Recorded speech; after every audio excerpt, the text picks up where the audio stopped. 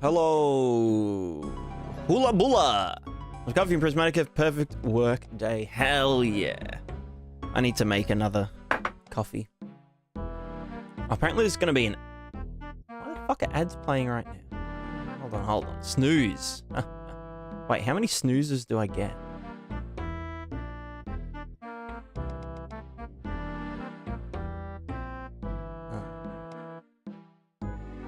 God, they pick ads at dumb times.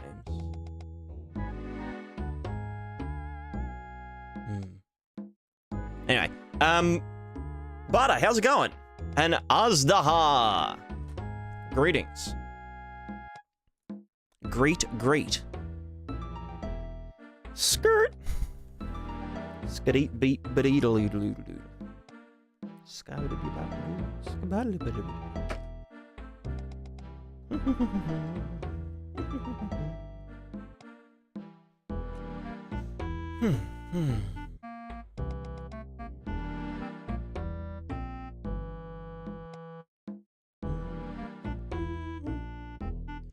What bitrate are we operating on?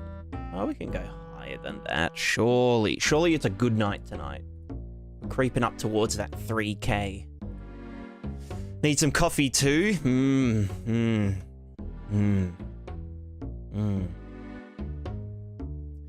Yes. Did you guys see the changes made to the Twitch platform? New rules and regulations? It's very good. Twitch is very, very based. Glad that I don't have to get, like, boobers in my face all the time on my homepage.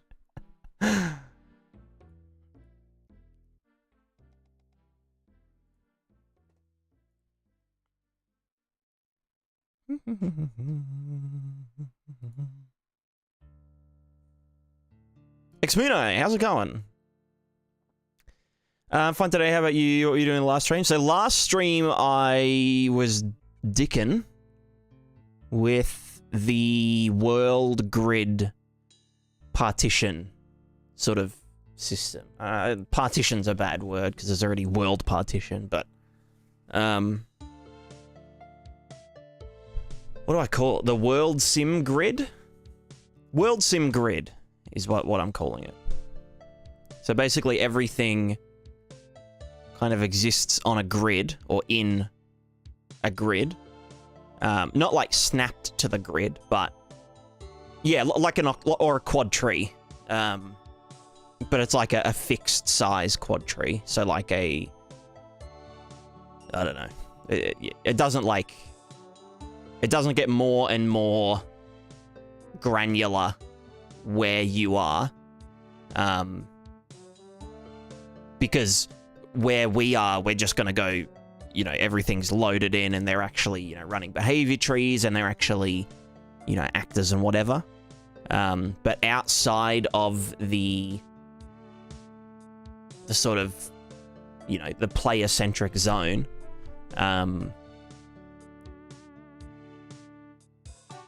everything is just objects, just entity objects that are on like a really low staggered refresh. So we can still have things actually like happening off screen, but they're all kind of approximated or that kind of thing.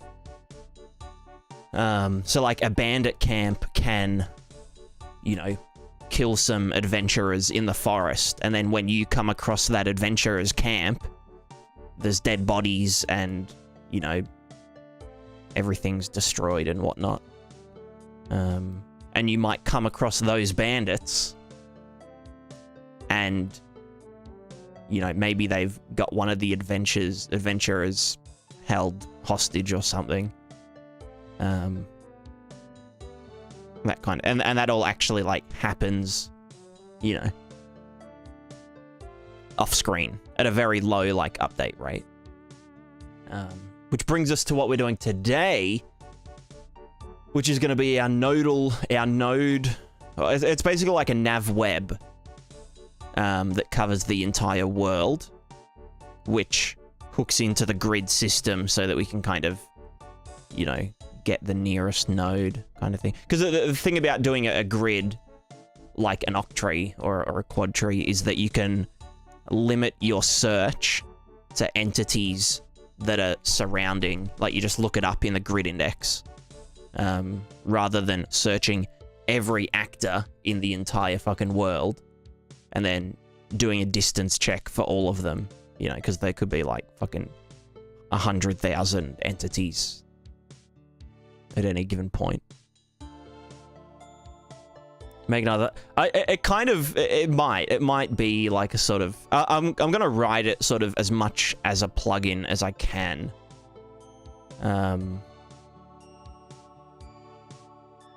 Yeah. Maybe not like super open, but like it'll still be rigid, but it won't be like interdependent on stuff. Apparently there's an ad gonna play, so everyone enjoy ad. Adge.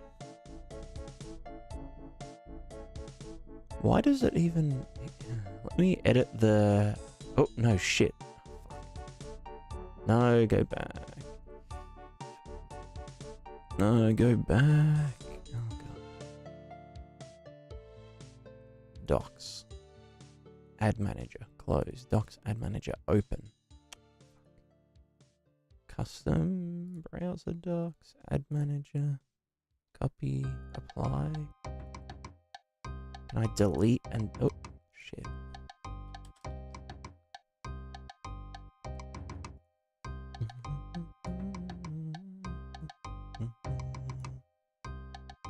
Alright, I need to learn not to touch that in this window. There we go.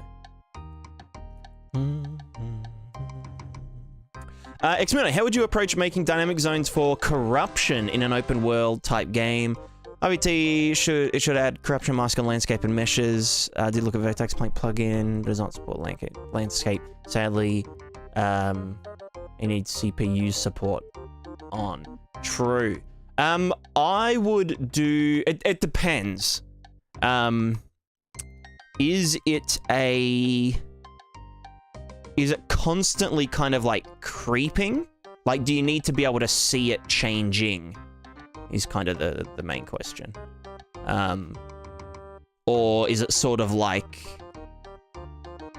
you know, like, is it very, very slow? Okay, so you do need to see it moving. Honestly, I would...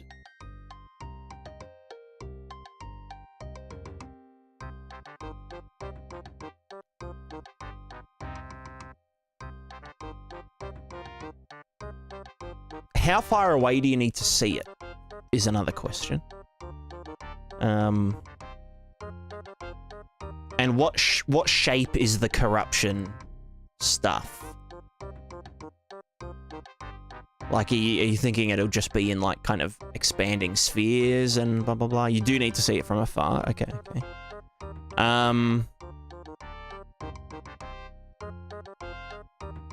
Honestly, RVT isn't a bad call.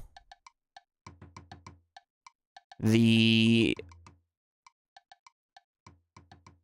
only... Oh, hello, big girl.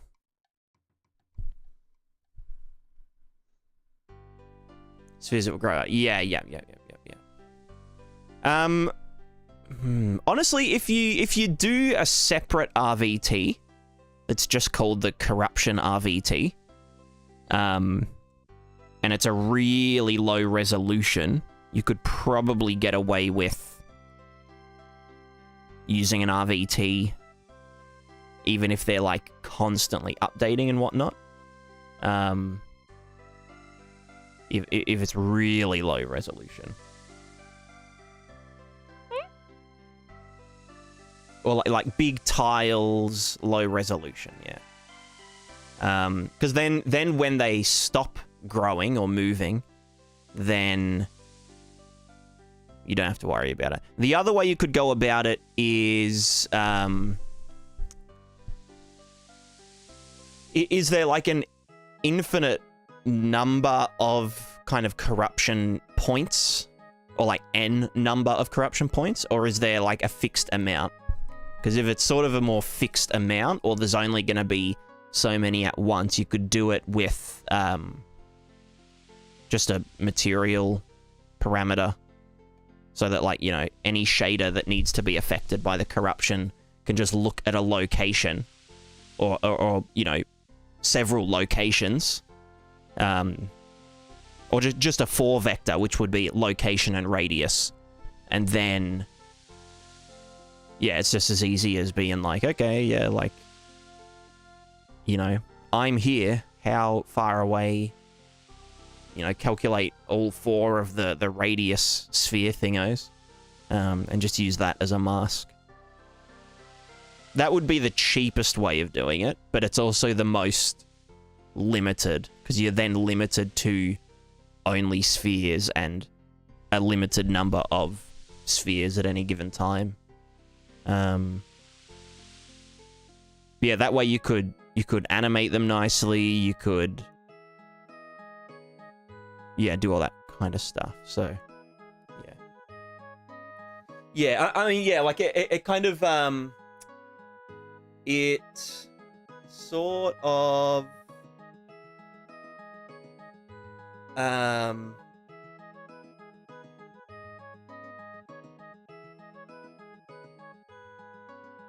I think if the specs were a bit more clearer, then it would be like a pretty, you know, this is the best solution sort of thing. But I guess because it's, like, obviously it sounds like it's being iterated upon, or it's, like, still early stages. I guess, yeah, just experimenting and seeing if it does work. And then if down the line, you know, the specs change and it's like, oh, actually, you know, we need monsters that are able to spread little points of corruption that we want to hook into the same system, then, you know, you could pivot and be like, okay, well, you know, we're just going to use Niagara grids or something.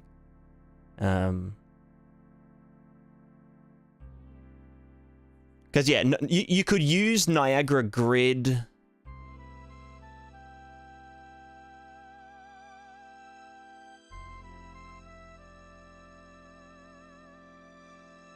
The thing about using Niagara grid versus doing it purely in a material with locations and stuff is you can have a variable number of those positions and radii.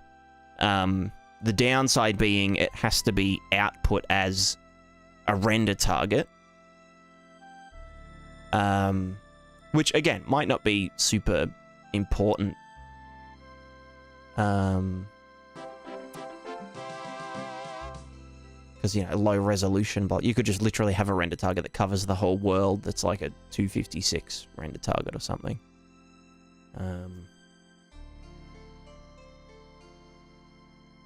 And that wouldn't incur any extra shader cost.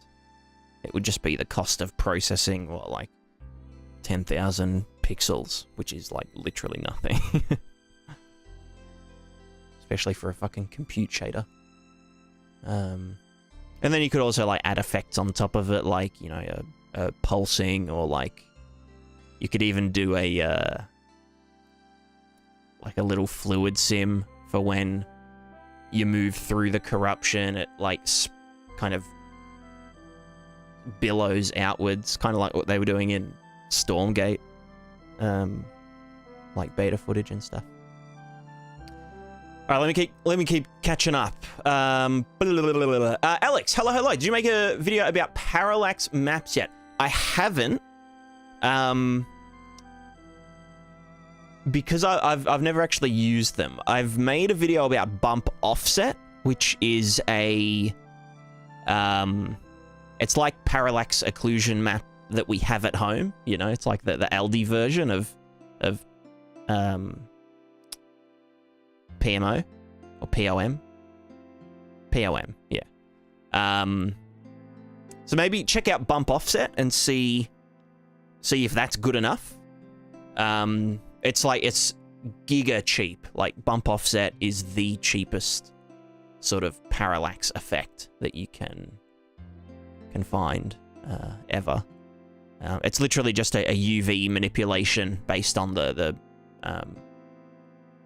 you put in a height map, and then it will distort the UVs based on the camera's vector so that it looks like there's parallax and whatnot, but it's really just like compressing, like say we've got like a brick here and in between the brick here, it's just as you move around, it's like compressing this part so that the brick looks like it's moving. It's wacky, but it's very cheap. So check that out, see if that is like fidelitous enough, and then if it isn't, then yeah, parallax occlusion would probably be the next thing to deep dive into.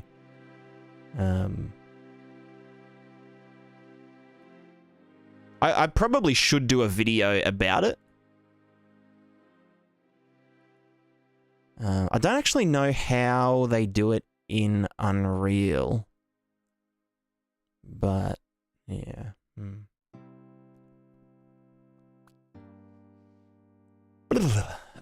Continuing. Luscious, hello. I watched a tutorial recently, you noticed you made blood in the water effect. Are you showing anyone how to do that? You're struggling to add the same effect to water plugin in Unreal. Great question. I do show it in my old landscape interaction system, part 3, maybe? Unreal Engine landscape interaction, or foliage interaction or something, I don't know. Landscape foliage deformation, part 2, in UE4. Oh, cat, hop off my computer, please.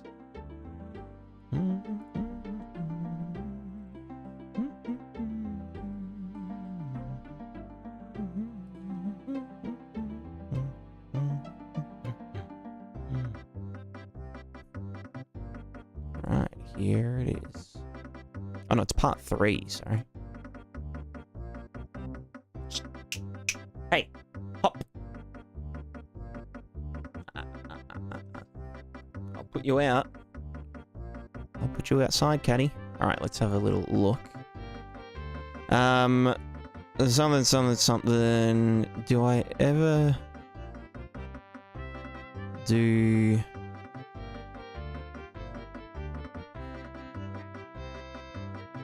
So this was just showing how you can do like random effects within a render target and stuff.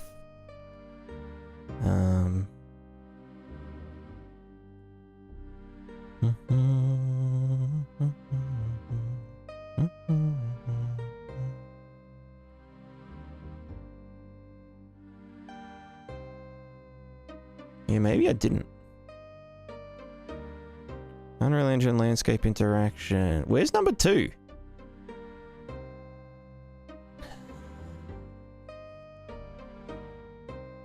Dynamic snow with runtime virtual textures.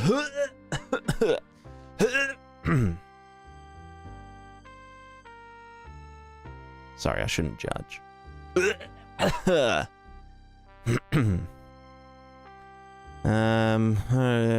Part 2.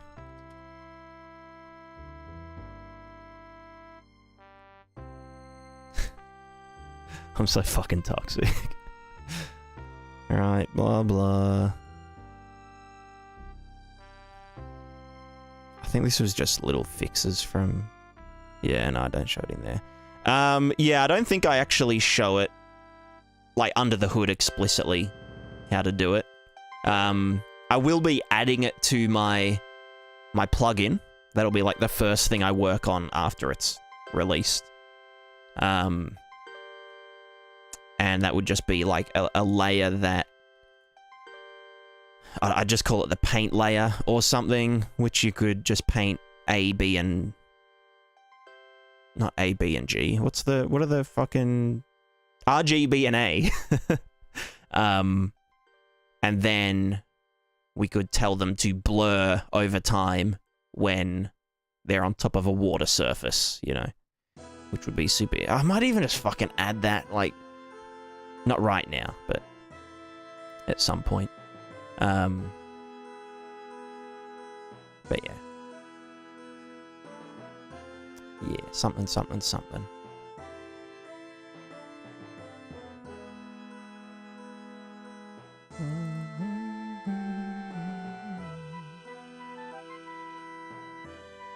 Also, Alex, you asked, Parallax materials heavy on CPU, GPU? They would be heavy on the GPU.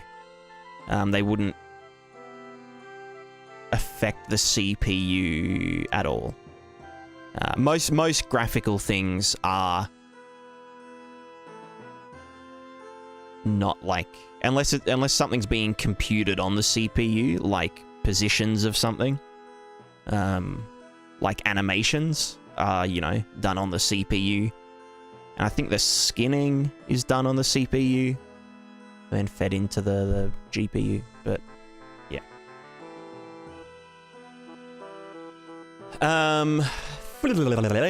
Continuing onwards. Eros, hello. Watching through yesterday's stream, the navigation system you're making is called a hierarchical nav mesh. Hell yes. It's good to put a name to a concept, for sure. There's actually a GDC talk that we're going to watch on stream at like 1.5 speed. That a few people have told me to look at. About, like, you know, approximated navigation, blah, blah, blah, from Death Stranding for their AIs. So, that should be fun. Headshot Gaming Jr., it's going good. Thanks for asking. Taylor Kirkwood, hello, hello. There's a question I wanted to ask you for something. There's a piece of video that you shared where you could see your character through foliage and inside houses. How is this possible? Have you made a video on how to do this? That would fix the whole overwhelming foliage in the camera issue. Yes. I haven't made an explicit video about it. I think I cover it in my dithering video. It's called like the dither node or something. I can't actually remember. But the gist of it is that we do a material effect.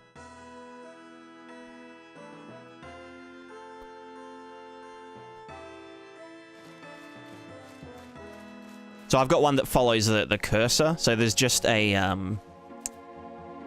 what's it called? Material parameter collection that just holds 4 staggered cursor locations in world space. And then I'm just fade. That's why it has this nice fade, you know. It's kind of like whatever. So yeah, and then all of the materials are running that math to check, hey, should I fade out or not? And that also works just around the player themselves. Which is perfect for top-down games. You see games like Divinity and Baldur's Gate do it. Theirs isn't as pretty as mine. No offense to them. And then I also do it per component using the same thing, but it's on like the Z-axis. So like I just mask them along the Z-axis and whatnot.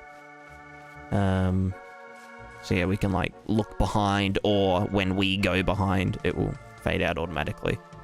That's just using some custom data and stuff. So yeah, that all combines together to just make sure we always can see our character and whatnot. The actual, like, circle is done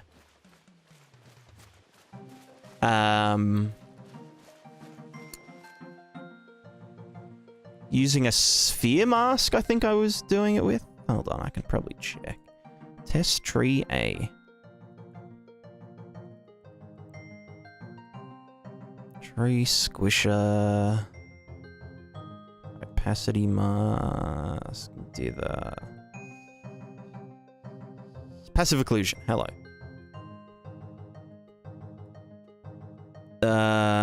Right, because I had 4, actually it's 5 positions being done, like overlaid on one another.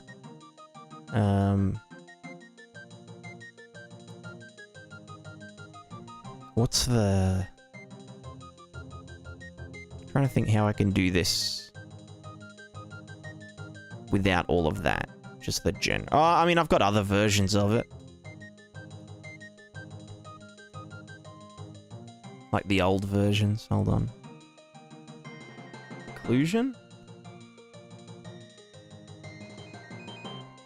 Obstruction? Foliage? Transparency, foliage, something, something, something. Okay, here we go.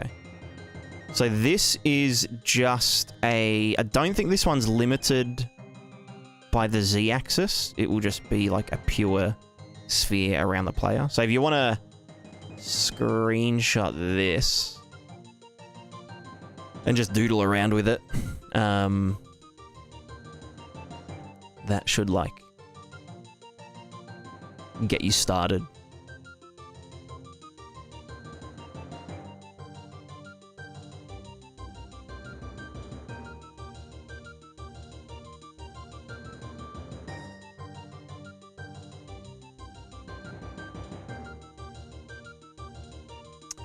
Would my plugin work with the water plugin in such a way to add some effects to water? Maybe decals too hard. I believe it should, as long as the water plugin water can draw to a runtime virtual texture. If it can, then yes, it will absolutely work with the water plugin. Because, like, my water effects don't actually have anything to do with water. It's essentially just...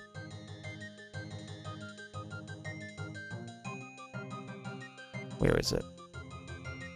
I'm lost. Here we go. It's basically just a thing with the stuff. Here we go. It's just a map saying... where is water allowed, or where are the water effects allowed. So if I go over to this pool of water, you can see that, yeah, we're doing water stuff. It does its thing. It reflects off the edges really nicely. And it will, you know, where it intersects with the landscape height, it will, you know, not be there. So, like, this here is just drawing... Why does it look like that? Hello? It's kind of weird. Anyway. Yeah. So, and like, you can see over... Oh, God, what have I done? You can see over... here... that, you know, the water has a really weird surface. Like, there's rocks in the water and whatever, but it still works by just comparing the two RVTs. So yeah, as long as the plane of water can be drawn to a height RVT, then it should work perfectly fine. Should.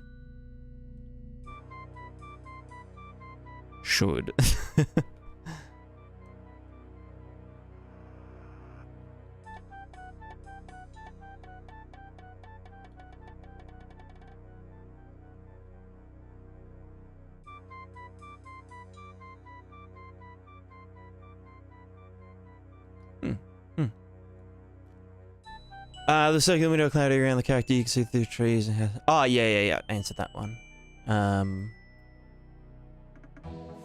Very good. That's a good talk. Yeah, I'm looking forward to checking it.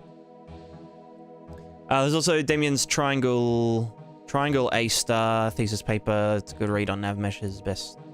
Is the basis for the system Unreal users. Gotcha.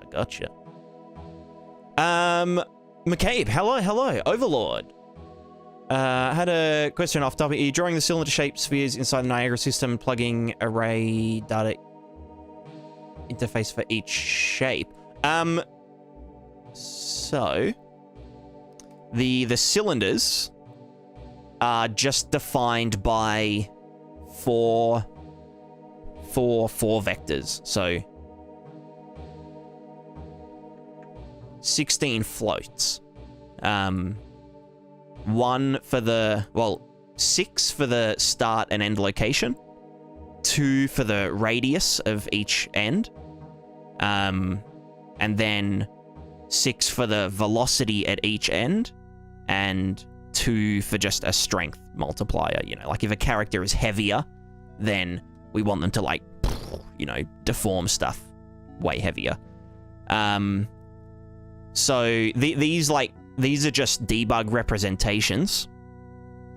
But I'm basically just passing in those 4 arrays of vector 4s to Niagara, and then using them to basically just, like, construct some cylinders in Niagara to do a comparison against the landscape height RVT or the water height RVT.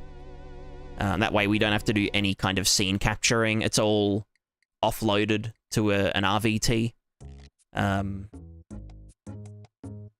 which is very cool. Very pog. Very poguous. So yeah, like the height comparison is like the crux of any kind of interaction system.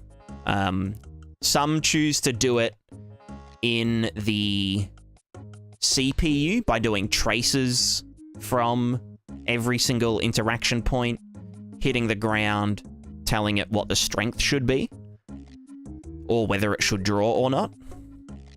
But I figure just doing it passively on the GPU gives both the most, like, fine control, like detail, I guess, and also just more performant, you know. Usually I wouldn't be drawing the entire character while they're standing up. I'd literally just have the feet of the character drawing to everything.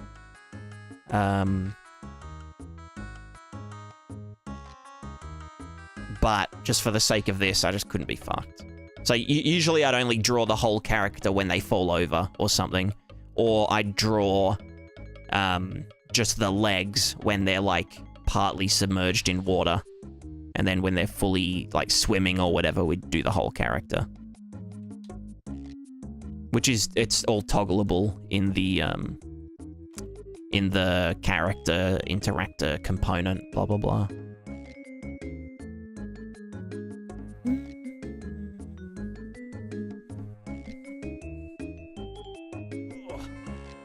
Let me get comfy.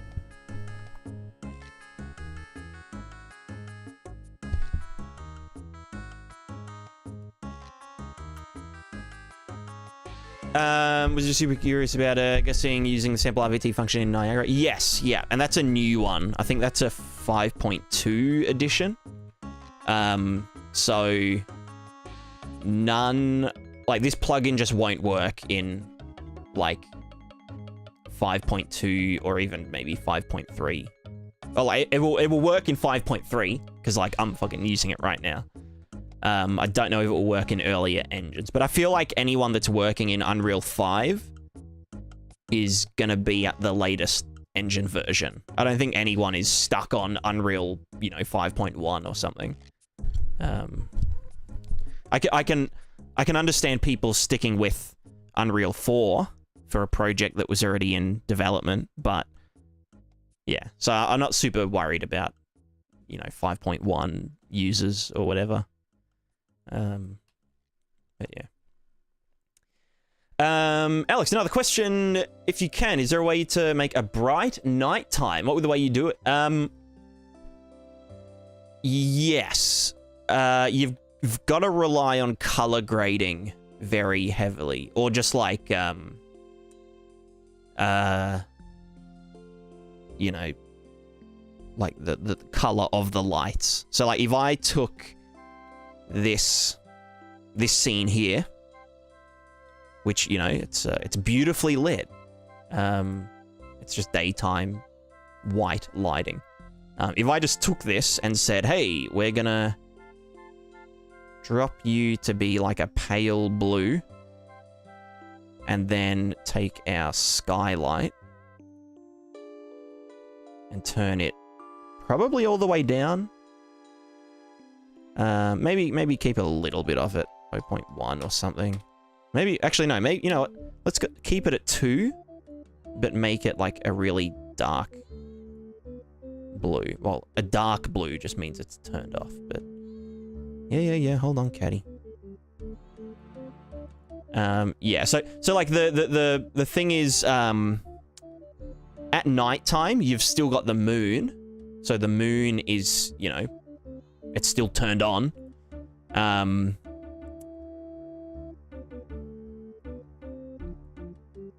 I... Yeah. Oh, no cats. You're being naughty. But yeah, so like, usually all you get is like harsh shadows. And... Cat? No. What are you doing? No, sit. No, you're not gonna... No, what are you doing? Sit. Yeah, I'll put you outside in a sec. Hold on. So yeah, you'd probably want to go with something like this. You can kind of rely on exposure compensation, you know, as like a natural eye compensation, blah, blah, blah. Because that's what human eyes do. They adjust to the, you know, low light. I kind of like that vibe. A nice vibe. Maybe I'll keep that in the test level. Just a bit. Very sensual. No, actually, no. It hurts. It hurts my eyes. Yeah, okay, Caddy. Hold on. Does this mean emissive lights will work at nighttime? If you're using lumen, then yeah, maybe. I guess you'd have to test. They should. That's one place that exposure compensation can actually be pretty handy.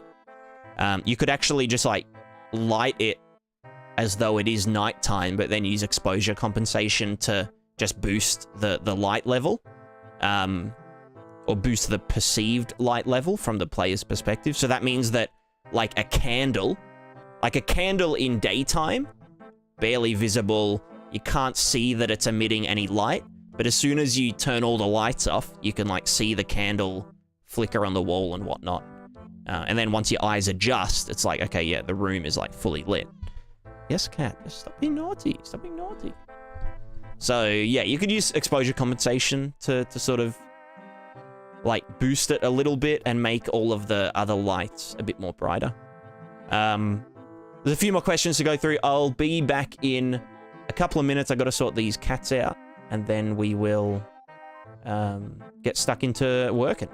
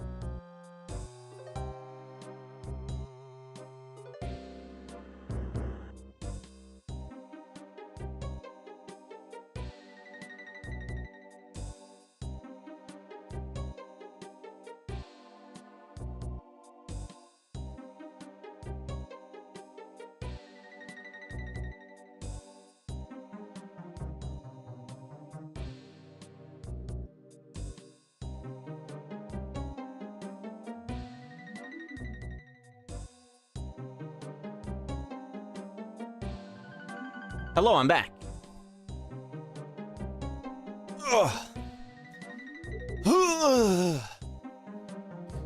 Sitting here chilling with GameDev stream and coffee. Suddenly, finals ads blast. Jesus. Jesus. I thought my audio is pretty like loud. I go pretty hot with my like voice level and stuff, so I wouldn't think that ads would be that much louder than me. I guess it's just what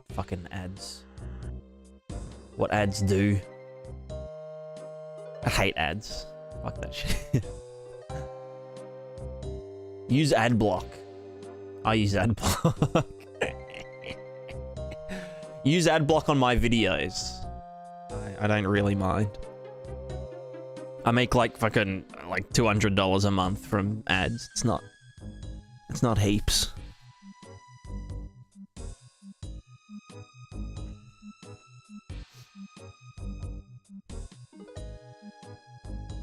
So I want to get through other stimuli. Desensitized. Yeah. Yeah, they've really got to, you know, they've got to blast you. They've got to have Subway Surfer in the bottom corner. I wonder if you're allowed to do that. Use footage from, you know, Minecraft fucking parkour in like in a proper ad. Just as like in the corner. Subway Surfers Minecraft. Fucking some oddly satisfying, you know, cutting up Play-Doh with a fucking knife or something.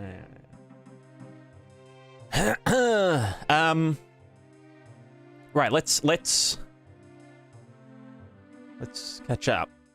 Do you know who will be composer for your game? Will you perform any pieces of OST and use classic guitar? I will be composing all the music for the game. I mean, I'm open to working with other people, but I feel like I'm more than qualified as a, you know, musician of fucking 15 years. In like all fields of music, not just guitar. Guitar's my second instrument. In terms of like length of playing. Although I feel like piano has kind of taken over my guitar skill, because it's hard to pick up a guitar, but like my keyboard's always right here, so yeah. But I mean, one of the main reasons I want to do the music for the game myself is because I want to do it very programmatically. Like I want the music has to be written in a way with gameplay in mind, not just like, oh, you know, here's $1,000, write me a, you know, forest theme 1, blah blah blah, you know, and they get back to me in a week. It's like, oh yeah, this is the thing, and it's like, yeah, cool, good job, sounds great, but like that's just like an isolated thing, you know, song or whatever. But I need it to be more like, this is how it's constructed, and we've got the ambient layer, and we've got the additives, and we've got the, you know, all the variations, and it's got like, you know, a half-bar drum fill so that the drums can start up at any given point throughout the track, and, you know, that kind of stuff. So we can like just play the drum fill into, and, you know, with a crash at the end of it, so then it like smoothly blends into the drums for the rest of the song and shit, and, you know. But yeah, that's what I'm thinking. You're working at GameDev in a company. I've done a short-term contract with an indie company, for a publisher. Like, the publisher brought me on to help with, well, the publisher employed me to work on a game. Other than that, no, I haven't done any, you know, professional work, I guess you could say. Nor do I plan to. As long as I live. Because over the years, I've just, no matter how nice the boss or the manager or the whoever, you know, other co-workers are, like, even if they're just, like, perfect people, I just can't be fucked.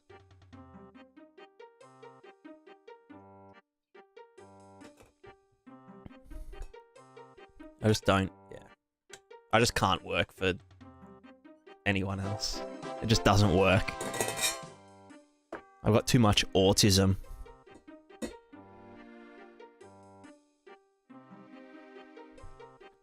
I caught autism at a young age, and it's, you know, it's been with me ever since, you know. Never goes away. Music in the videos, no, thank you, thank you. The background music in most of the videos is the old school RuneScape soundtrack, but the devlog opening track is one of mine, and there's a few others in like some of the devlogs and whatnot.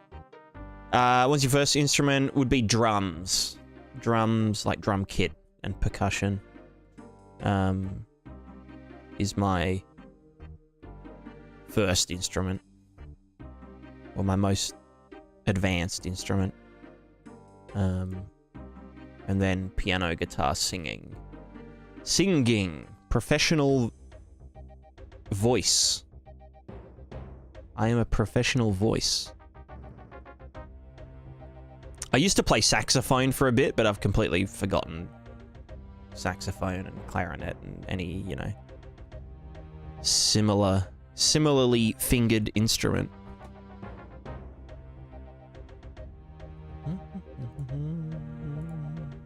All right, let's begin this talk. I think I caught up with everyone.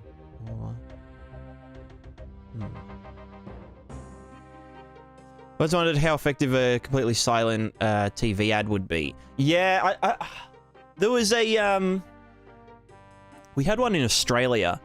It was a Rivers ad. Rivers is like a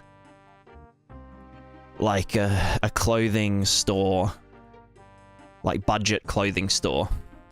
At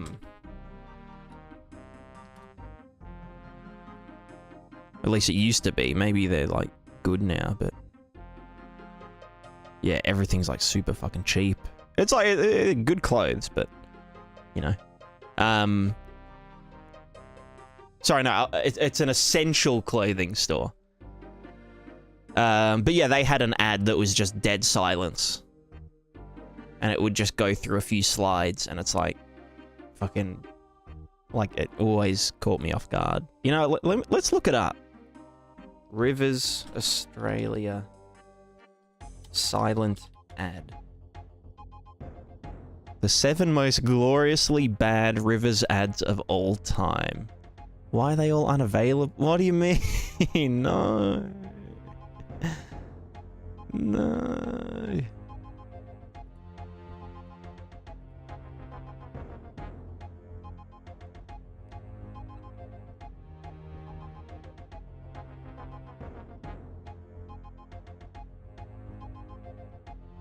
They were genius.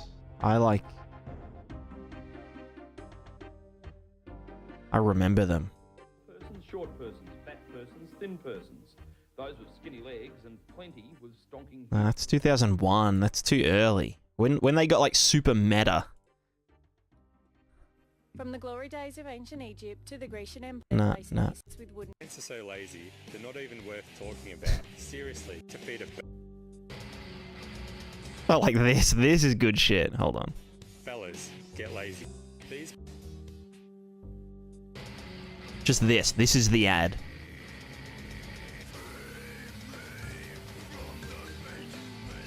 Sorry, I'll mute my music.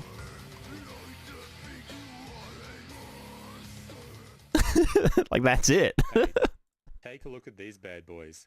There's ugly, there's really ugly, then there's Rivers Summer Clogs. Look, they might be majorly comfy, but they are butt ugly. I mean, even for $4.90 a pair, I wouldn't be seen dead in them. But now the entire family can be ugly together. Men's ugly, women's ugly, kids ugly. And you can do this ugly thing in a huge range of colours. $4.90, 4 days only. Fucking classic. Australian ads are wild. Hold on, let's just look at some more.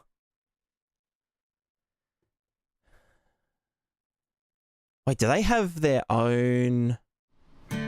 Oh, fucking hell.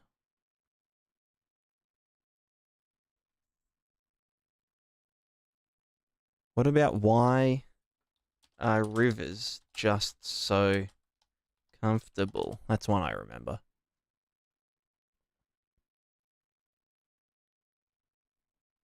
No, why? Oh, fuck, what is it? Rivers Australia ad? Rivers clothing. Australia. Australia. Not Austria.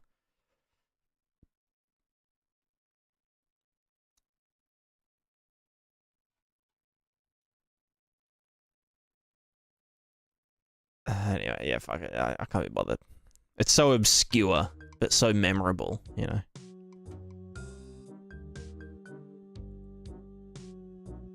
But yeah, they're just like really like unconventional stuff, and like everyone in Australia can remember all of the Rivers ads.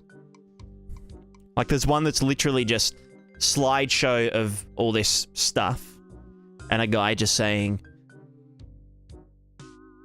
"Why is everything from Rivers just so comfortable?" And it literally just says that exact same clip 3 times in a row, and then the ad ends.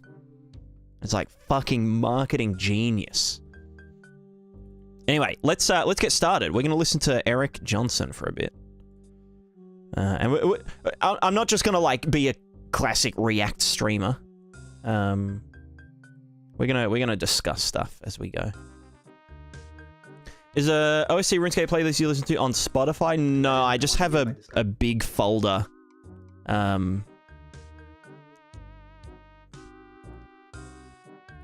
Of MIDI files that are just pulled straight from the game database.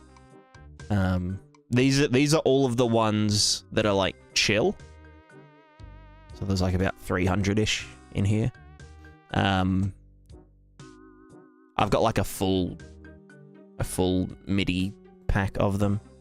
But that's just playing as MIDI files using Windows sound font. So yeah.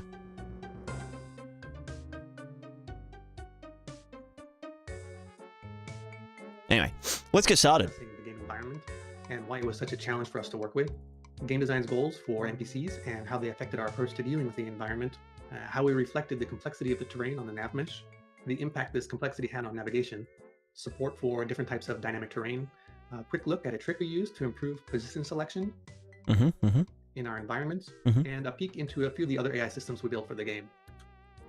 First, I want to give special thanks to Gorilla for providing us with the Decima engine on which Death Stranding is built, as well as the ongoing support they've given us throughout development.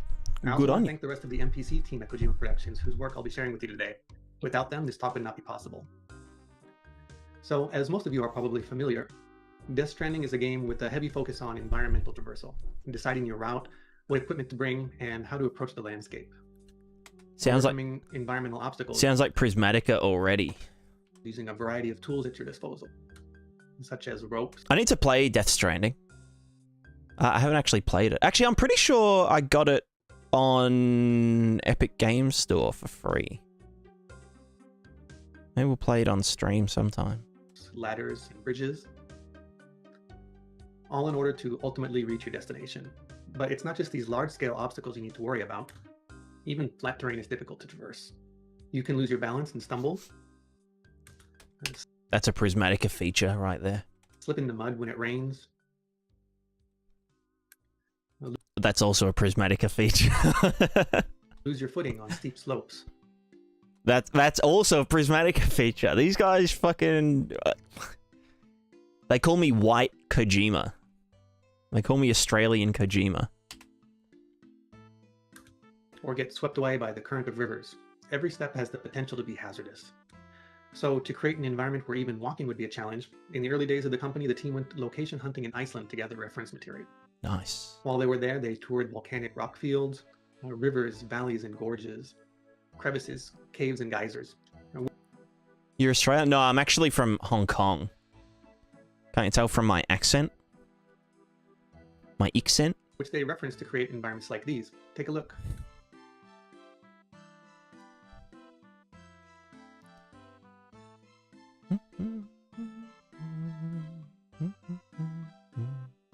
Wow. Looks great. Look at those puddles. Oh, I wonder what... Fuck, I need to do it. I need to get Death Stranding. Koalogy. Nice. I wonder if, like, whenever I look at puddles now, I'm like, Like, I wonder...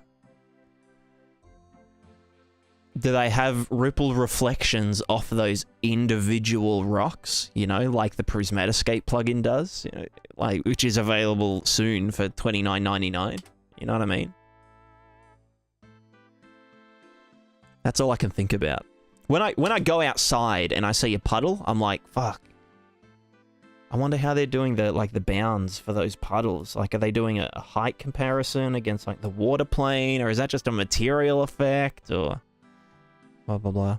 It's free at Epic Games Store. Yeah, I'm pretty sure I claimed it, so I'll download it over the next few months. You know, because my internet's so shit. There we go. Let me just move my cursor. So these were the types of beautiful but unforgiving landscapes the environment team had created to challenge the player. But if this terrain was meant to be difficult for the player to traverse, this meant it was going to be even harder for the AI. Because while the central challenge is overcoming the environment, it's not the player's only obstacle. Now, there are, of course... No native English speaker content difference in the accent. Nah, that's fair, that's fair. That's all good. I was just joking. Of course, enemy encounters, and the ones I want to talk about today are mules, melee enemies that chase after the player and steal their cargo. Bastards. Terrorists, ranged attackers whose target is the player who can use cover. And catchers, giant BTs who need to be able to navigate around, climb on top of, and buoyancy terrain. During the concept phase, the core gameplay loop revolved around the cat and mouse game of mules searching for and stealing the player's cargo, as the player attempted to make it through hostile territory to complete their delivery. We can go a bit faster. Because they need to steal packages directly from the player. No, we as much can't. as possible, we would need to provide traversal parity. Wherever the player could move, mules would need to be able to follow. Similarly, if cargo was dropped onto the terrain, NPCs would need to be able to reach it to pick it up wherever it lands. Finally, a lot of effort was placed on making the player interact realistically with the terrain to feel grounded. We wanted NPCs to have a similar level of fidelity. And here's where we started. This is our first AI prototype. You can see here the mules are searching the area for cargo. The player can subdue them with a non-lethal takedown. And while still undetected, they are able to escape and make their way towards the cargo destination.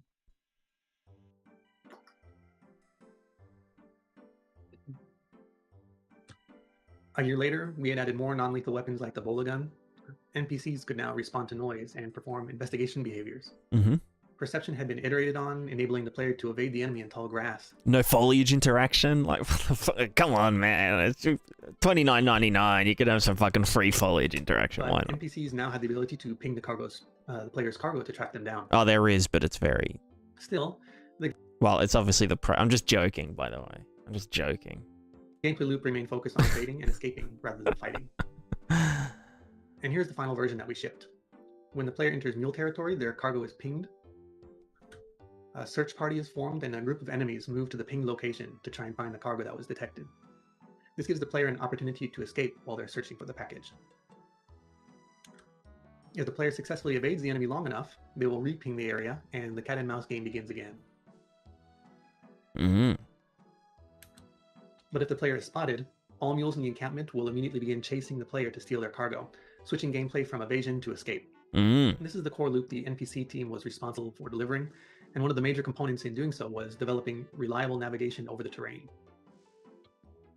So why is this terrain such an issue? Navmesh time. What problems does it create for the Navmesh?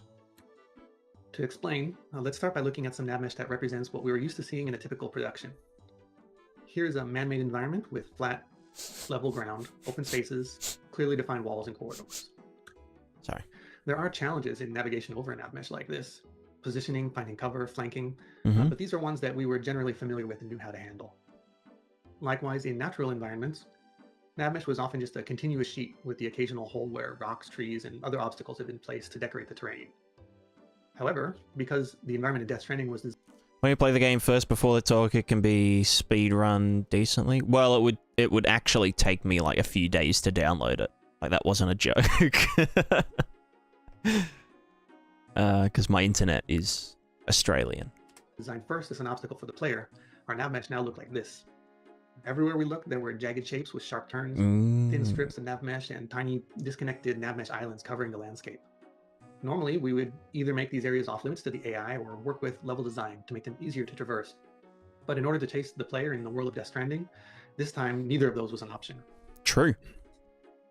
To illustrate just how much more complex things had become for us, seen from above, the difference between the two looks like this. Both of these areas are the same scale and show a single Navmesh tile, but for every Navmesh polygon on the left, there are a dozen on the right. This was much more complex than anything we dealt with before. But let's take a step back because you may have noticed, even if the terrain in the complex example has collision like this, at worst, the Navmesh should look something like this. So what is this mess? To explain, let's take a look at some sample terrain. Here we have some grassy hills on the left, rocky terrain on the right, and a river that cuts through the middle. In the beginning, this is what a Navmesh looked like. For humanoid NPCs, it was configured so that they would stay out of the water and step around rocks too big to climb over. However, the player's movement controller could automatically detect and step over obstacles that are roughly knee-high, so NPCs needed to be able to as well if they were going to follow the player. So we first raised the Navmesh step height, covering most of the areas where these small rocks were. Then we added raycast checks in front of the NPC to detect these small ledges, and then play special step up and step down animations to get over them. Cool.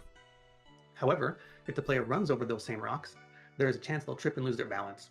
We wanted NPCs to do this as well to show that it's just as hard for them to traverse the terrain as it is for the player. So we implemented ground material checks that could trigger specific animations. When stepping onto a rocky material, we added a random chance for an NPC to slip or stumble.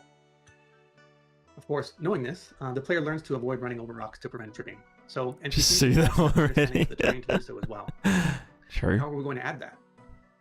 The answer is something we call placement painting.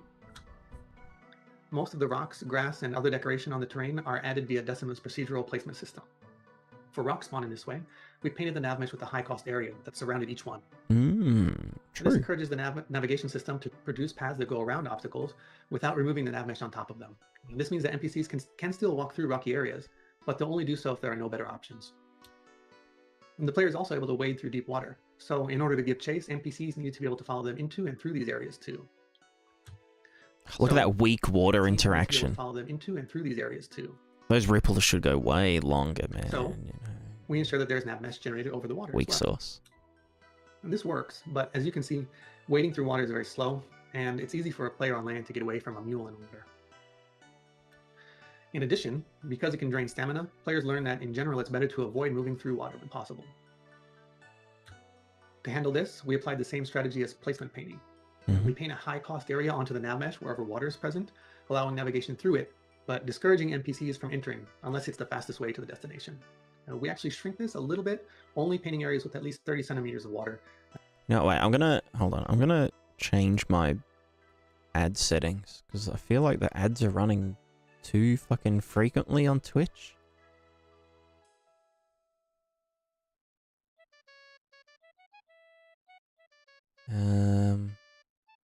Where the fuck is it? Creator dashboard? Stream alert, monetization, ads. 3 minutes per hour. Can I change that? Yes. Oh, but then I'm gonna get fucking pre-roll ads. So 3 minutes per hour is the minimum to not get any pre-roll ads when people join.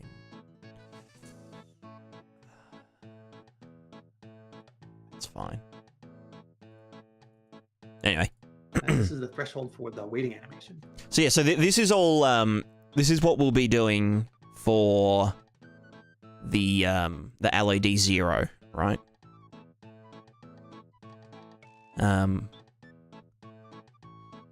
So yeah, so like any tiles around the player will use a Navmesh invoker, and blah blah blah blah blah. Yeah. As a result, NPCs would now skirt right along the edges of the shore, taking Skirt. as optimal a route as possible when going around bodies of water. And that is how we got from this rough but still reasonable Navmesh on the left to this multicolored mist on the right. But in doing so, we created a huge amount of new problems for ourselves. The first being the cost of pathfinding itself. Due to the size of the environment, the search area can be very large, so to manage performance, we cap A-star search to 500 iterations. Right. Often this is not an issue. Take, for example, this scene from the Timefall farm. If we take a look at the Navmesh, we can see some fences and small structures over basically flat terrain, nothing too complicated. If we then try to find a path from the left side to the right, the result looks something like this. The green polygons are a path corridor, and the nodes explored during A-star are shaded from yellow to red depending on when they were opened. In this example, we were able to successfully generate a complete path over a distance of about 200 meters without any issue. However, if we move to another area with more complex terrain, like the cliffs by this mule camp, we can see that the Navmesh is much more fragmented. And if we then try to perform the same pathfinding request, navigating from the left to the right, we're only able to generate a partial path. We don't even make it 25 meters before hitting our 500 node iteration cap, compared to the Timefall farm, which produced a 200 meter path without hitting this limit. So, depending on the location, the farthest range at which we could reliably produce a complete path would change dramatically. On top of this, the Navmesh in Death Stranding is generated at runtime, using Navmesh bubbles placed on NPCs and the player. This means that it's common for Navmesh to not even exist at the destination when we begin moving. So because Navmesh polygons are much smaller, it is now much more expensive to run pathfinding as more nodes need to be explored than when we started. As well, there's no guarantee that we'll get a complete path to a reachable destination either, even for very short distances. So at some point while following one of these incomplete paths, we knew we need to repath to continue making progress, but how could we determine when this is? Well, to start, how do we normally decide when to repath? When we're following a complete path and we want to detect when something has gone wrong, common methods include raycasting ahead to a point further along the path. If we hit anything, it means we've deviated too far from our path or detected a change in the Navmesh. Or we can automatically repath at regular intervals, avoiding the Generating Navmesh expensive when not too big? It would be getting done asynchronously. So I guess the cost is like offloaded. Yeah, if you were to do it all in one go, it'd probably cause a stutter, but I'm guessing because it would be getting done. I mean, Unreal kind of handles all that behind the scenes for the actual Navmesh stuff. I don't know if Navmesh invokers are like cause a big drop in performance or not, or whether they actually do get done async, but yeah. The issue by ensuring that a path is only ever going to be invalid for a limited amount of time. However, both of these techniques have their own issues. Raycasting only detects problems immediately in front of us. Even if we can see a change in the environment further away, we won't respond to it until we get close. For timed repathing, it isn't clear how frequent is frequent enough. Too slow when we run into things, too fast and we waste performance performing pathfinding when nothing's wrong. On top of that, it introduces another problem. So it turns out that in early development, this was actually the method we were using. Repathing twice a second and simply heading towards the next waypoint in the path. Around this time, we received reports that NPCs were occasionally looking around when patrolling, which was strange because we hadn't actually added any behavior to do that. And we thought it might be an aim or look at bug, but on closer investigation, we discovered that at specific points along the patrol route, the path could change completely for just a moment and then revert back. And you can see that here when the mule reaches the yellow arrow. This would actually be expected. When pathfinding, depending on your starting location in a Navmesh polygon, there may be completely different optimal routes to the target. And by chance, we were repathing after crossing one of these thresholds, which resulted in the NPC turning momentarily towards the new path and then back again on the next repath. It was clear we needed a better system. Because our search range was limited, we knew we might need to perform multiple pathfinding requests to reach targets, even ones as close as 25 meters away. We also wanted to repath automatically as soon as an issue was detected, but no sooner, both to improve performance and to avoid the instability we were experiencing. So we first identified 5 conditions that could require a repath in order to reach our destination. To illustrate them, here we have an agent on the left following a path to a target on the right, and the white squares represent the Navmesh polygons of the path corridor. The first situation is if the agent moves outside of the path corridor entirely. This could happen if the NPC misses a turn or is pushed out by an external force. Similarly, we could also require a path if the destination moves outside its polygon at the end of the path corridor. True. Or if a polygon in the corridor becomes invalid, that indicates that the nav mesh at that location has changed. This can happen if an obstacle is added or removed, or if nav mesh no longer exists there. A tricky one is that in the event that nav mesh tiles have not been generated at our destination, to serve as a temporary stand-in, we clamp the destination to the boundary of the closest nav mesh tile in the direction of the agent, and navigate to that point instead. Then, if this clamp location moves, that indicates that nav mesh tiles between the agent and the target have either been added or removed, or that the destination itself is moved. If this occurs, a better path may now be available. Finally, if none of the above situations occur, and we successfully navigate to the end of the path, but the path itself is incomplete due to hitting the A-star iteration cap, we can try repathing again on arrival to see if we can make any further progress from our new location. Path would so all this part of it is very like Unreal already has an implementation for most of this, like nav mesh generation. What's it called? Like you can weight, you can give nav mesh weights, so you can like favor roads versus, you know, not roads. We're taking weird detours, even when they should have had a clear path to the... I'm more interested in the... Apparently there's like a nodal system. I think that was it. Of the high cost area we just entered instead of going through it, which caused agents to turn around in order to get back to low cost terrain. Until they started to run. Result, and replace it with the corridor returned by the raycast. Now, like this. But this is what we were expecting. If there's nothing between us and the destination, we should be getting a simple 2-point path passing straight through the corridor. However, this is what we...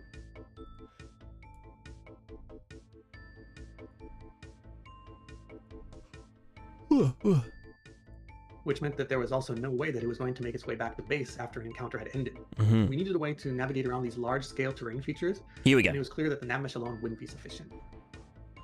Our solution was to take advantage of another feature in Decima, the AI road network. Road network, Initially, this okay. existed as a self-contained graph with its own pathfinding functionality. We extended it so that the NPC's path-following component could use it as a general-purpose, high-level navigation layer, merging the results of road paths and nav mesh paths into a hybrid navigation system.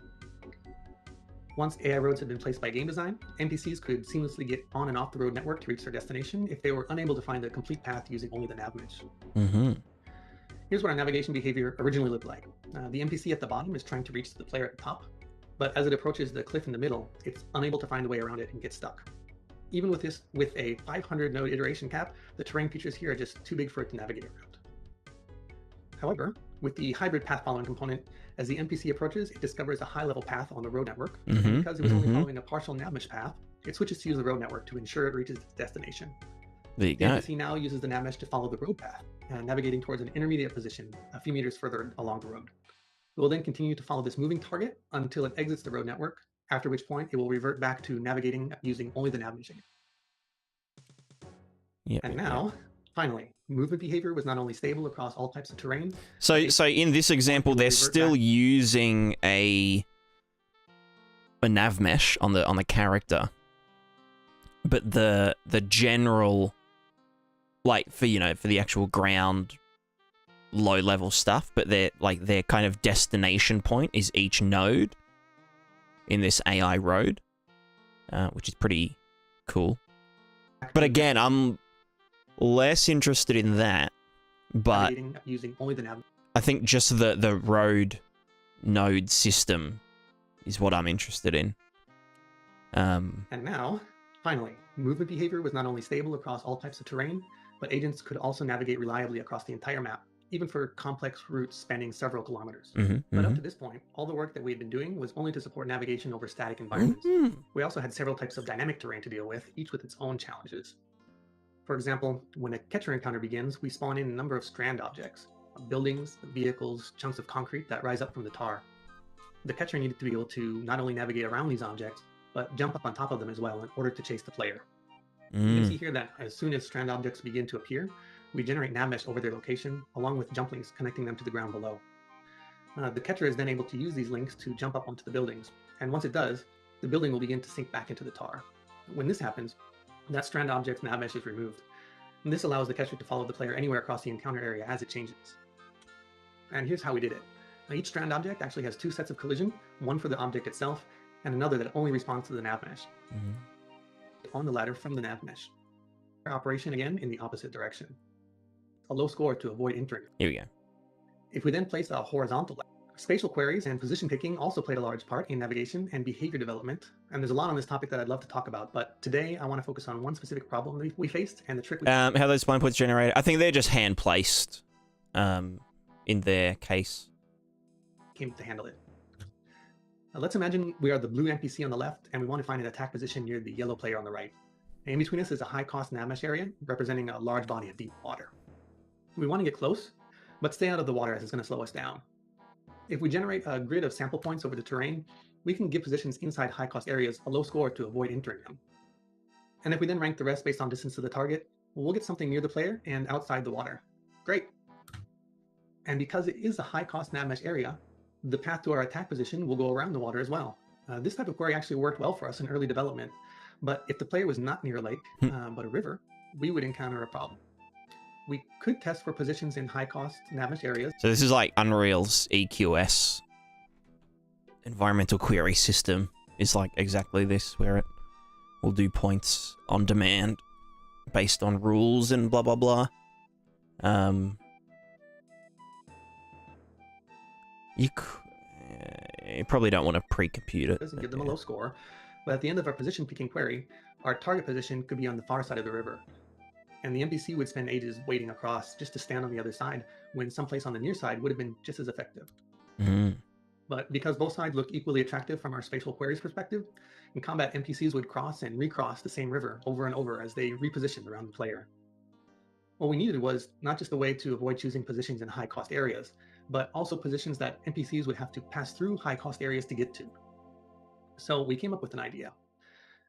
Our spatial query system could already use a Dijkstra search over the Navmesh from the agent's position to calculate a rough approximation of path cost, letting us rank points based on their estimated navigation cost. Here you can see that areas on our side of the river have a low path cost shown in blue, while areas that enter or pass through the river on the right have a high cost shown in red. This was close to what we wanted, but places that were simply far away, like the area on the far left, would also have a high path cost, even though they didn't pass through a river or other high cost area. We wanted a test that would rank positions based on how much unfavorable terrain they would have to pass through to get there, regardless of distance. But the same test could also return the raw path length to areas around it. If we subtracted this length from the cost, places where the path length and cost differed would indicate areas that would require the NPC to pass through a high cost area at some point. Conversely, places where the length and cost were the same represented areas that could be reached without walking through difficult terrain. This is what we were after. So we added a third setting to our pathfinding test in the spatial query system, the delta path, delta cost, the delta between path cost and path length.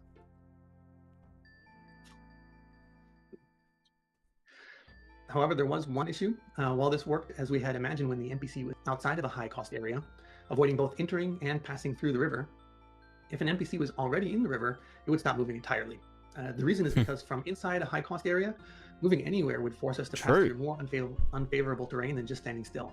We would need a different heuristic if we wanted to discourage agents from staying in high cost areas and instead move back into easily traversable terrain. The trick we came up with was to manipulate the reported path length and cost so that the total distance to all locations looked the same. What this means is that we would first find the highest path length among all sample locations in the query, and then for the rest of the locations, virtually extend the length at the end of their path to match. We then adjust the path cost to match this added length at the destination. Another way of putting it is that the test now compared how much time an agent was spending in high cost areas, even if it wasn't moving.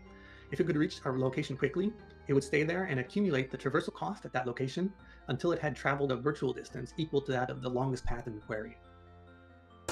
Now we had the heuristic we were after. Our spatial query could identify all locations that required us to pass through a high cost area to reach, and if we were already inside of one, we would know which locations could get us out the fastest. And here's the final result. Here we have an NPC moving from right to left across the river. Initially, both points in the river and on the other side of it have a high path cost delta and receive a low score. Once we enter, the river still has the lowest ranking, but the far side is now a bit higher and gradually increases as we get closer. Finally, once we leave the water, the river and the area beyond it both receive low scores again, as before. This That's is a lot of actually a computing. really simple technique and very easy to implement, but we had been generated for an NPC to find a usable one consistent. Yeah. Running inside the game. And it was performing great. Early tests showed promise in areas that in the game that were difficult for forward search to handle. Unfortunately, we ran into two issues. After adding one-way jump links, the Navmesh nav links, yeah. Top and Navmesh Island the player could access was connected by jump links so that NPCs could follow. In the end, we had about 2,000 of these links placed across all areas, which was more than enough that by the end, we regretted not being able to automate this task. To satisfy those goals and the problems this created for navigation, techniques we use to support dynamic objects. Cool. All right. Well, I think I've gained everything that I possibly can from that one. It was very cool. Very interesting. Some very good observations. Most of which are still relevant to what I'm doing.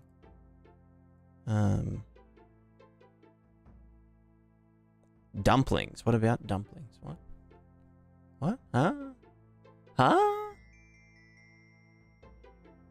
Now I just want dumplings. Actually, I'm gonna cook some dumplings after this stream.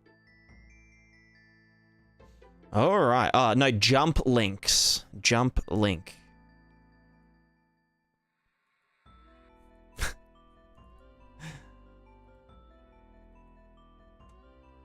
Although dumplings would be great. Alright, hello. This is our query grid. Hello, what you doing, brother?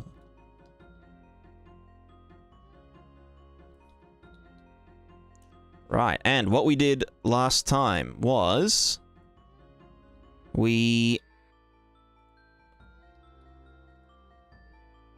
can look up any location in the grid and, you know, put data in an array based on what is in there and what not. I'm just setting a material to blah, blah, blah, blah, blah. So that's all good. So, what's 80 by 80? 80 times 80. That's not that long for an array. That's pretty good. 1600. Not quite. 3 head. 1 head. Alright, toggle grid off.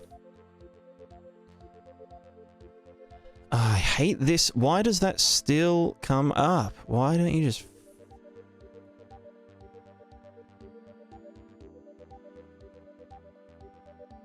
And why does that set the time manager back to not daytime?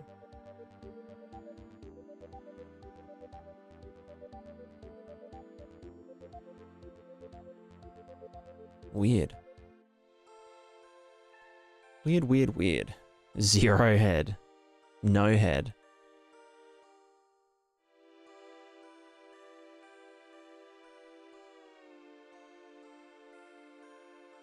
I am but a blade of grass.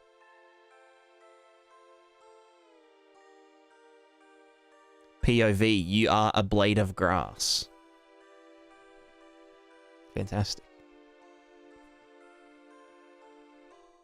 Oh, my back. All right, so we've got our... We need to do our nav node thing. Fuck, how do I want to... So the idea, for anyone that's just joining us, we want to have characters simulating off-screen, traversing very long distance. Long distance. So I'm just going to put a few more bumps around. That's just sculpt, not bumps. How do I... Noise. There you are. Whoop. Oh, fuck. Okay, hold on. Can I erode...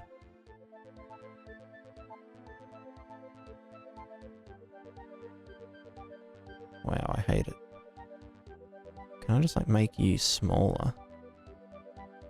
Oh god, it really doesn't like that. I should have used fucking brushes. For everything. Brush size. 20... Nope. 60,000.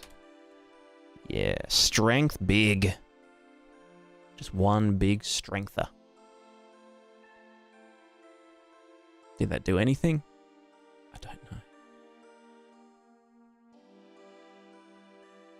Yeah, I think it did. Yeah, so we're gonna set up a... I think we're gonna call it a nav web. I think nav web sounds cool. It's essentially gonna be a not pre-computed, but like a very coarse navigation system for off-screen fellas and fellettes. Is that going to actually smooth it? Oh my god, you suck.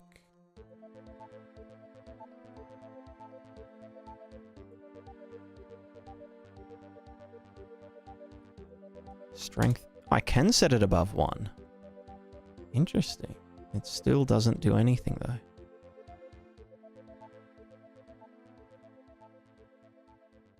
Wow. Okay. Strength fucking 20. Just want to get rid of these fucking lumps. They're just not fun to look at.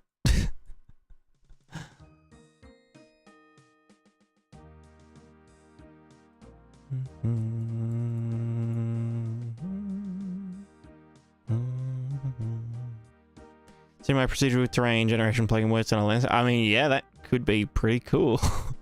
That could be very cool.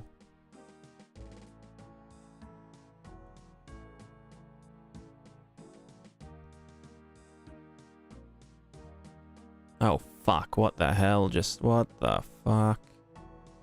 Okay, note to self. Don't set erosion above 1.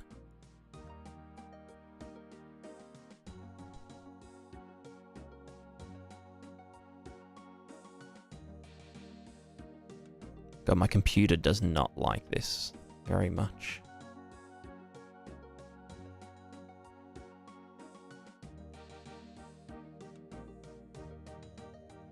Wow, it's terrible.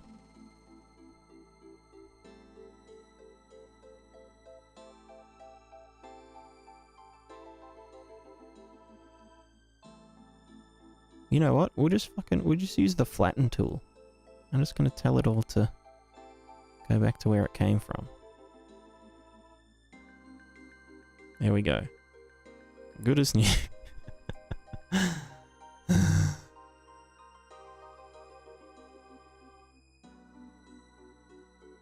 That's gonna create like a little plateau. No, that's not too bad. Alright, YOLO. Okay. Let me just do one big noise.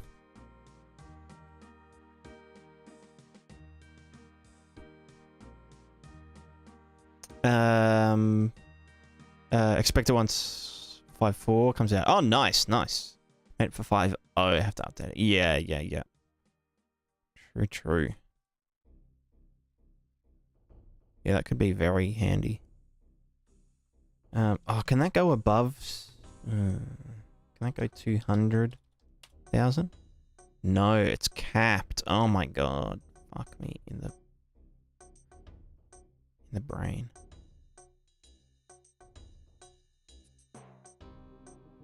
Okay, well, I'm just gonna add a tiny bit of noise, because, you know, see, like that, just a tiny bit more.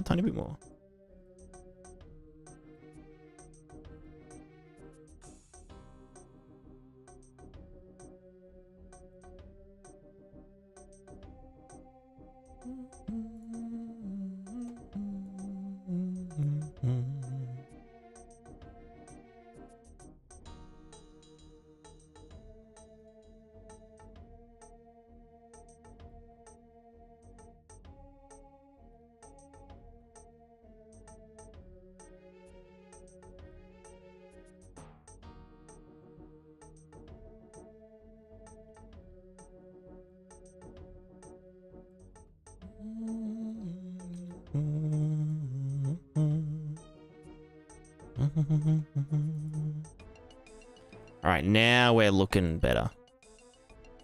Just a little bit of noise. I should have just fucking imported a height map from like Google Maps or something as a starting point. YOLO. Anyway, so how are we going to start this thing? Well, we need to... I'm going to do a new folder. So we're going to have a folder for the PLSS navweb. Oh, my back. PLSS navweb. Bam. New blueprint class. Actor.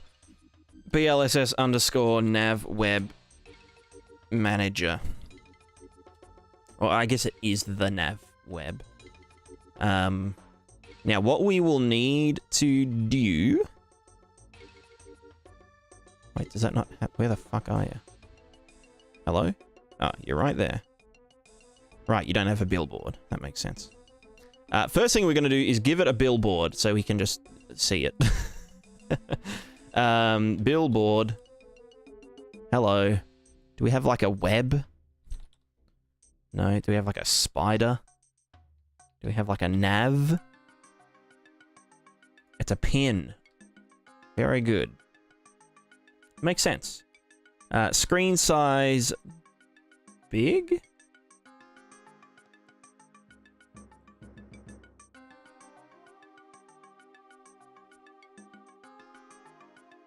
Not big enough. Get bigger. Go big. Screen size 0.1.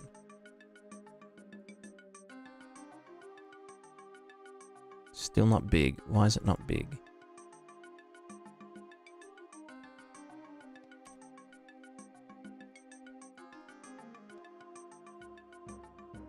Still not big enough.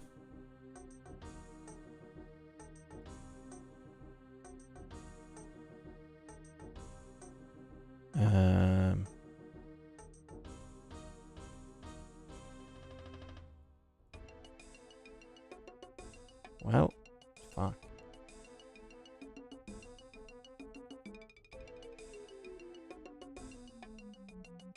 Yeah, I could do it in the transform. I just want it to scale with screen size, but let's do 100. Oh my god, that's a big boy.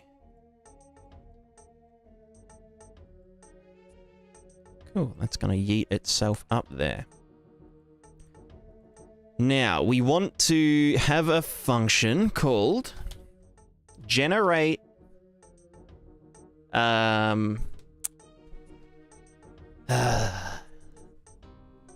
so we're going to have actor components for these points, which are going to be the nav web, the nav nodes, and then they will join together using nav web links. So nav web nodes and nav web links. That's what we call them. Yeah, and so the nodes are just a position. Do they? Well, how do we want to do this? Because we would need to. Let's say we add a point of interest at runtime, like someone sets up a camp. We'd probably want to recompute like it to other links or to nodes.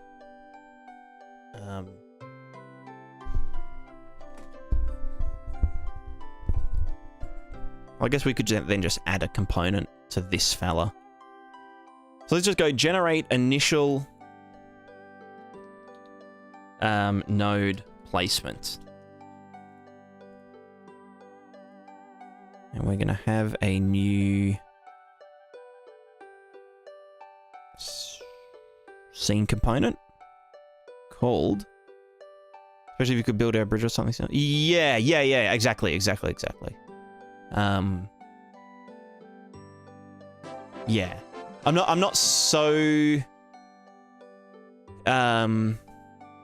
it's not as much of an issue if like there's a bridge that exists at the start of the game, but then someone blows it up. That would mean just, you know, disabling that node, like adding the cost to be, you know, the same as the river, basically.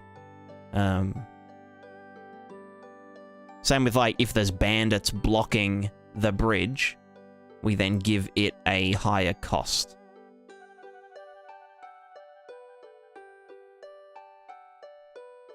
Well, we give its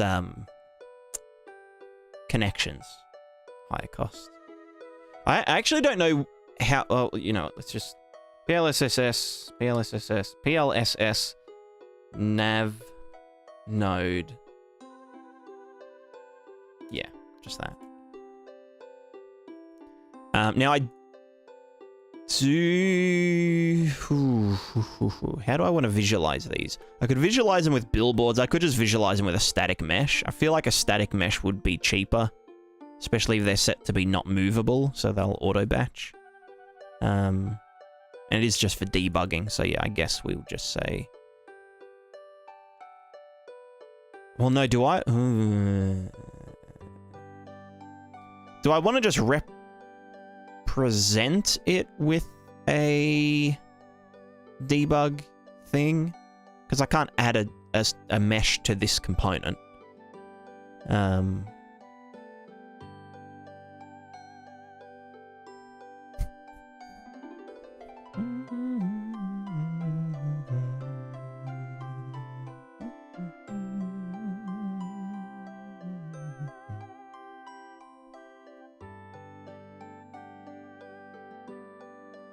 Can these can't have constructors, can they? I mean, I can call a function called do the thing on the components in editor. Yeah. Omnipotent bandit avoidance pathfinding? Exactly. Generate initial node placement. I'd probably just do these, just like along with the grid, right? I mean, that's a lot. That's not very coarse, though. Because each of these is 50 meters. This is just for, like, holding data to query distances and stuff super easy. Also, why is that still...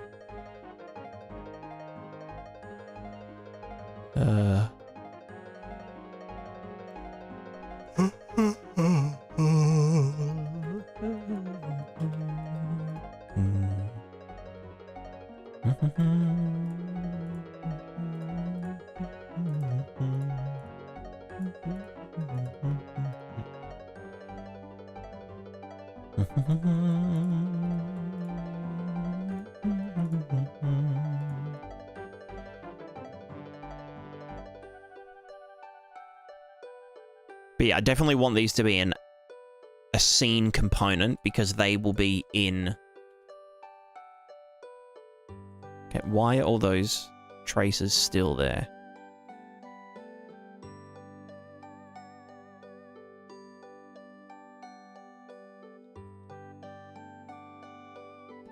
Alright, let's just reload this level. There we go.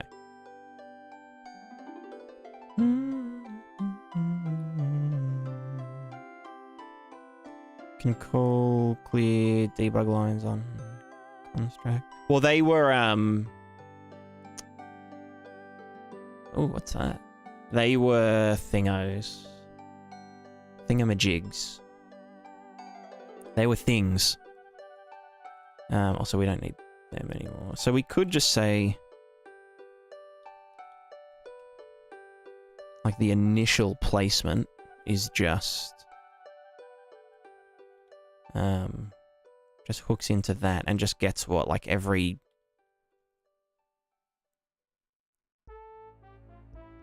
X tile location. I mean, we could literally just do a grid placement anyway.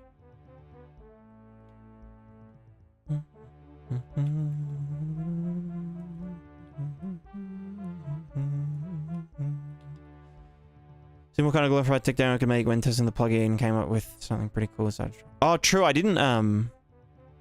Let me just send that to you now. Let me just zip it up.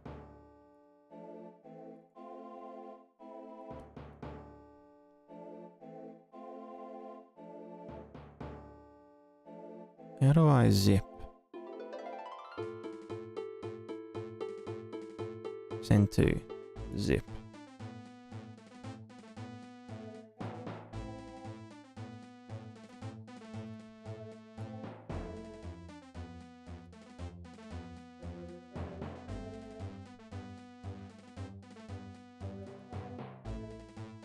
Luckily, it's only 32 megabytes. Should only take 6 years? Should only take a little bit.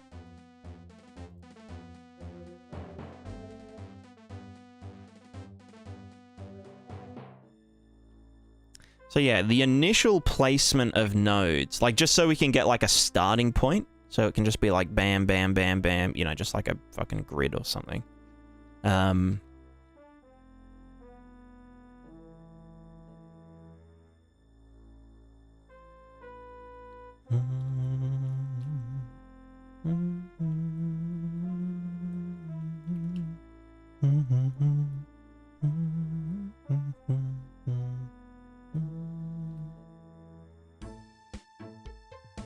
And it would make sense to do it on the query grid.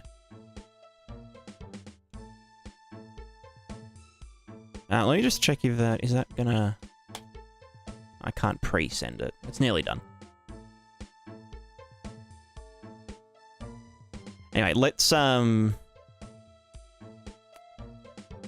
guess this would... Let's just call this debug position marker. Or would it just be better to make it a child of static mesh, or just mesh component? Or probably static mesh component. Because then we can just click on the static mesh and move it around.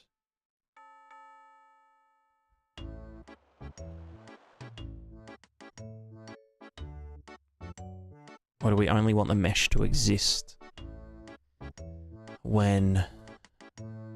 Well, no, because we need to be able to click on this thing in the world and move it around. So I think actually doing it as a static mesh component child kind of makes sense. Did that actually reparent? It did.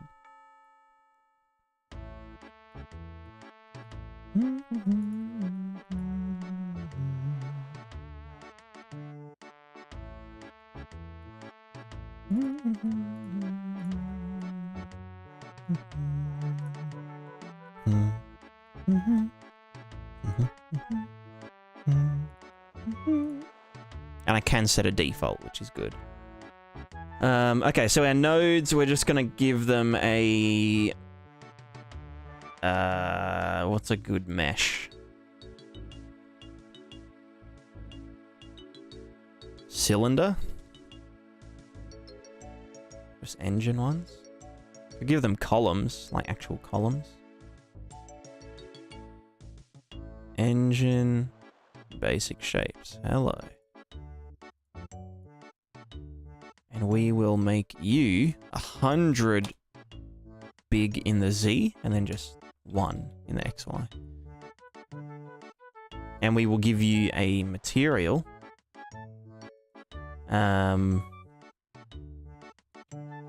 Which will be PLSS nav node material.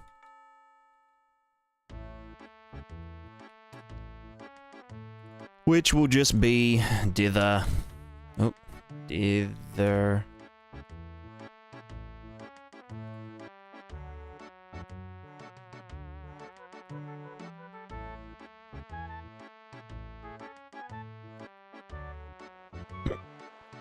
We're gonna custom data. Not per instance though. It's literally just a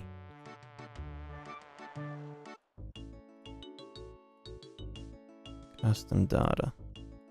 Because we might want to change the color based on like its, you know, weight or something. Chuck you in there.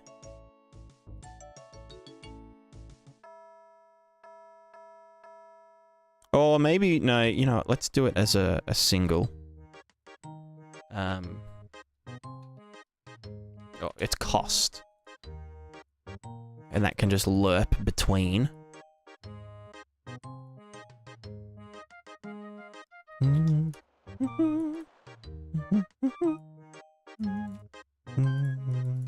Green.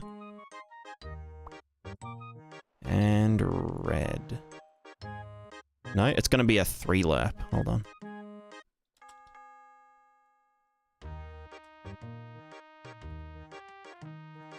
I'm going to put yellow in the middle.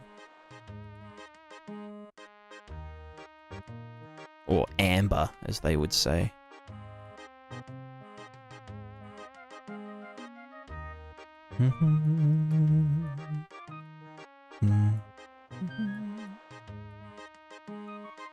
For the question you get a lot, what version of UE5 are you using? Actually, I don't get that one very often. I'm using 5.3.2, which is the latest. The most up-to-date version.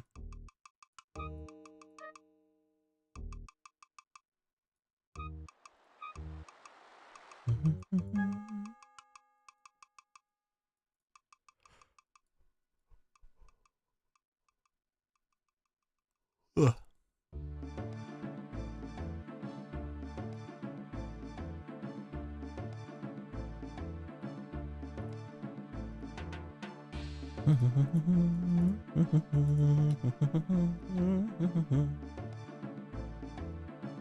So we don't need debug position marker. So now we want to... What does each of these nodes need?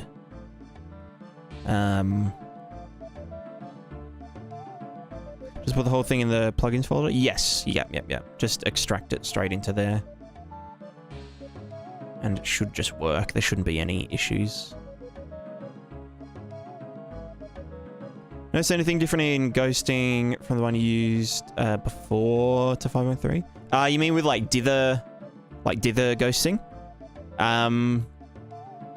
Not really, but it can usually change depending on if like temporal super resolution or like the anti-aliasing settings change. Nothing under the hood should have changed about it. Should have changed about it. Oh my god, I hate this fucking...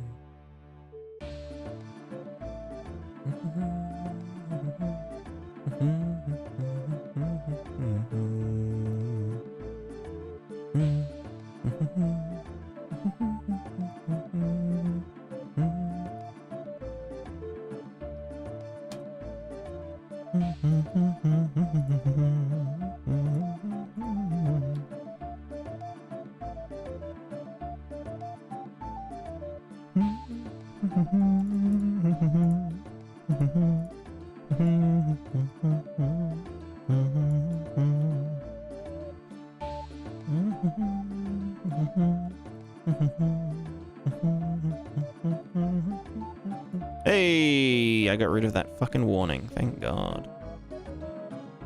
Thankful. Upgrade to 5.3 had the worst ghosting trails ever. Check the velocity pass settings and all. Is that just to do with dithering? Like just when you're behind something that's dithered?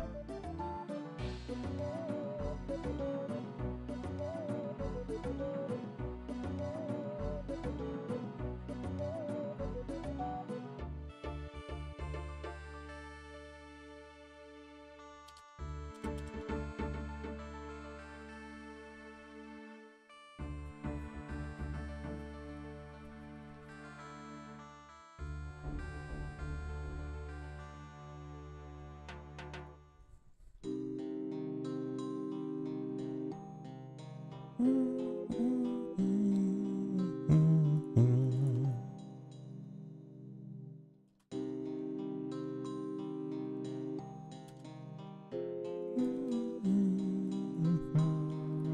I can only do location to index. I can't do index to thingo. So is there really... Oh, and I could just get top left location and start from there. And just get the bounds, blah, blah, blah. Let me just double check how I was doing this. Or in front of moving alpha cards, right? Yeah. There are settings where you can change like the temporal, like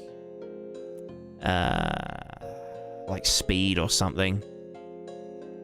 Like the rate, its decay rate or something. Which could be handy.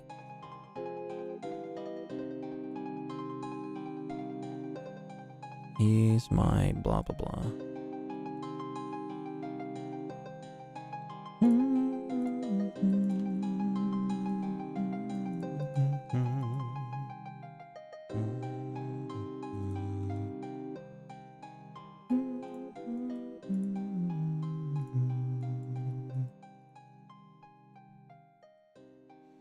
Top location, dimensions, blah blah blah.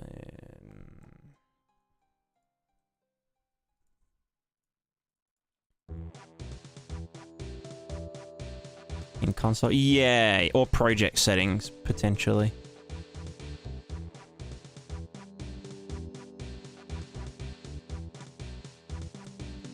I want all of the nav nodes to have a variable called is custom nav node or protected nav node or something.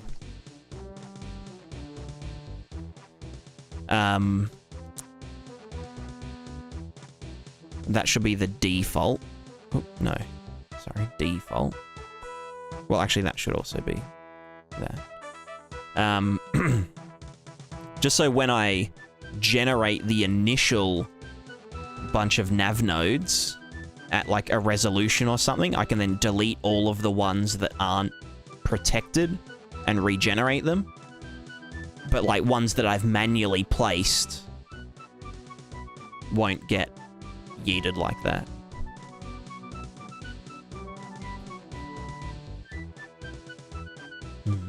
Or BPP, BP, no, CPP, yes, yeah. B is better than C, therefore Blueprint's better than C++. You know how it is.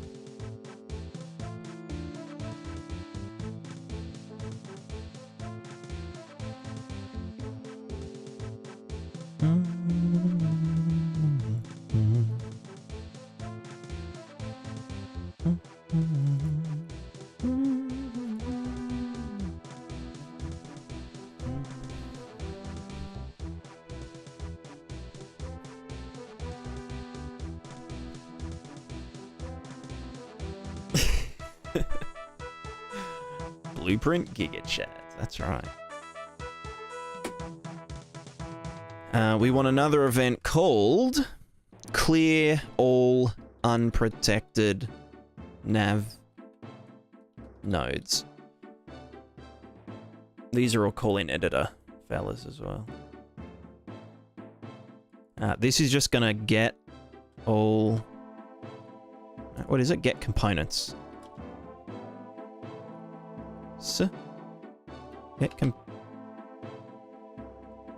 It's a fucking pure, isn't it? Get components by class, plural. Nav node. PLSS nav node.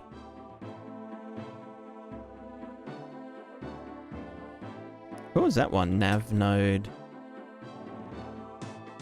Navigation graph node.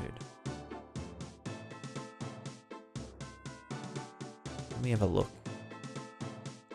Maybe Unreal's already implemented it. Unreal Engine navigation graph. I'm guessing that's more to do with Navmesh stuff. Blah, blah, blah, blah, blah. Navmesh. Custom navigation areas. Query filters. Avoidance. Nav invokers. Navigation mesh. Or partition static navigation mesh. Interesting.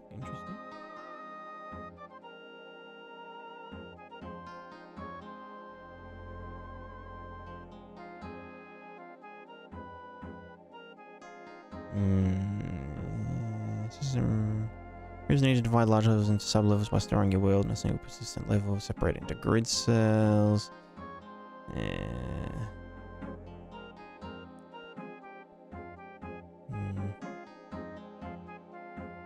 That kind of looks like what I was doing, doesn't it? It's funny.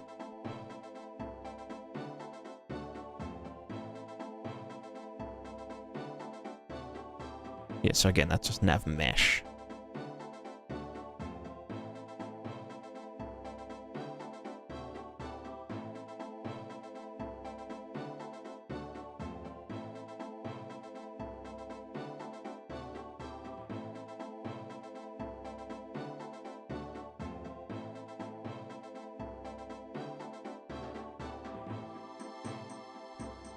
Looks too complicated.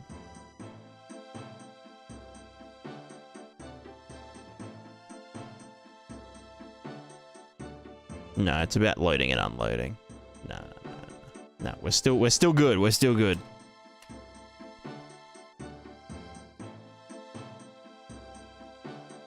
This is its own thing. Trust me, bro.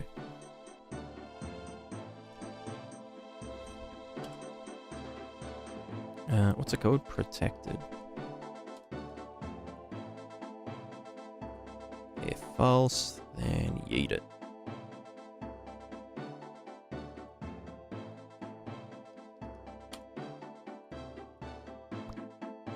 Get Jotun.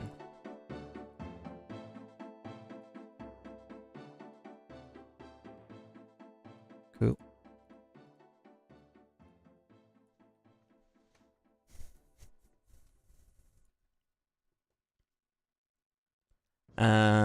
Blah, blah, blah, blah, blah. Top left location is you.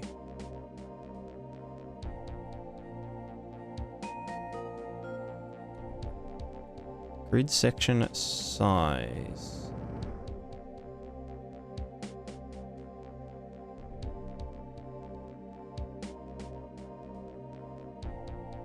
We're gonna have to fucking compute the same shit, but different. Compute grid squares. Actually, can I... Can't have a return though, can I?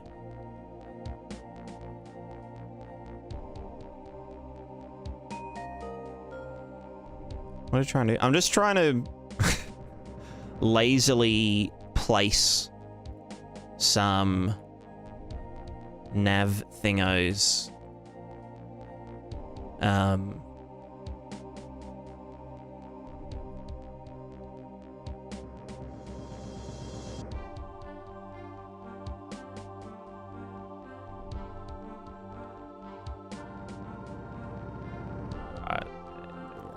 I don't have a brain. Sorry, hold on.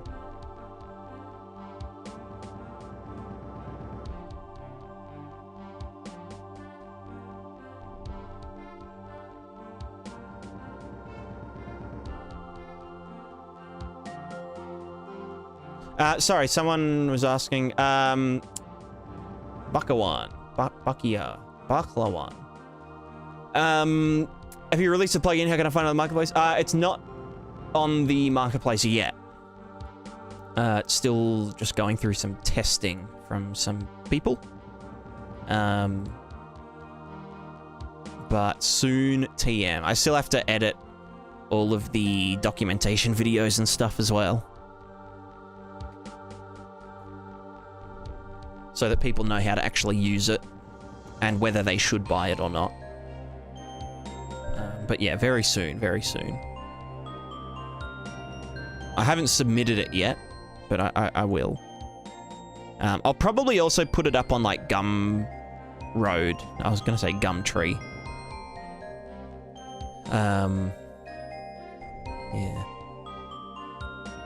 Zero's Heart, how would you smooth out a low-res mask and make AA solution for mask?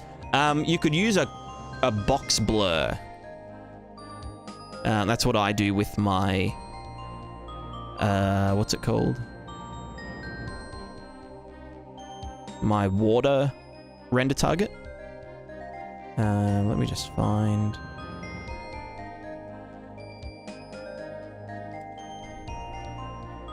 Cheap box blur, here we go.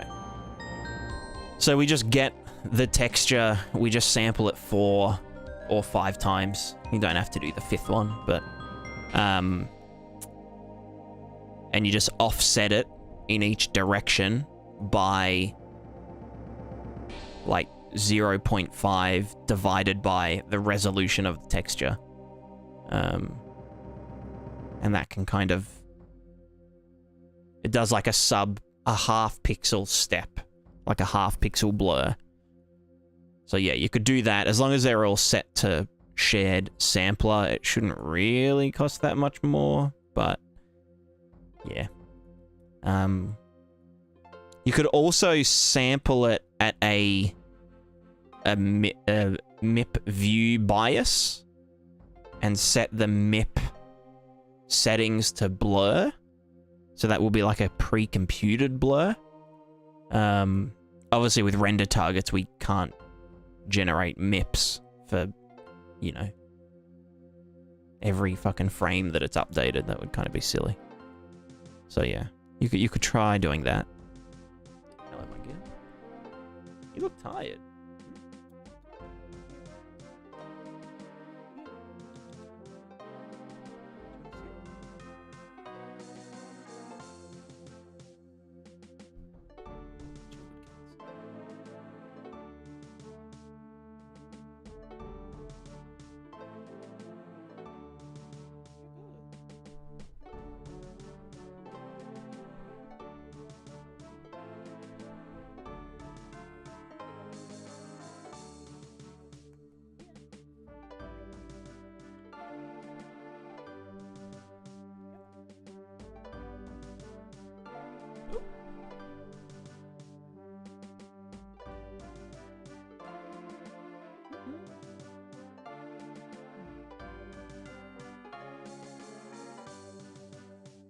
What a good cat.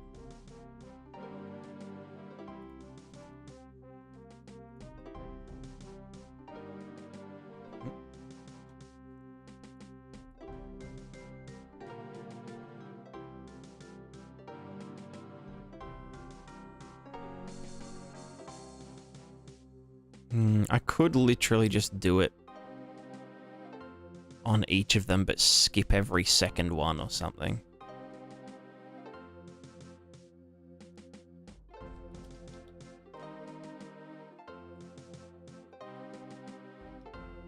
You know what? I'll fucking do it.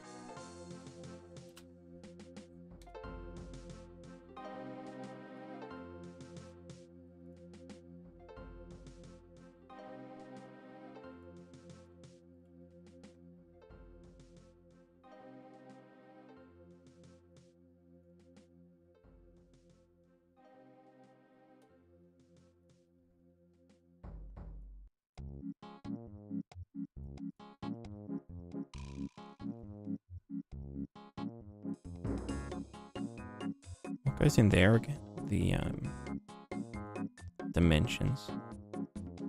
Wow, this is scuffed.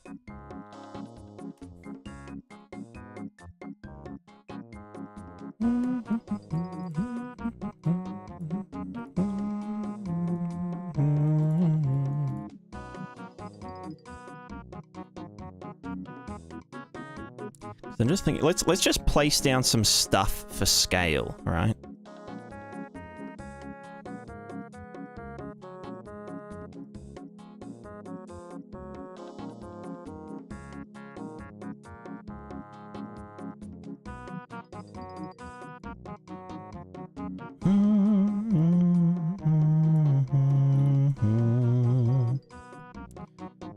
Whoops, trees, fucking gum trees, whatever.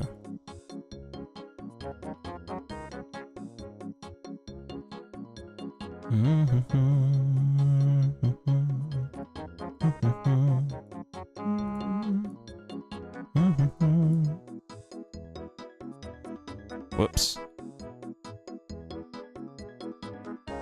It's very dense. Maybe not. Density 1. Still very dense.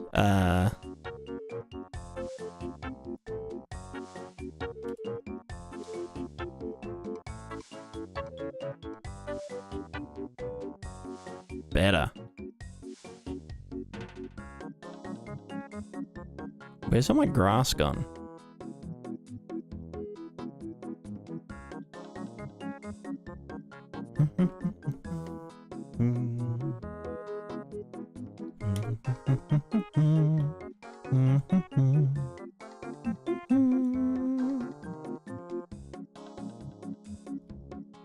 Can the size be bigger than 8K?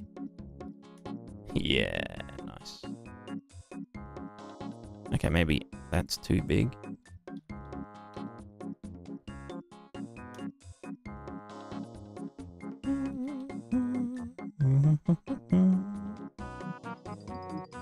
Are they not like... No, they are casting shadows. Okay. Let me just get the time of day.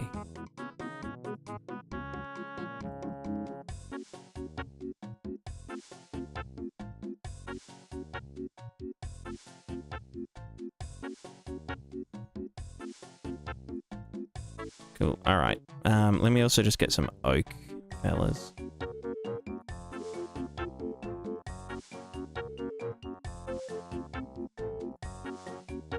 Three's fine. Chuck them in.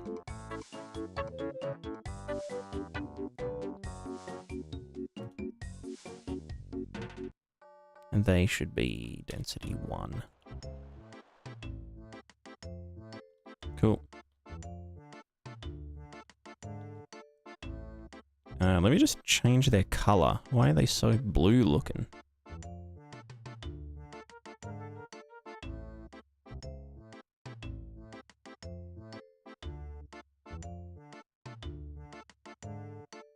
Where is their material? Tree test A, hello.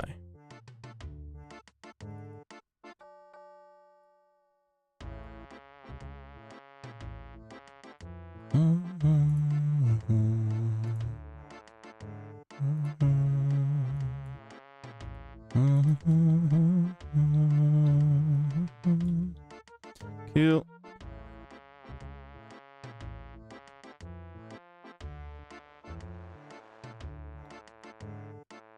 I can barely fucking see them. I don't even know if they have LODs, honestly.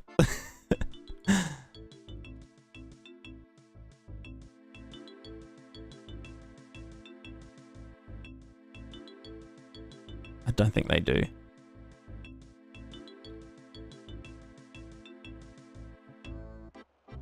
Let me just... Size 100,000. Density 0.01. And just... We'll just boop a few down. Easy.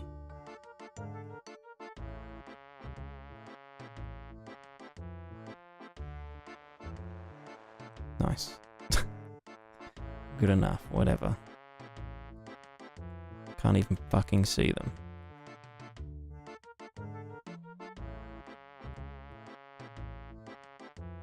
Yeah, I wonder if I did set up LEDs for these yet. Oh, you know, they do, they do.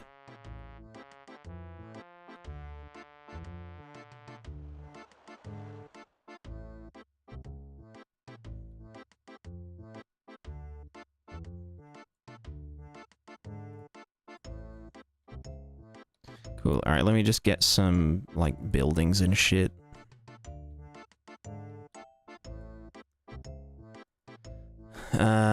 Can I just find the prefab ruins?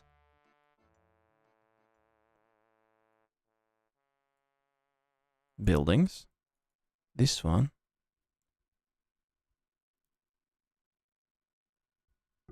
Where? What?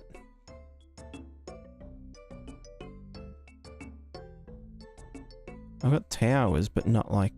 That doesn't have prefabbed ones, does it? No. Nope.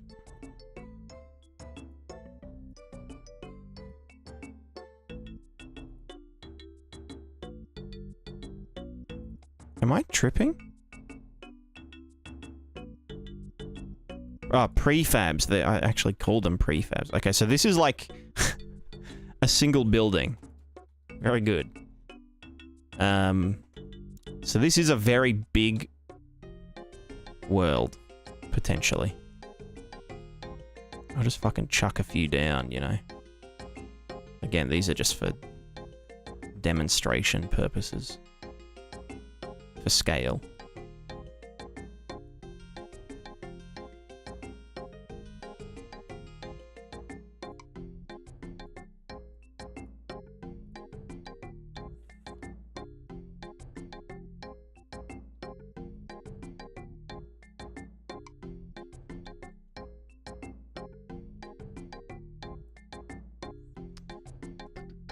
What's a landscape size? I don't know. Big enough.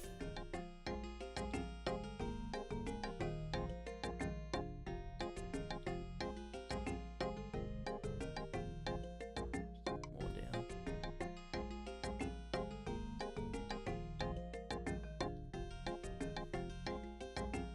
Oh, does that not do them individual? What the fuck? What's the fucking point? Oh wait, no. Maybe it does. It's just that they. Yeah, no, it does. It's just they got yeeted on top of one another. Fair. Thought size didn't matter. Damn. Don't know who's been telling you that.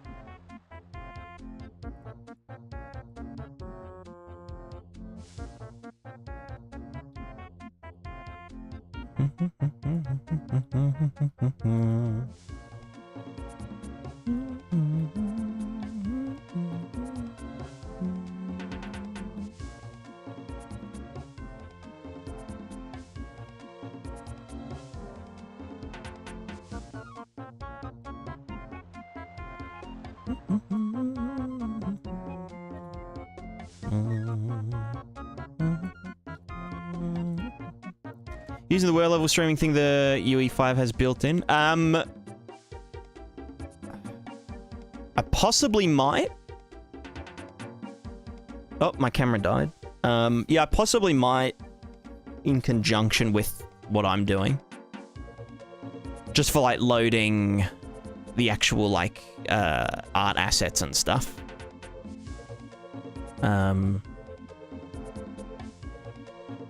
But yeah. Otherwise, I don't know. I'm yet to figure that out.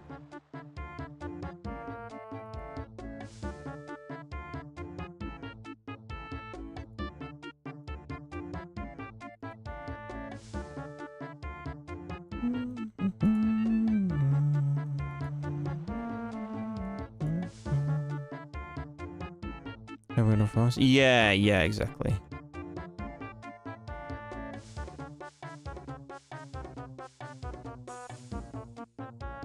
You know what? I'm just gonna fucking... Oh no, I've already kind of got everything, don't I?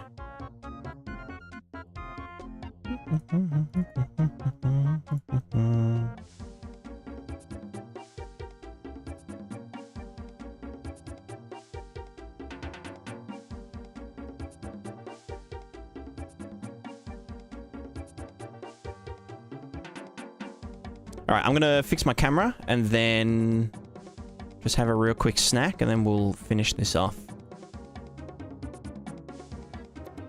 Chicken. Move, please.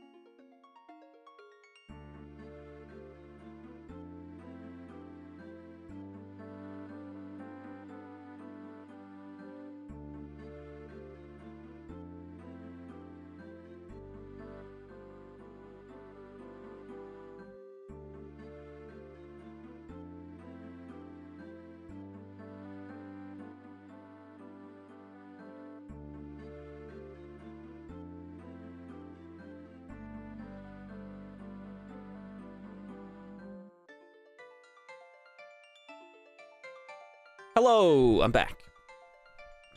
And with tea. I have tea. Mmm. Delicious, delicious. Delicious, delicious. All right, back to work. So I've got our debug grid, which is for our grid stuff. Right. I might just fucking...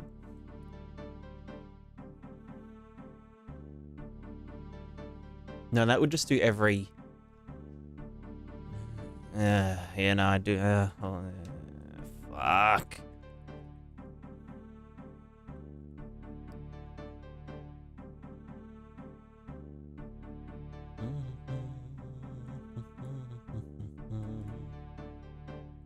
Just trying to think of a way to, like, reuse this code.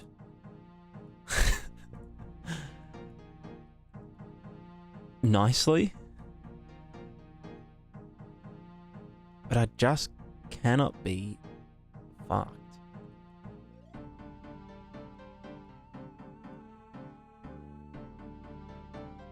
I think I'll literally just do this. Like...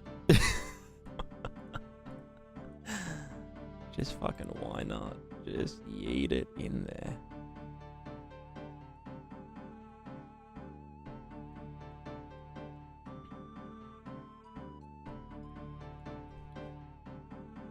I mean, it's literally just for adding the initial thing.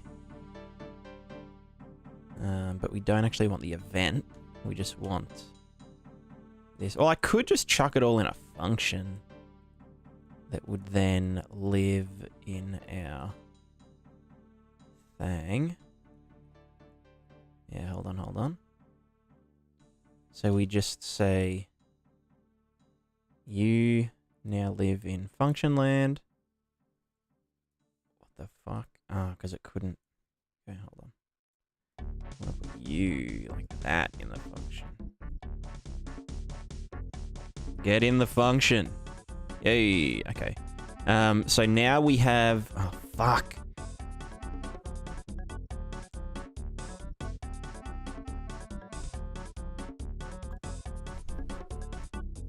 Wait, then why don't I just... No, because it's got the loops and shit, yeah.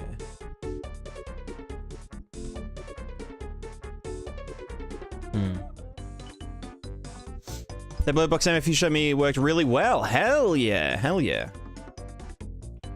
Happy to hear it.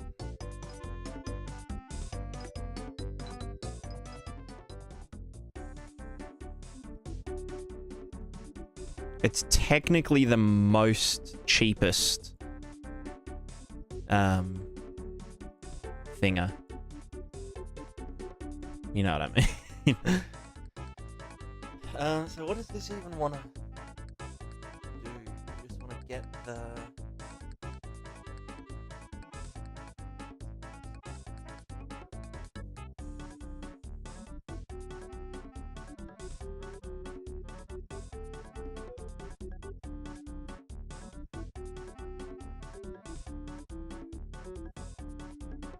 Quick question, is it possible to change landscape at runtime? Talking about if you could generate landscape procedurally. I think so? I'm not sure. I'm not sure.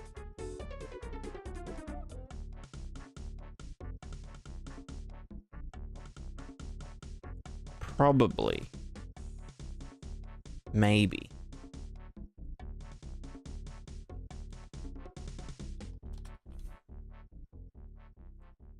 Potentially. No, I don't need to pass that in. Why don't I just use...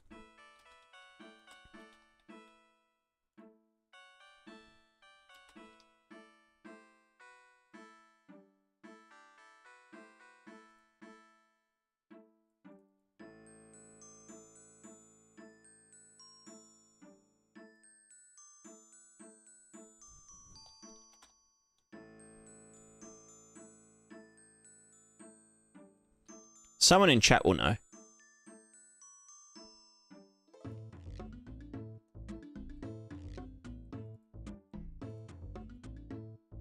Grid section size is a variable. Ah, but we need to...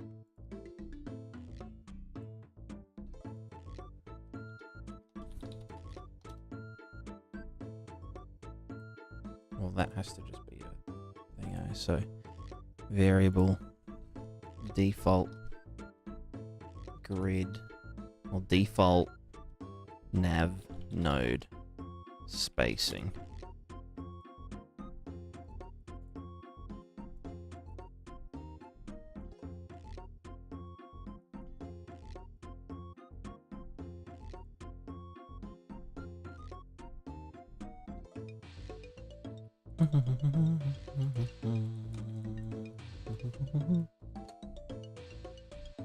Which then that is a local variable, which means that is a local variable.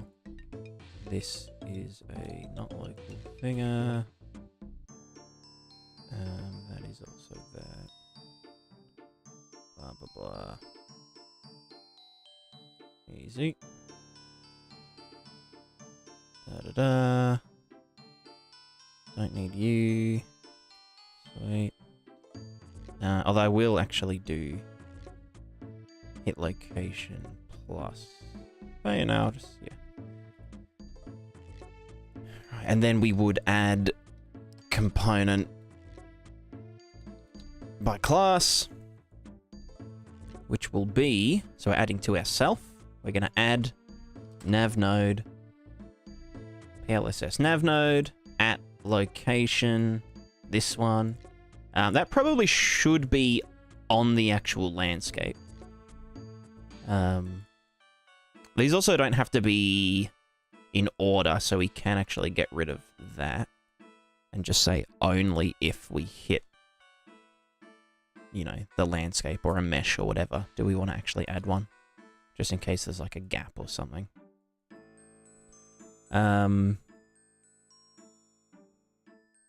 Cool, so that will just hit the thing. We're going to get the fucking break.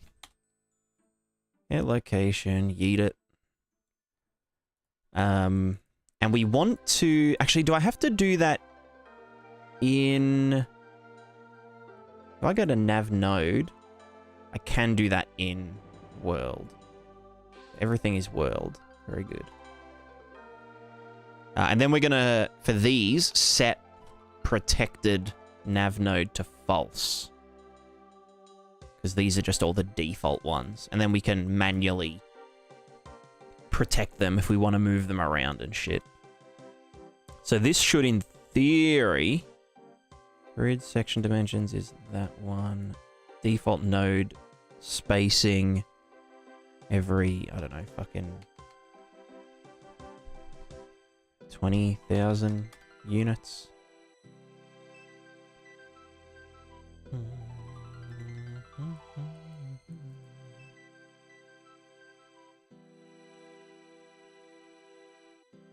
And that's just going to hook into that one. So this is the generate. Oh. Generate new default nav nodes.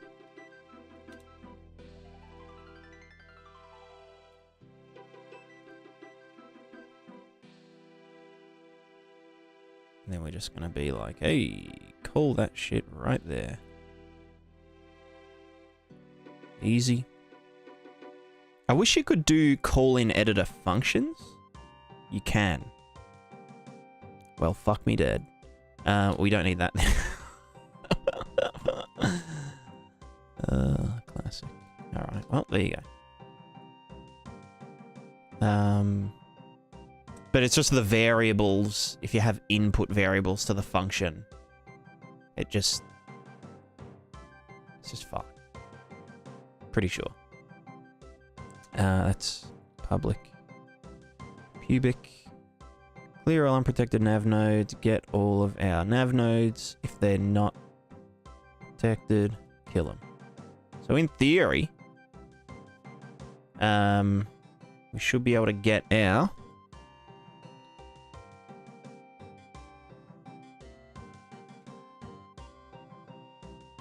nav web manager. Generate default doodads. It did nothing. No, it didn't. It did. They're all here. Okay. Gang's all here, as they would say. That doesn't have that material on it. Nav node. It also needs to be way taller. We'll go 10,000. Alright, well now we can go nav web manager, clear, generate.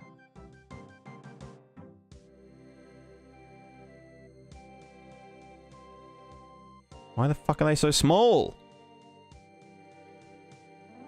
And invisible. Jesus. Alright, let's put it up to like 0.6. I don't fucking know. Alright, why are they not being set to be fat as fuck? Absolute scale, 10,000. Does it not apply the default scale? I mean, evidently not. Well, what's that floating thing? What are you? Low poly scale man. Yeah, see ya. Oh, I just...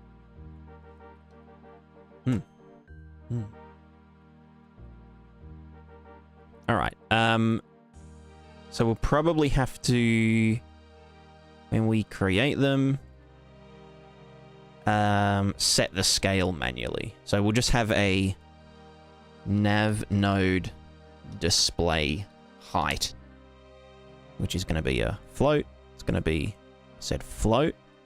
It's going to be exposed. We're going to yeet you, and we're going to set... Oh, we've just got scale in here, don't we? Wait, relative transform? You know, fuck relative transform. We want to set world.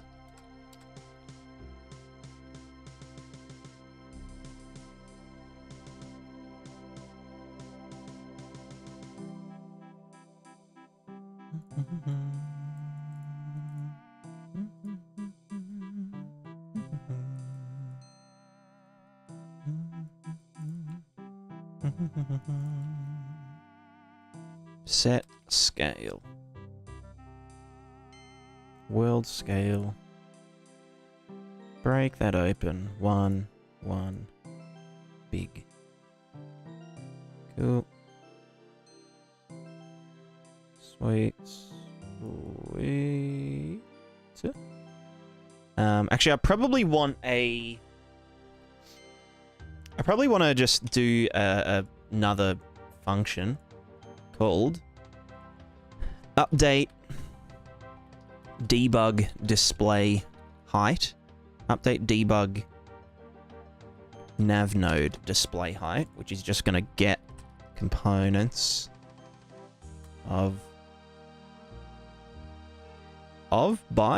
get components by class, get all of our nav node dudes for each of them. Set scale.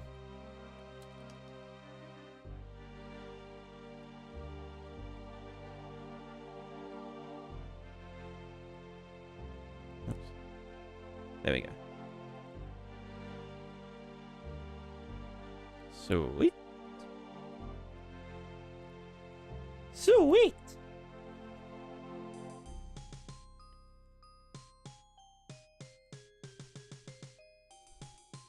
See, my tea's cool enough to drink.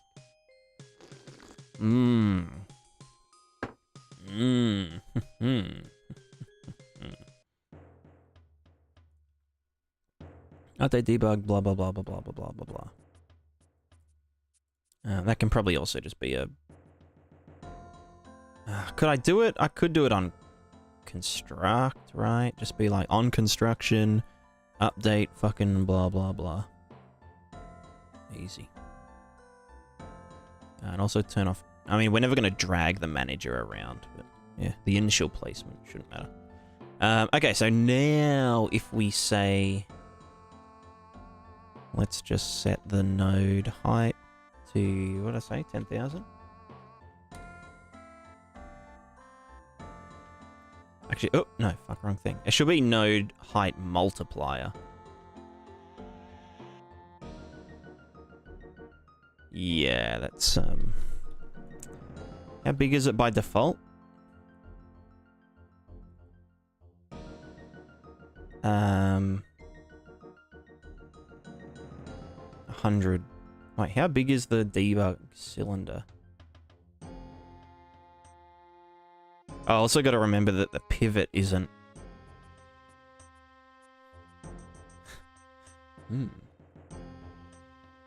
Cylinder. How big are the... Yeah, 100 units tall. Alright, so you are going to be... Divide by 100. Well... No, because the pivot's in the middle. So it should technically be divided by 50. Right.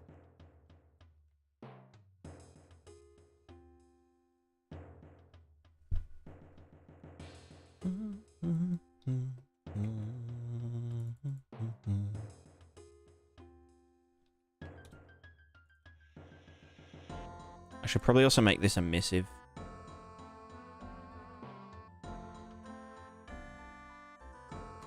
Alrighty, get our fella. Clear them. Generate new. Hey, there we go. There's all our nav nodes. Should probably make them thicker. And also not cast shadows. And not have any collision.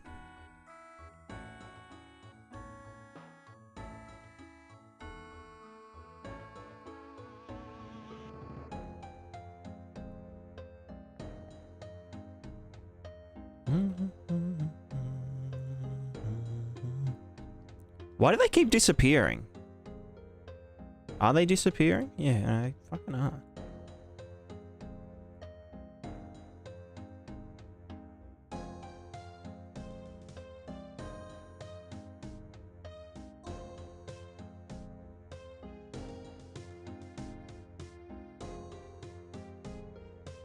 Yeah, good. Oh, it's because I'm changing the class itself. Wait, why does that cause it to... Are they still there, though? Kind of sus. Nav web manager... Yeah, what the fuck?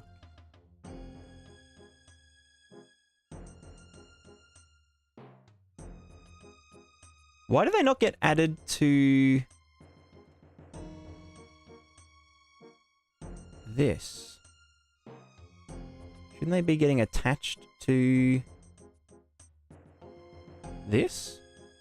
Isn't that the whole fucking point of them being components? Where are they?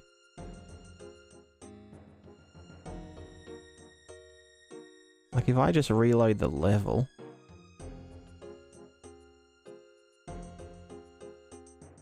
Where the fuck? What the fuck?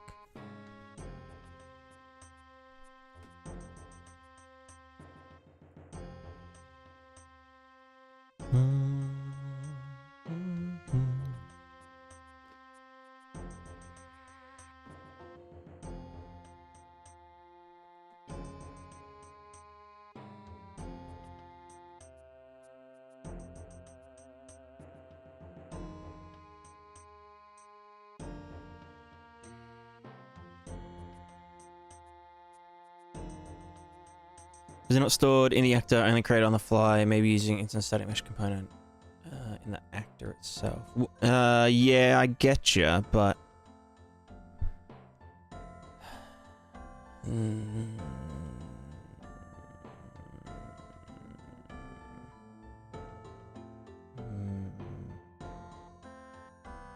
I could do them all as actors. And just have references to this. So that whenever I place an actor on construction gets its I don't know. It feels like a massive dick pain to like create stuff with the engine, you know? Like the editor is just not set up to edit. If that makes sense. Hmm.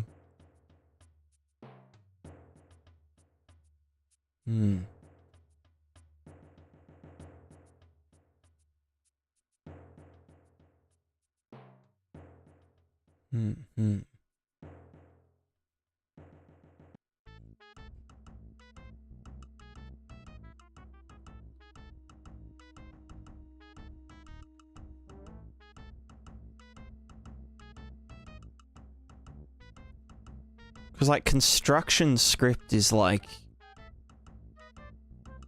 Again, just not... Do you know what I mean? Like, if I want to build an actor in the editor... You know, yeah, like, I want to have all these nav nodes... Oh, shit. No, clear them. I said clear. Wait, what the fuck? Does that not clear all? So confused. Probably broke it. Came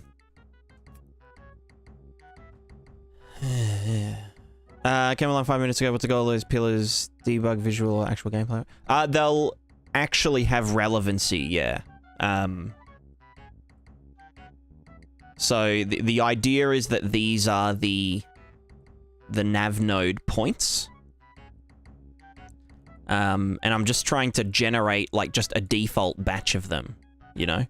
Like, the initial batch, and then I can move them around, you know, if there's, like, obstacles and shit, change the weighting of them. I'll, like, link them all together, you know, get the X nearest ones or something. And whatnot. But, like, these need to be, like, persistent, you know?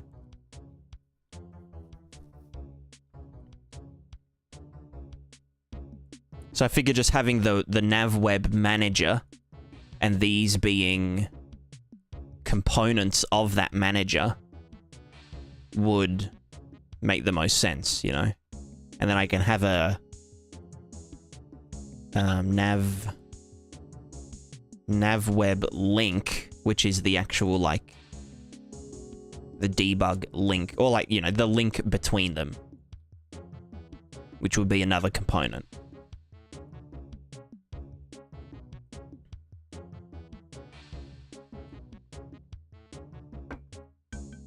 But this all gets done, like, in editor.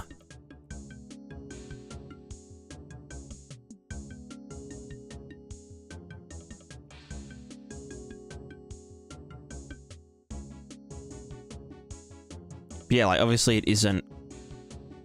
You know what I mean? Like, there's not a... They're not getting, like, added to this instance of the actor.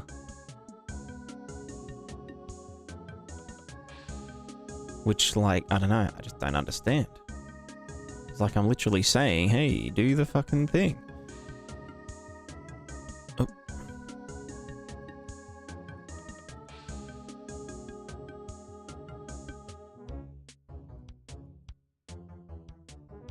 Like, do I have to, like...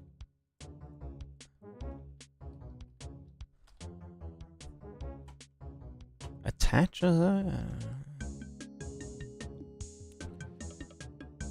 with instant static mesh component, separate logic with linked list in C++. Yeah, I thought about doing it all just like data-based.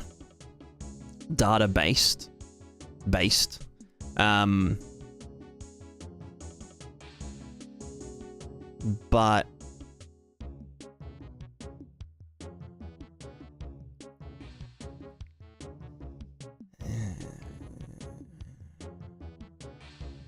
just trying to think how it would go for, like, pathfinding and stuff.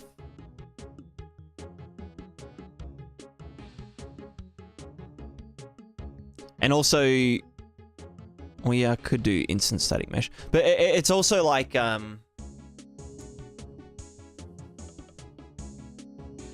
also need logic for linking pillars to a path. Yeah, exactly. So like the initial linking, or like a rough linking, could be done in just using an algorithm, you know, like get the nearest, you know, distance, blah, blah, blahs, link them together. But like the links would need to be, you know, the link knows which two nodes it's connecting. And the link has a cost. So like, what's the cost to, you know, to use this route? So we can, you know, we can automate some of that, be like, okay, well, if this is like steep terrain, you know, automatic cost, blah, blah, blah.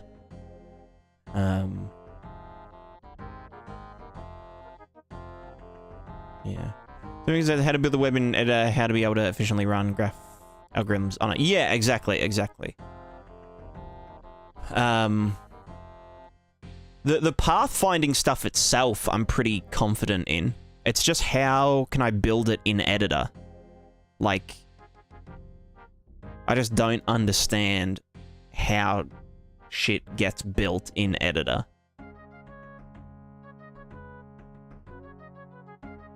Like, I always feel like the editor is working against me.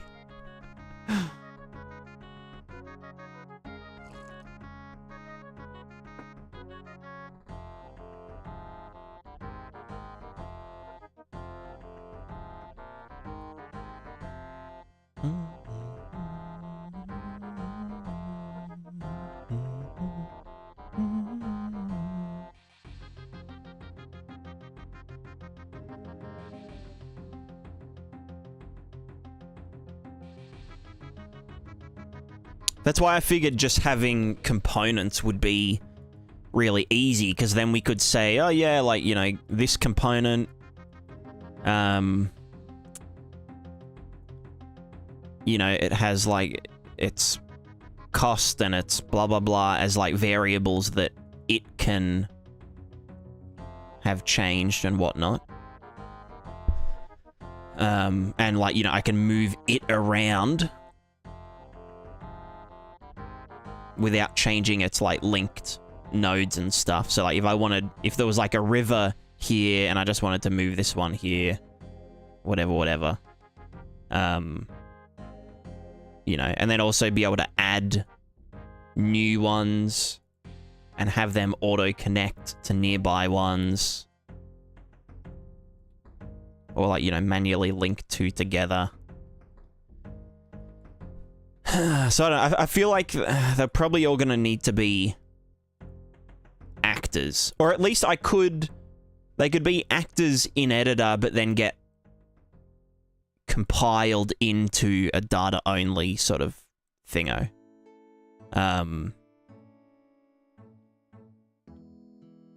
So like the web, NavWeb manager would just have a compute function,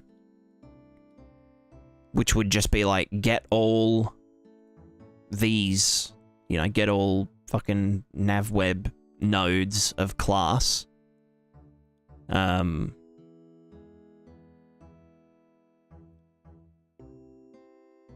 could just put them into a list of just locations and just blah blah blah.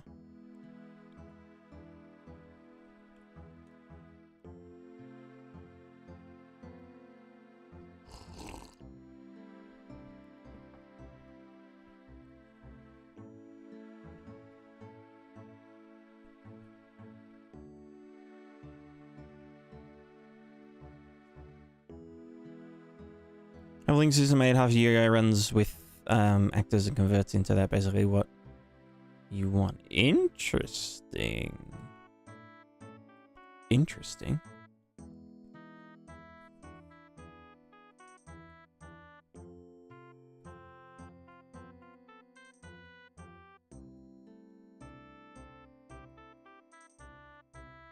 Maybe they should just be their own actor. Because again, like, there's not that many... I don't know. Yeah. It was for navigation too. Let me have a geese. Nodes will be final in game, or should they be possible to update? They'll all be final in game, but possibly add new one. I mean, I think adding new ones isn't super relevant. I think we can just path to the nearest one. Like if someone sets up a campsite over here, they can just, you know, path to the nearest, like, line, you know, and go to there before, you know, going to their actual destination on the other side of the world or something.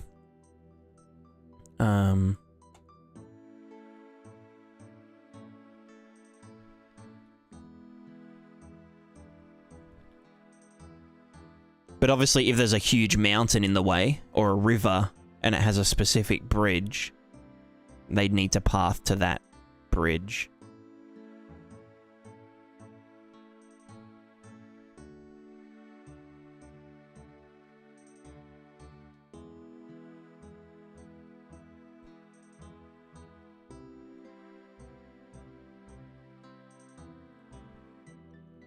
Let's see. So are these all...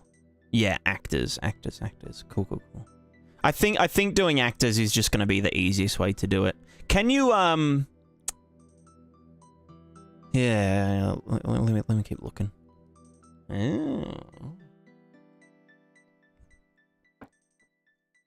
What is that connection, though?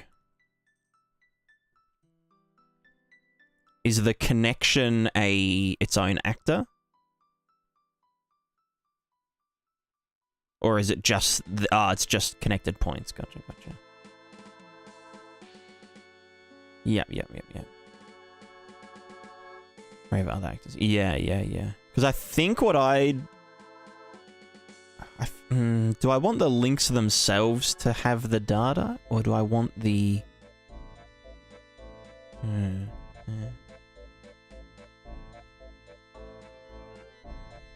That's one with 200 actors on the map. Any minute. It probably wouldn't, because they're, like, literally just, like, they're not updating or anything. They don't have collision. Yeah. Maybe I'd convert them into objects. It's more like an actor component. I use them, as an energy cable connector, then those actor components get stored in the linked list with a circuit ID. Convert into that anyways when you play, so it doesn't matter if the actors themselves store the stuff. Yeah, I getcha.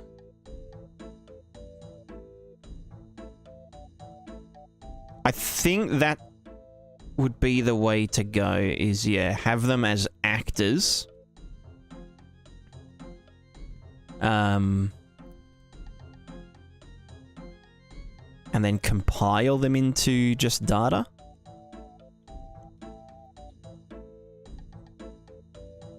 So they'd just have, yeah, like an ID. So they'd be in an array. That would just be ID... location, connected IDs. Well, the connected IDs would have would be a struct of their connected node ID. And the cost of traveling from here to there. They will go to node spawner, then the manager, and also a component on each gameplay actor, like the bridge. Default node. The manager. On each gameplay actor. Yeah.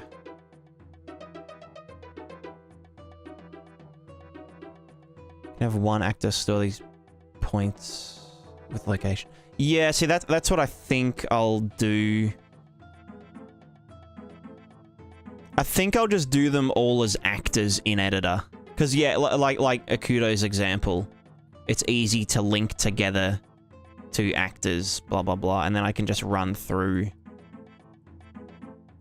and just get all actors of class node and just copy all their data into a struct. I mean, I could literally put the struct on here and just copy it like one for one. Because that way they're just easier to like reposition and like add new ones. Because it's literally just a case of, hey, duplicate actor or something. Make a bake function where it deletes stuff in editor. Yeah, exactly. Each node has a list of connected node IDs and distance and weight difficulty of other nodes. Exactly. I think that's... Yeah, and probably a direction to other node. Because direction will probably play a... do I even need to do direction? Because, I mean, if it just checks distance and then compares that to the goal, the new distance to the goal, it's kind of the same, right? Yeah.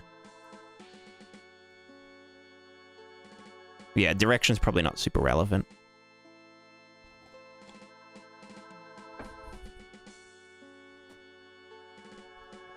And then what I can do in the grid system, so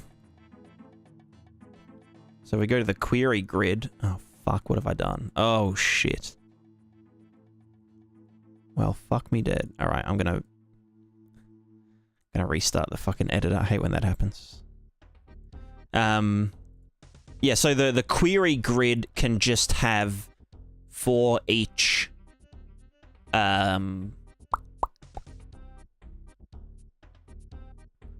grid space, which navigation node indexes does it contain?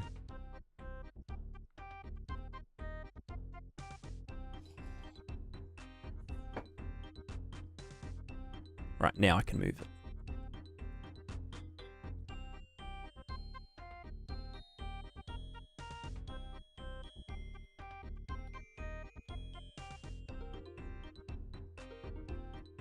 Your direction node will be the one that has the least cost and distance to reach target. Yeah. Yep. Yeah.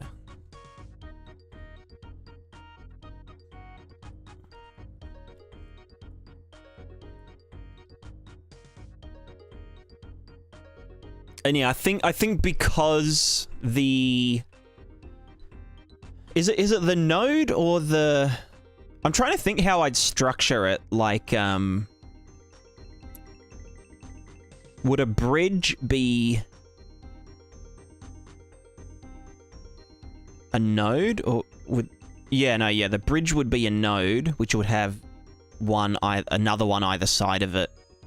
And then if we need to disable the bridge or change the cost of the bridge, it will change the connection to both of the connected nodes.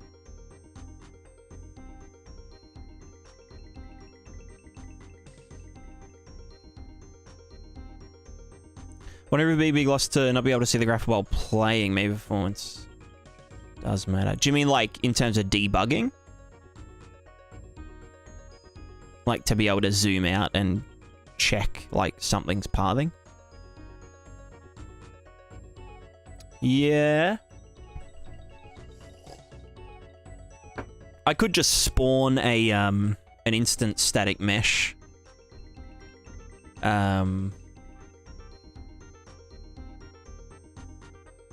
For each node location, because all the node location, like I just iterate through every node and just do that kind of thing. Or yeah, I could just use debug lines that you can toggle on and off in editor. That way it doesn't have to like spawn ISMs or whatever. That will work then, but yeah, kind of. It's not, I mean, it's not that much. It's like, you know, 10 minutes of hacking something together. I guess the hard thing would be...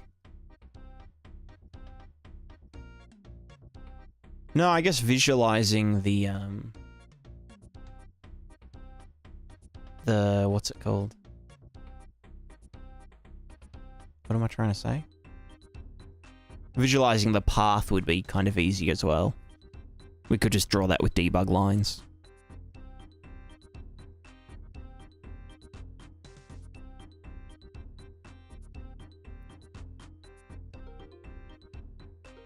Interesting exit of the bridge could be normal nodes, but the middle has very expensive node to travel through. Yeah. Nodes hold the cost of that location. The connections are just ones which you can go to next. Yeah. Well, I'm just thinking, like, let's say there's a node here, and then there's a node on top of this hill.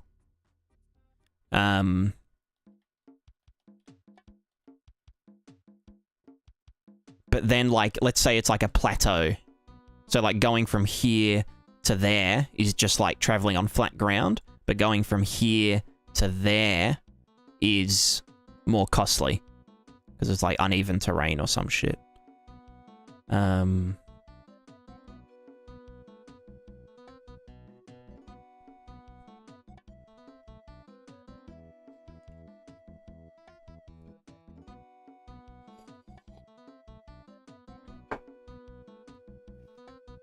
I mean, we could literally just check the Z height and do that as a, you know, this is uphill, and then it's downhill that way.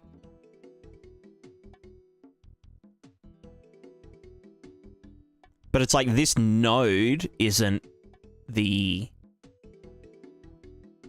coster. It's this node in comparison to this node. So it's almost like the link is the thing that should determine the cost. Which it is, yeah. Like that's the whole point. But then a bridge would be... Yeah, the bridge itself. And then either side of the bridge. And yeah, and then if the bridge gets destroyed, then anything linked to the bridge gets a very high cost. Or gets, you know, as though it is a river or something.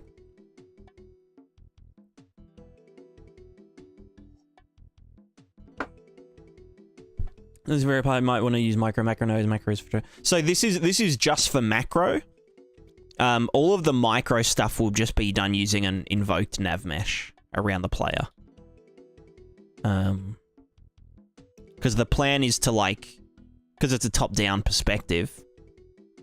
We can be like really, like, even like, you know, 2 screens to the side is like not a bad distance to actually load in a character at full detail and then just get them to run there. So like, let's say there's like 2 squads of enemies fighting, and they're just represented on our world simulation by an object, or like, you know, hierarchical 2 squad objects that are parented to a battle object, battle event object. And then they have all the character objects, you know, blah, blah, blah. When we load in the battle object, you know, 2 screens away, we spawn all the actors pretty much just in a random cluster, but then tell them all, hey, continue fighting. And then by the time we actually get to them, they'll be in all of their actual, like, you know, realistic, full detail positions and running all their behaviors, and there'll be blood everywhere and whatnot. So the macro stuff is just, yeah, like for the really, like really macro stuff, like NPCs traveling from city to city, or there'll also be like, I'll do just like open areas, like this is the forest, you know, with a spline or something, so then NPCs can just path to a random point in the forest, or maybe like, yeah, I don't know. Yeah. But the main thing I want to avoid is just like, you know, a trading caravan doesn't cross a river, like through the water.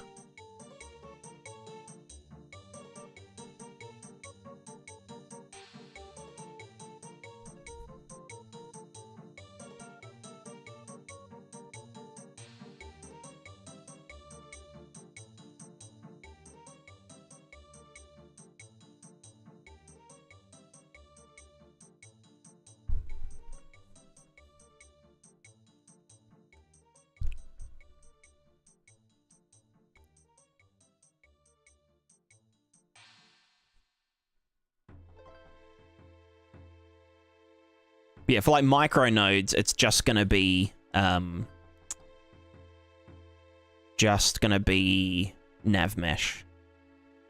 which should be fine 99% of the time, probably, potentially.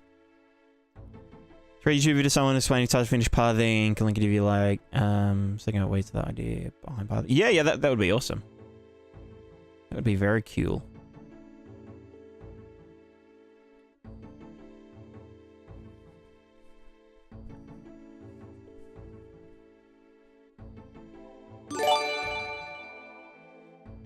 What the f... Who was that? Wait, why can't I see the text? Hello? What the f... Moz! Je suis! With the fucking 10 subs. Jesus Christ. Well, thank you. Jeez, that fucking Fortnite money must be pouring in. Happy holidays. Happy holidays.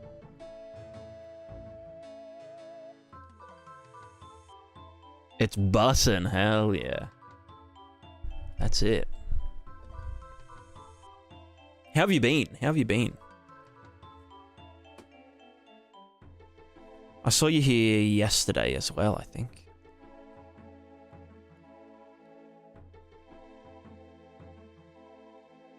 But I didn't ask how you've been.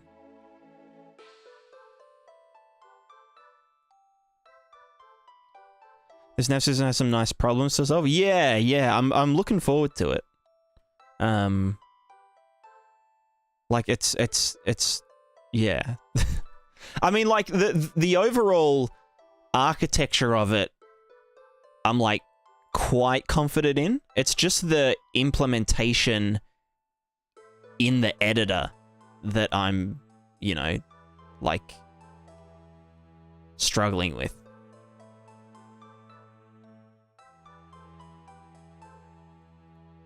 Alright, let's just de-stress for a sec. I'm just gonna add snow to the top of the mountains, because why the fuck not? YouTube chat doesn't let me... yeah, I don't think it does. And there's nothing I can do about it, unfortunately. You could post in the Twitch chat, if you want.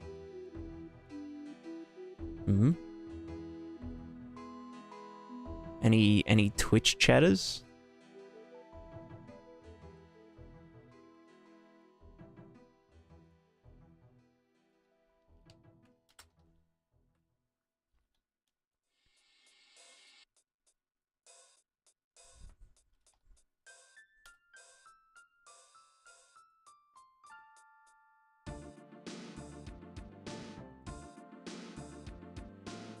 Bit of blood. Yeah.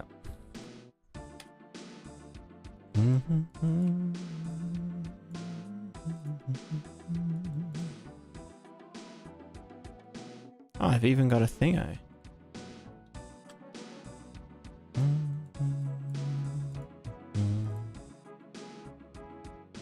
He's now a Twitch chatter. It's official.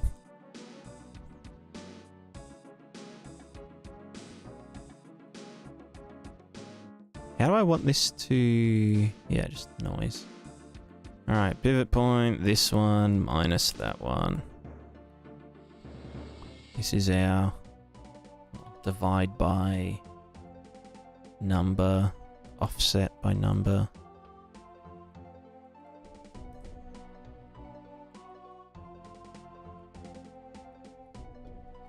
We're just having fun right now. Am I allowed to have fun? Saturate. And then multiply by 2. So that is now our transition value. This minus 1. Add them together. Contrast. Oops. Shit. Contrast fucking 2. Chuck it into a lerp. Between whatever this is and this.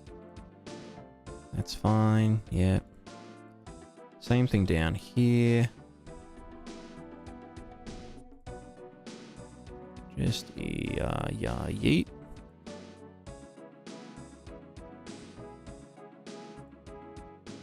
You are that. You are that. Fuck it, I'll just give it the dirt texture, why not? Dirt and snow are basically the same thing. There you go. Wait, what? I think it's around the... Oh, shit.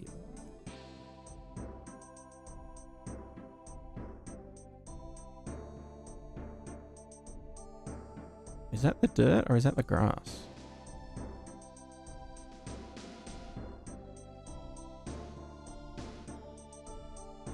Fuck it, why not?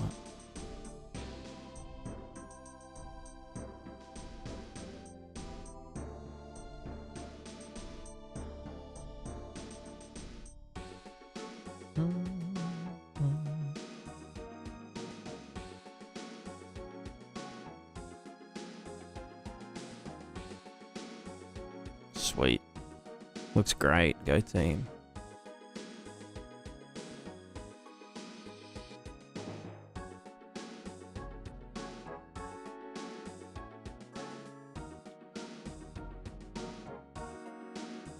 Nice.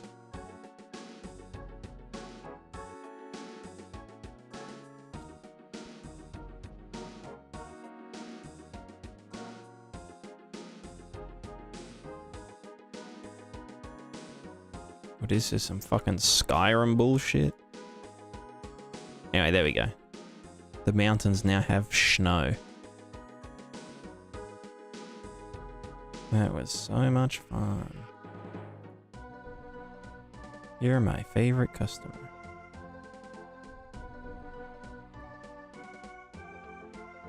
Yo, that's a big ass mountain. Okay, maybe not. Mr. Bitterstream, what are you doing right now? We're setting up a course, as in C-O-A-R.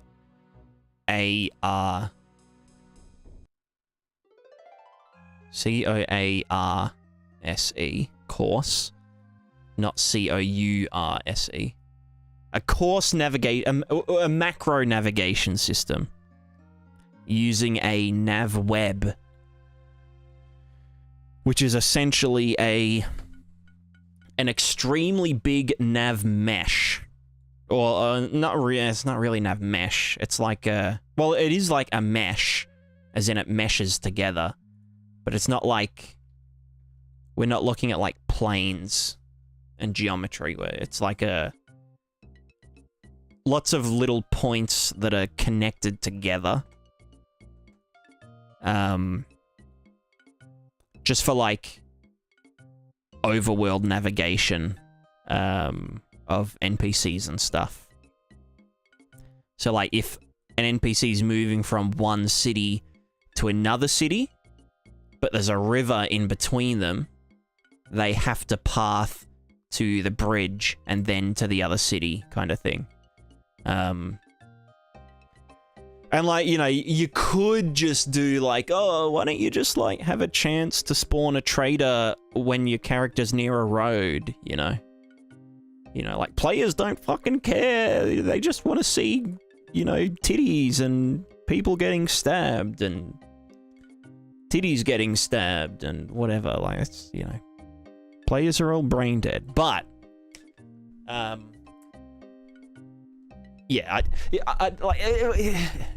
I feel like if you do a detailed enough simulation, the game makes itself. You know, that's kind of the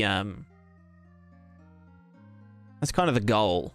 Is like, can we just fucking make a game that plays itself? So, kind of taking a leaf out of like RimWorld and Dwarf Fortress in terms of like emergent gameplay, but it's presented as a top-down, you know, action RPG sort of thingo with a really in-depth combat system, which I don't have any clothes on, and I can't... Yeah, I should probably put my spawner actors in the world. Equipment creator. Test equipment creator. You just live there now. Okay, I should be able to just... Wait, can I not... The fucking landscape doesn't have collision. Jesus.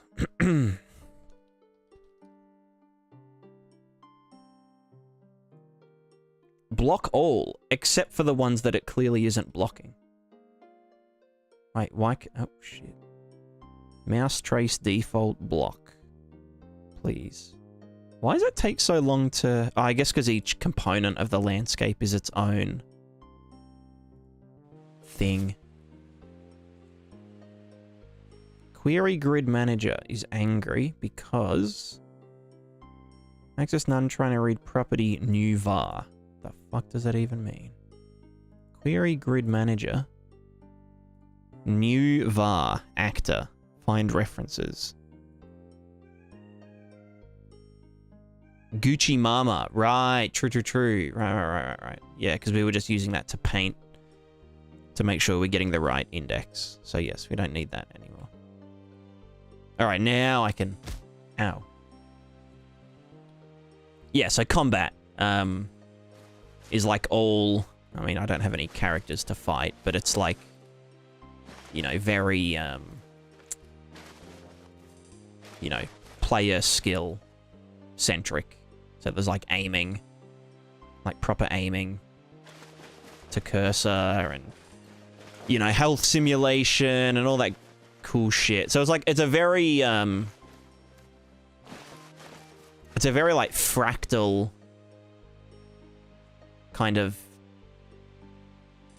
vibe in terms of like, there's a big macro simulation, but then you can like, you know, as the player, you're experiencing the results of that macro simulation in a very micro simulation perspective.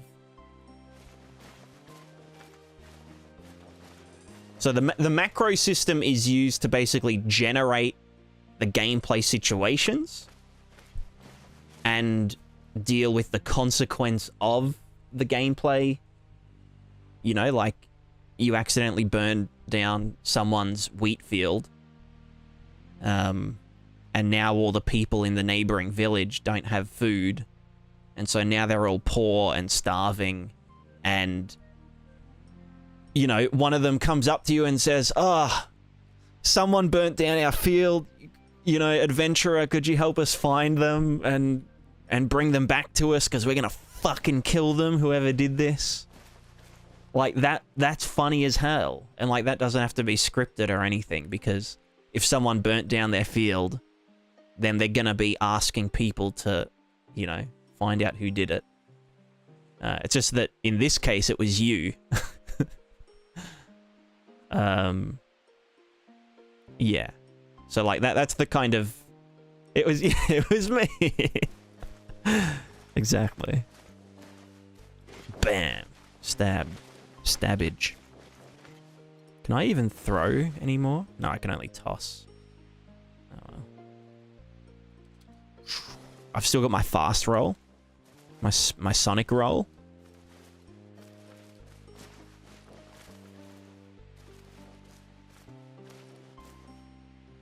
Yeah, nice gum trees. Yeah, nice gums, bro. So yeah, that's a kind of idea. That's why I'm very... Wow, this is a really big test map. It's supposed to be big. It's supposed to be big. Yeah. So right now we're just working on just a few little kind of structural things. Like back-end stuff. Just as a little break from all of the what's it called? All of the micro stuff. Because you're going to do early access? Probably, yeah. Like cheap early access.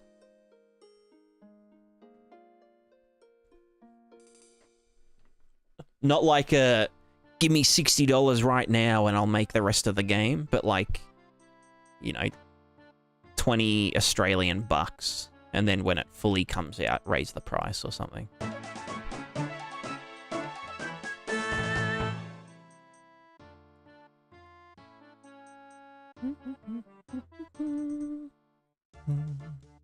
How's contracting working? Is that over, or do you do more prismatic on the side now? It was good. It was good. It was a good experience. The team was great. Oh, there's a hype train apparently. What does that even mean? Oh, it was fucking Moz again. Jesus. Moz. I was reading the thing and it said Upside Yonder gave out 10 community subs. But then Animatalog also subscribed at tier 1. 21 months. Happy. God, Moz is gonna keep me fed for the next half a year. Fuck, maybe I should get into UE5. What am I doing? Fuck, what am I doing, man? Jesus. Oh, God. Thanks, Moz. Very appreciated. Very, very. I should? I don't know. I don't know if I'd, like, super enjoy it. Port Prismatica into Fortnite. Fuck, that's genius. No, I'll port Lego into Fortnite.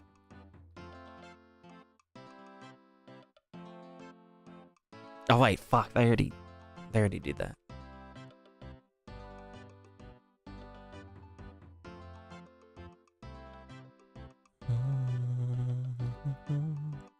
Can I just like time manager? I just want to make the shadow distance. No, because where's cascade distance? There it is. That's better. Can that go above 20,000? Yes. Can that go up to 1 million? No. Gets very... Well, it probably can, but the resolution gets really fricked.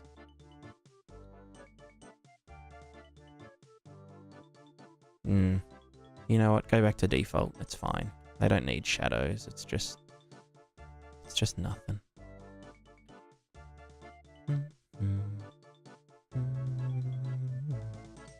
Anyway, let's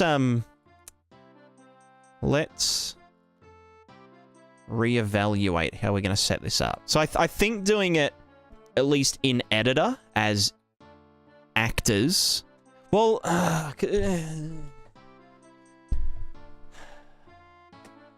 and the manager can just have a reference to all the actors.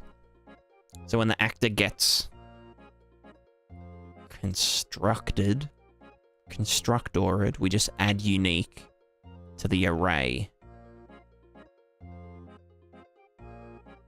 Well, no, it technically doesn't even need an array of them because we can just do get all actors of fucking blah, blah, blah.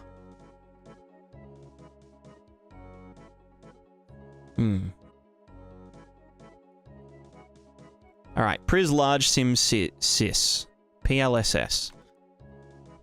So nav web. We've got our nav web manager, which this is the one that's actually going to exist at runtime and actually do the, you know, you query pathfinding through this and it will return. It will do all the shit. And this will also...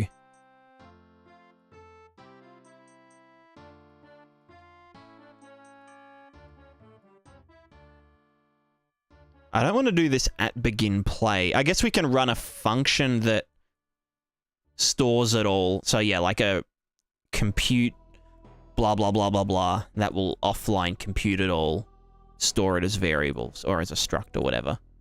Yeah.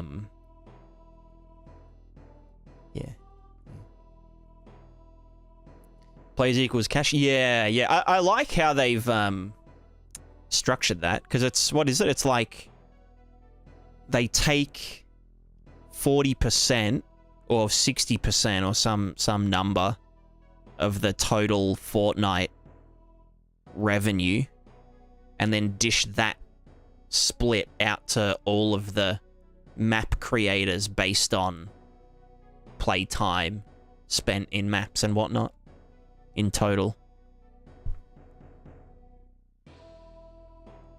It's 70%. Okay, yep. That's lots. I mean, it's definitely smart to invest that much because, like, yeah, I think they're doing it very good. The way that they do, like, UEFN and whatnot. In terms of maintaining a player base. Because, yeah, why do anything when you can just make the people make stuff for you? It's good. It's good.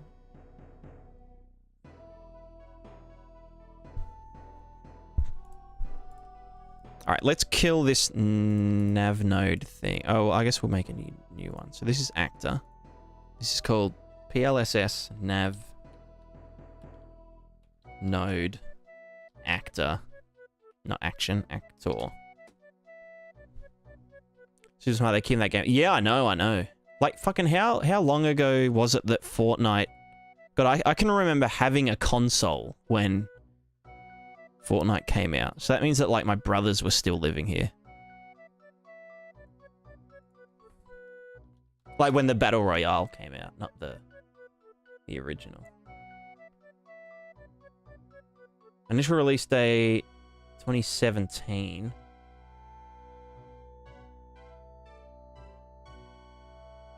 Was it?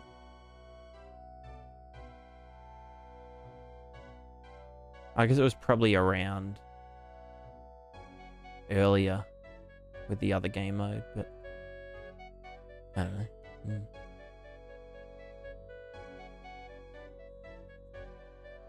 So you retain the license to everything as a company, otherwise you get end up like Blizzard where community spawns the whole genre. Yeah. Sucked in, Blizzard.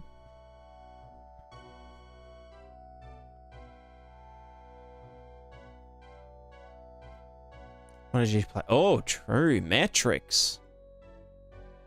Yo, that's fucked up. That's so many people. What the fuck? Jesus.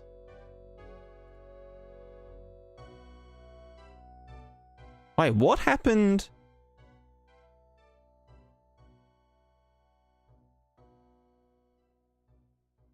What happened here? Wait, is that when... Oh, that was when OG started. Right. Yeah. And then... Yeah. And I'm guessing this is UEFN launch, probably? Or just like... Wait, when did user-generated content start? Wait, how long's UEFN been out?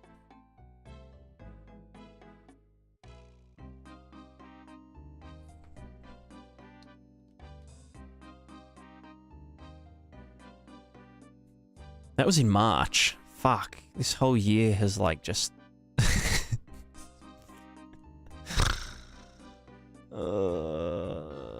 kill me.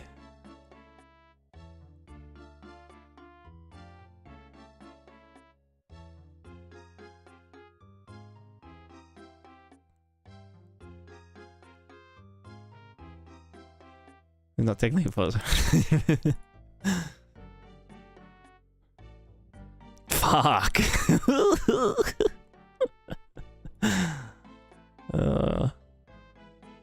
Shit. Nice.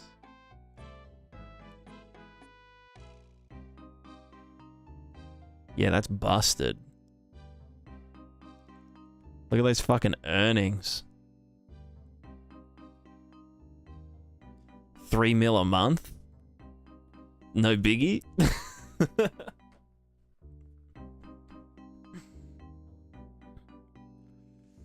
Yeah, that's nuts.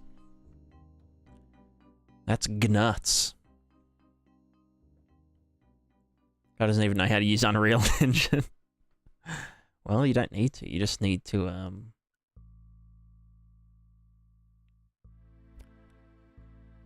you just need to know what Zoomers love.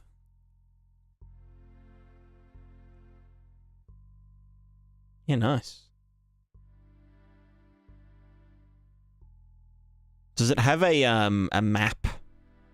Like sort all maps?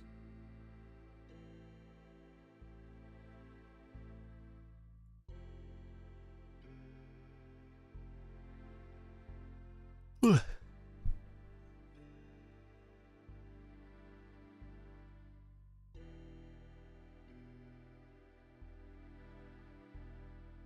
Great, there should be maps. So that's all. Oh, there's creators, but... Who's Epic? Never heard of Epic. Yo, Lego Fortnite? Pog?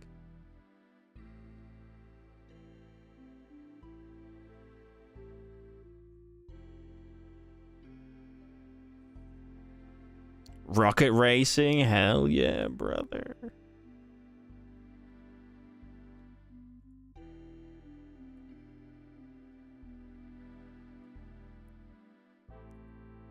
Yeah.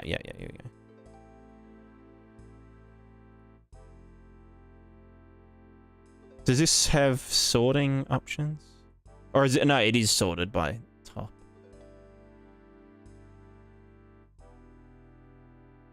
Right, so he's top. He's top of the food chain.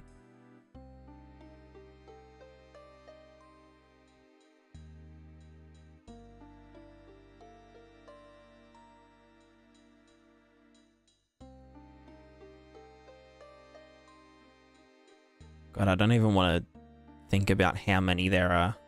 How do you even, like, get... Like...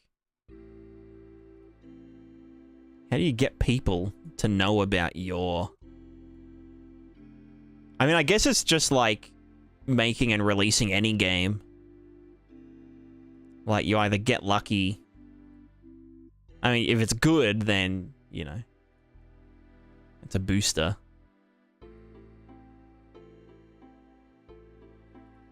So many. TikTok, true. Gotta get on that TikTok. Yeah, that's nuts. Pretty much a lot of you can use TikTok. True. You know what your friend should do? He should use his money to fund independent game developers. You know what I'm saying? You know what I'm saying?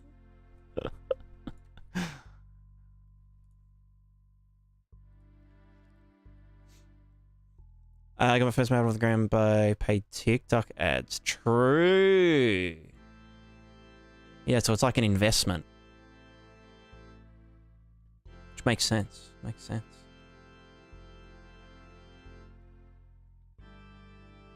Add UFN developer tier to your Patreon. Yeah, there's like the Euler tier, and then there's UEFN developer above that. How do you guys report the crap? Yeah, no, I can imagine. I can imagine it's very very volatile. It's a volatile market, fueled by angry children. But hey, you know what they say, you know, if you don't have haters, then you're doing something wrong. At least I think that's what they say. I've heard someone say that before.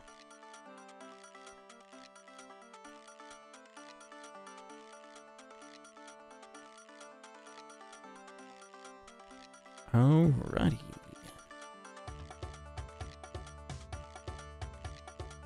I think Drake said that.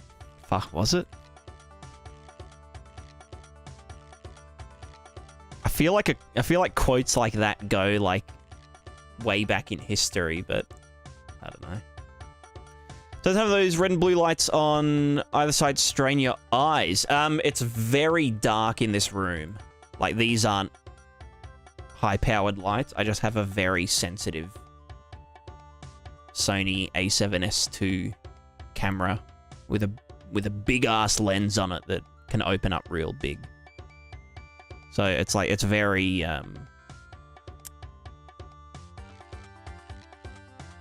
it's basically a dark room in here. I could probably tilt.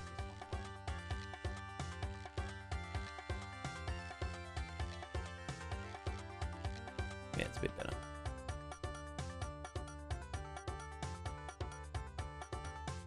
But yeah. Thanks for your concern, though. Nice low light camera. Yeah, it's the best of the best. Best of the best. Now you're probably wondering, why do I have like a $6,000 fucking webcam set up? Well,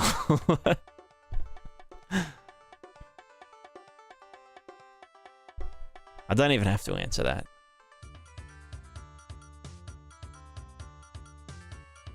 It's just vestigial from my old videography days, and I never downgraded.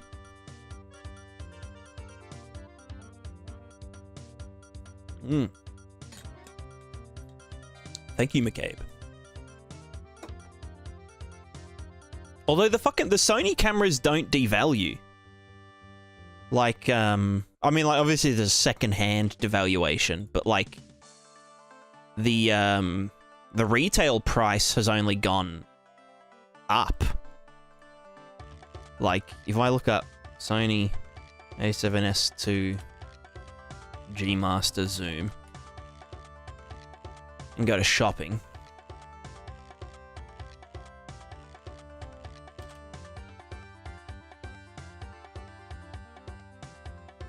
there's a Mark III with my lens. 7K. So, yeah, so yeah, it's pretty fucked. Pretty good. I feel like cameras in general being more expensive. Oh, like overall? Yeah. It makes it webcams a double price. Yeah, well, I guess there was that. The silicon shortage, something. I don't know. But that was like fucking years ago now. No, it's that with most cameras. I think they just ran into new ways to improve them. So there's nothing to drive down the cost of older. Yeah. Yeah, they've like reached a breaking point where they can't make things cheaper like better things cheaper or do, yeah. I get what you mean.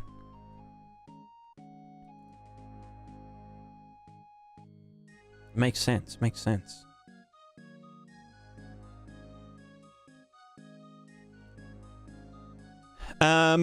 Use to document Australian wildlife? No, I don't go outside. GG, hello. Hope you're doing well. I hope you're doing well too. It's following your cell shaded tutorial, use it on a project with procedural building generator plugin and metahuman as well. A lot of the textures on the buildings and on the metahumans showing is bright white instead of the actual color. Have you just followed part 1 of the cell shader, or did you do the second part as well?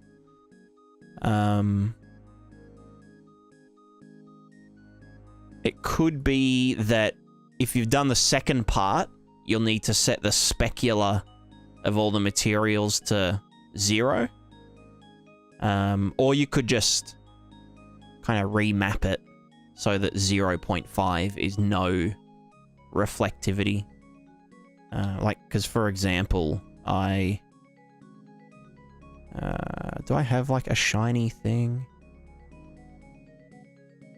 I don't. Oh, actually no, I can find like a metal, something metal. No, like an object. Okay, yeah, so like this fake shininess is just done by like hijacking the specular channel and factoring that into the cell shader. But it needs the, if I didn't want that, I'd need the specular to be 0. I probably should have just done it so that 0.5 is no shininess, and then 1 is like more. That would have been a lot smarter. And then I could have used negative specular to do something else. I'll probably do that down the line. I'm probably going to write my own shading model, honestly, at some point. Just because there's limits to post-process and whatnot, but yeah. But if you haven't followed that second part, it could be that the also just building a bright white irrespective of the lighting. Yeah, so it could be that the buildings are set to unlit. Or like maybe their color is set to 0 or something. Because if the diffuse color is 0, you'll get a divide by 0 error. Or like it'll be infinitely bright.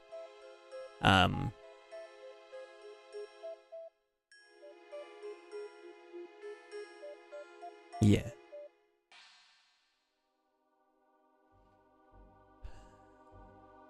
If you look at it in... trying to think.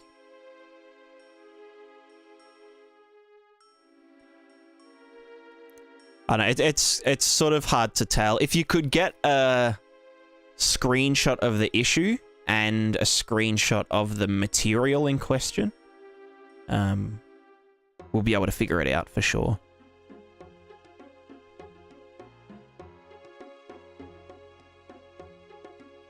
Show. Sharks. Alright. Large pris sim, blah blah blah. Nav node actor. We'll call this the... I could just keep them as actors, maybe.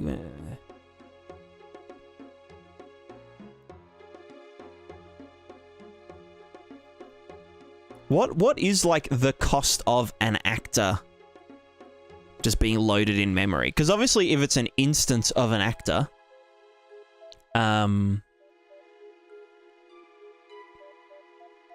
then like it doesn't have to have each individual actor and the entire class loaded in memory. Right?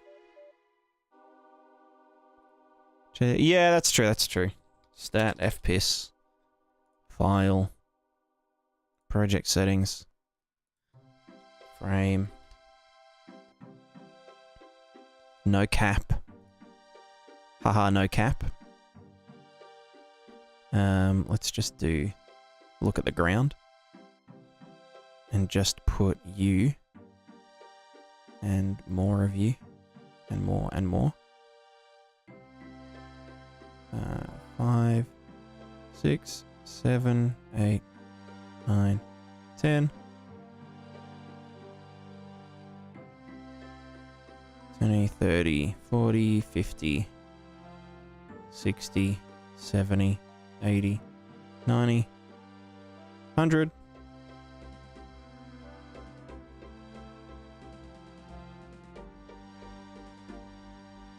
200, 300, 400, 500, 600, 700, 800, 900, 1,000.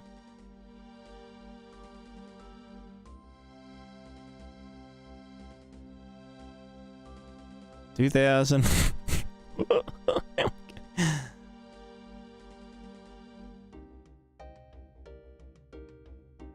Got moving them all at once is a nightmare. But yeah, if I just like hit play.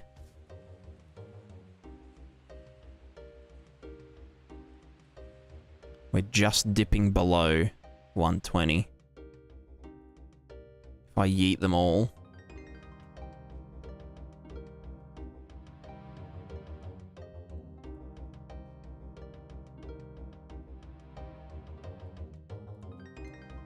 And then play again. We've lost FPS.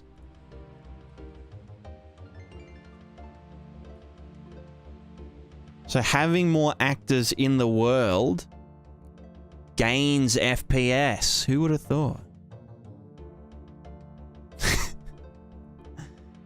Tick's disabled on them, but yeah.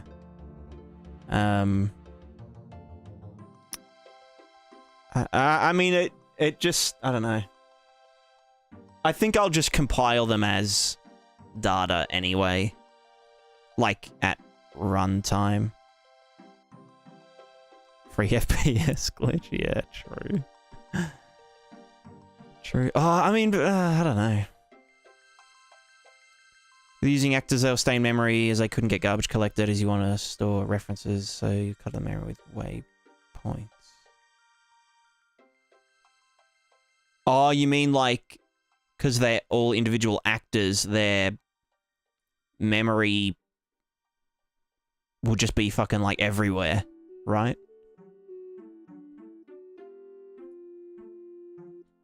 I mean, like, they should always be loaded. Like, all of them should be loaded at all times, because everything's going to be using them, you know? But yeah, no, that's a good point about having them spread out throughout memory in terms of accessing and shit. So I guess if they're all just in... If it's data only in one array, then that array will just... Because is an array always in... It's always in one chunk, isn't it?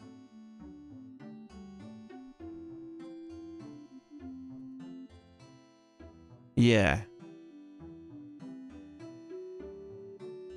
And you can set up like an array memory reserve. I don't think you can do that in Blueprint, but... the arrays in... Which I don't know what's... Pointers... Yeah, no, yeah. So I'm saying pull all of the data from the actors into a data-only array. So that at runtime, it's just data, but in editor, they're all individual actors that we can move around and link together manually and all that kind of stuff. Yeah, it's in one chunk. Yeah. Yeah, no, I'm sold. I like it. Also, that is runtime virtual texture. Needs to just go down a bit. Minus 7,000. There we go. As long as you use struct, yeah. Yeah, it'll be an array of structs, which will be... The struct will be a... nav point struct blah blah blah, I'm just trying to think how we would link nav points to in-game things, like a bridge or something. I guess the bridge just says, hey, I'm in charge of nav point this one, and I can edit it on the fly. That would make sense. So the nav point doesn't care about the thing that is in charge of it gameplay-wise. It just gets edited by that thing, so it has full control over that nav point. Yeah. So there's a data asset. Some can even have a nickname like bridge, and that easily edit small things without having to spawn them all. I getcha, I getcha. Well, I won't be spawning them. They'll be alive in the editor all the time.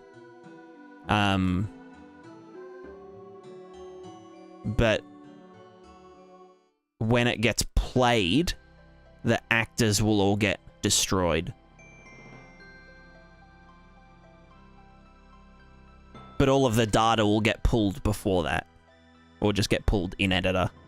So there'll be like a copy of all of the structs from the actors and their locations and stuff.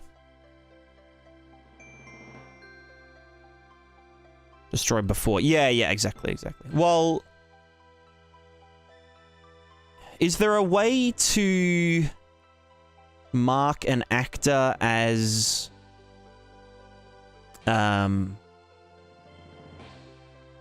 like editor only? Because like we don't want to have to go through, you know, 10,000 actors and destroy them on begin play or something. But we also don't want them to be deleted so that when we come back into the editor, you know, they're gone. Know what I'm saying?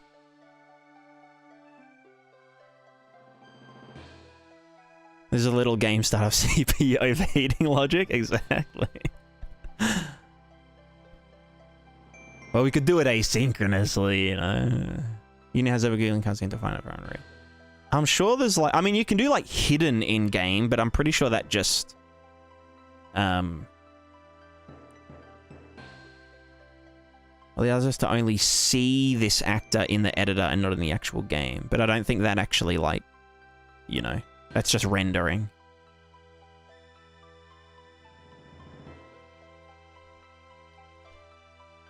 Is editor only? Is editor only actor? Where this actor is editor only, used with care as if this actor is referenced by anything else, that reference will be null in cooked builds. Okay, well there we go. We're good.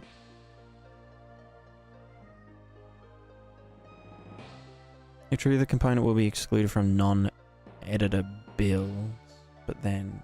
Yeah, okay. So that's perfect. So now we've got our nav node actor. Oh wait, we need to do our struct. So the struct... Blueprint, new blueprint struct. Pardon me. This is PLSS nav node data struct. Or just nav node data. Struct is implied by the fact that it's a struct. Struct type.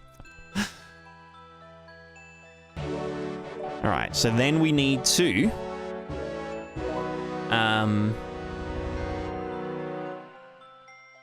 does it need to know its own ID? Probably not, right? Also, Kebab, hello. Ugh. How was the stream? I hope that the devil is going... Did I just say devil? I said the dev. Hope the dev is going well. I mean, I hope the devil's doing alright as well, but... Pretty good. Nice. We are, for anyone that's just joining, setting up how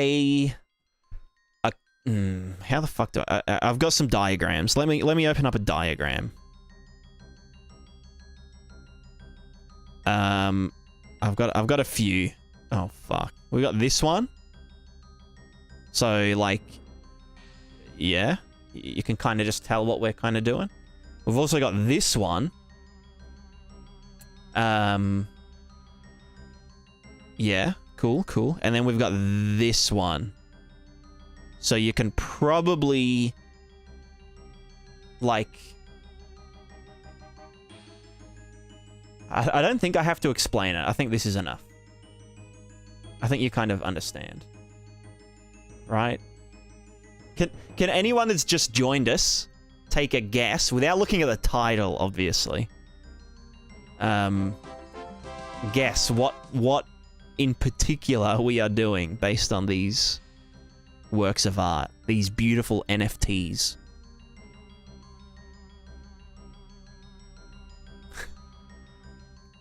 I need to print and frame like a lot of it. I've got so many fucking paint diagrams.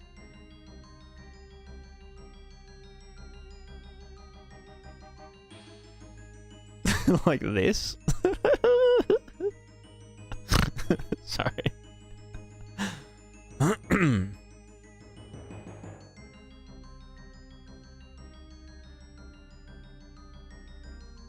Wow. Oh, back in the when I used to just do it on a white canvas. Ouch. My eyeballs. Coach roleplay. Yeah, that's it. Guessing you're building a world-sized nav system. Yes, you win the prize. You win the prize. Also, see you, Kebab. Probably not here anymore, but thanks for the raid. Alright, so our nav node data struct. This is a location. Vector. Bam. This is the...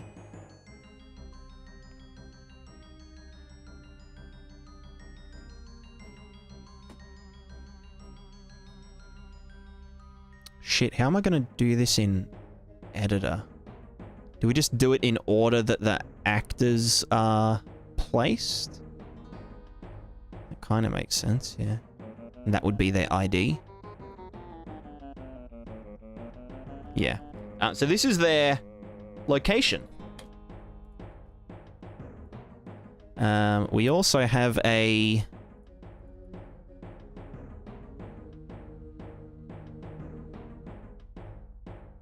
linked nav node IDs. Well, no, linked nav nodes. Linked nav nodes. So this will be another struct, which is our... What would you use the ID for? For linking them together. So it would reference the index in the node array that it is connected, that it's connected to.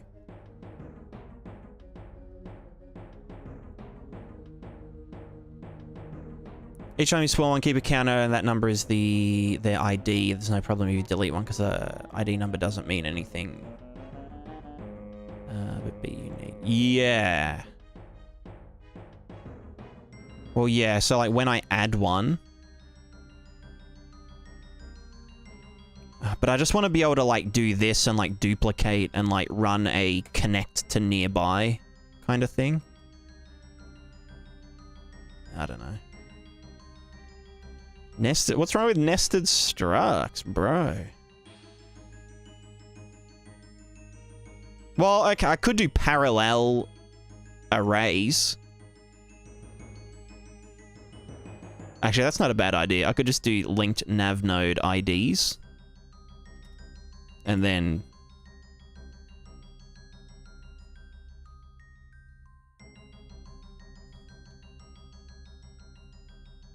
and then linked nav node costs.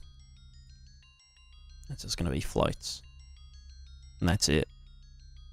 Right?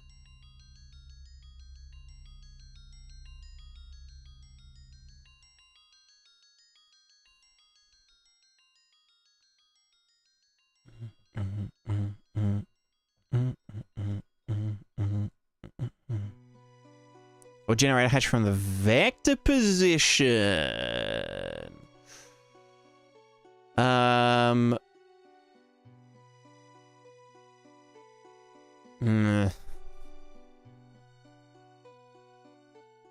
I don't want to have to sort them, because we want to put them in an array. We don't want to have empty array bits. Ah, fuck. I don't like it. I don't like it.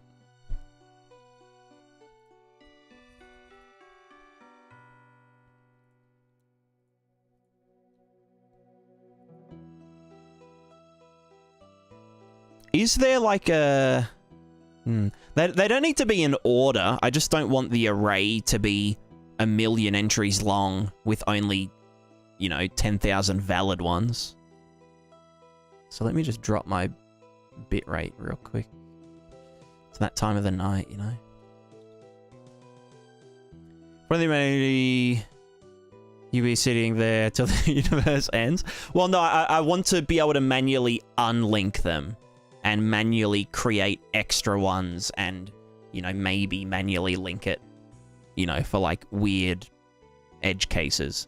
I'll do like a, just to generate them all evenly spaced out as like a default kind of thing. But yeah, I'm just thinking, does, like...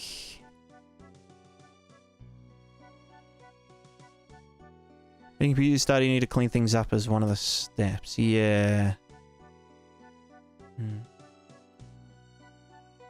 What was that noise? It's like a crying baby.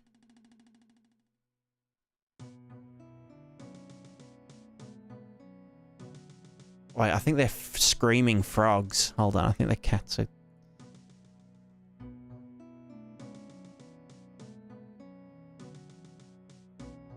Fucking frogs are inside.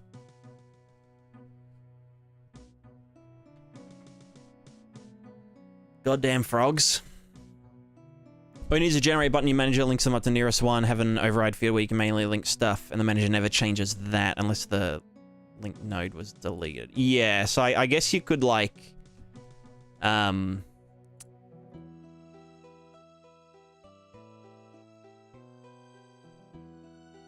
Yeah.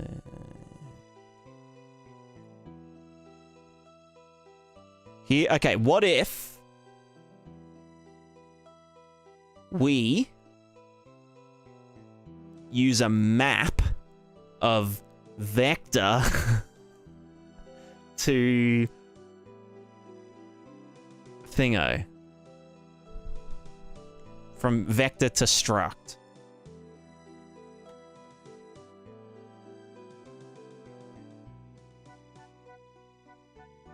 But why link them at all? I mean, you can get the nodes on the fly by getting the nodes to the target in a recursive function.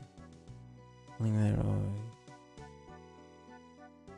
all. Because the links themselves might have like a cost and whatnot.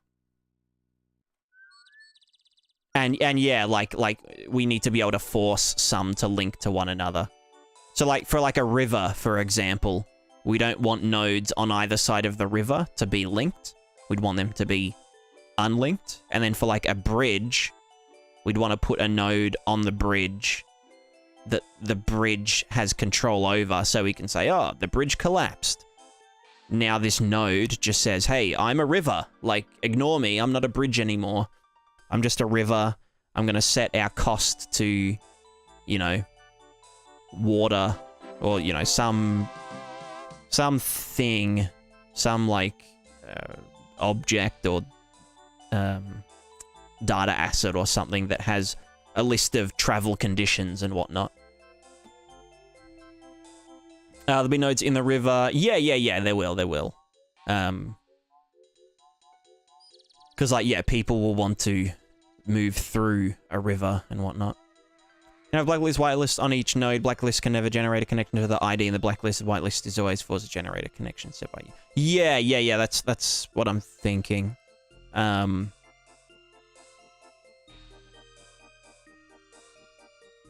The goal is to make this data entity. You shouldn't really care how long it takes. It won't happen at runtime. When you compute the network, you should clear all the data. Yes. I'm just thinking about adding and deleting nodes themselves in editor. It's super easy if there's a on delete or like function like on deleted in editor. You know what I mean? Because then we can say, oh, look through your array of connections and remove,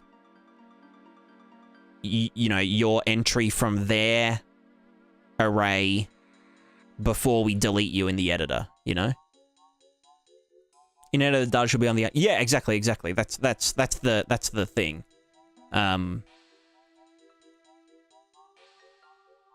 could just write a just a custom event called delete node. Right? Which can then destroy actor. But also do the check. Or, you know, remove it from the other things. Do you know what I mean?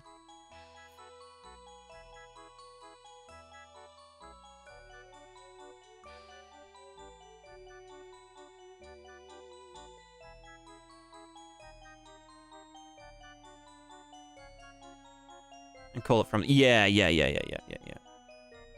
Be on the actor and in the manager data duplicate. Well, the... Yeah, but the manager's version of it, like, there'll be an editor button that says recompile all the shit and whatever. So the actors could use actual refs rather than IDs. They get converted to IDs when it gets computed. Yeah?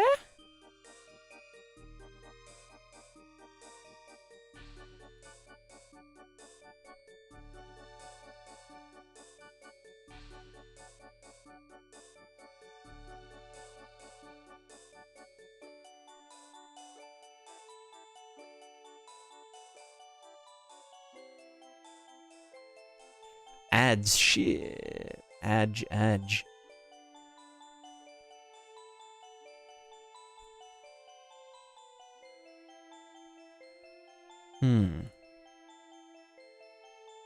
So let's give this a debug. Static mesh.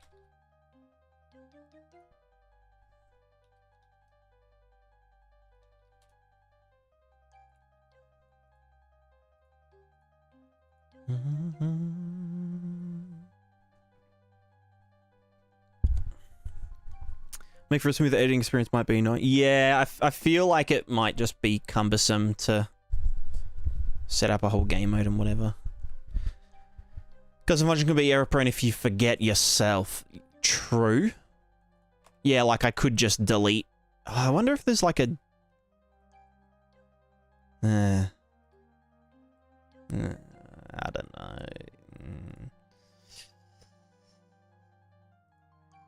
Begin destroy.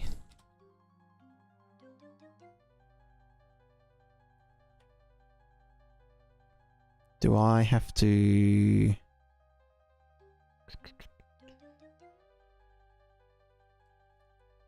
In overrides, yeah.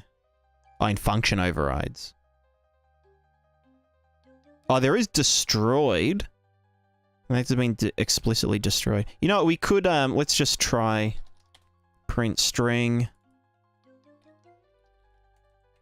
Blah, blah, blah. And just see if this happens when, like, in editor. Well, no, because... Yeah, no, I don't think it does. Is where I hear you'll have invalid data? Yeah. Because, like, one will be linked to one that doesn't exist. Like, obviously it doesn't... It's not gonna... matter. But, yeah.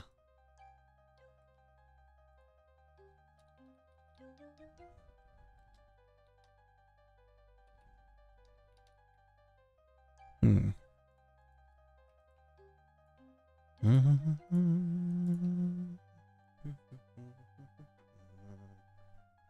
On constructor is a pre-compute step. Each actor needs to validate the data. Yeah, well, no, I guess if we're using actor references, then it's absolutely fine. Because I was more thinking like, okay, well, if we're like generating like an integer ID, then if we delete one and make a new one, depending on, and you know, if we wanted them to all be like no empty entries, then it would take its ID potentially, depending on how I, you know, did it and whatever. But yeah, I think just referencing the other actors. Oh, but then that's in here because I want to just take the struct and just add the struct to the array.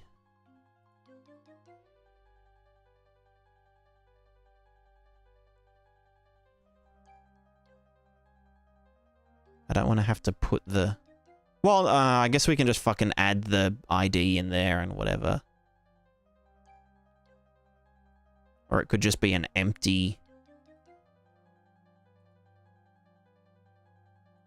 Do you know what I mean?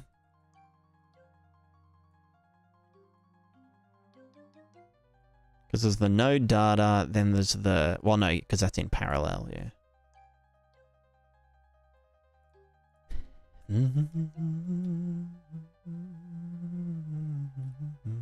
I should have a function that builds the struct. Yeah, yeah. Yes, yes, yes.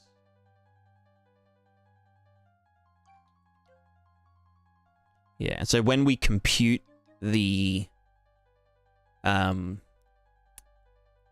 we compile all of the nodes, we will just go through all actors of class navnode actor, and just in that order, give them, like, tell them what their ID is. You know, 0 to, you know, 50,000 or whatever. And then go through and construct them all. And they can pull, they're referencing the other actor that they're linked to. They can get the ID from that one, because now they've all got their IDs that are all unique now. And then make their struct, pass it into the manager.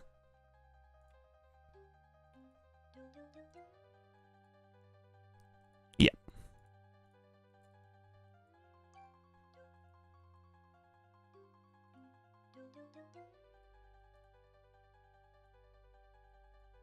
I like to understand a problem by coding stuff, as I know my first attempt will likely get binned. Yeah. Sorry to bother everyone. It's crazy how UE5 opening my temps CPU 48 GPU 40, knock to a fan, blah blah blah. Open any window or navigate in, starts blow up. CPU 60 GPU fans to 1000 RPM. Have you capped your frame rate?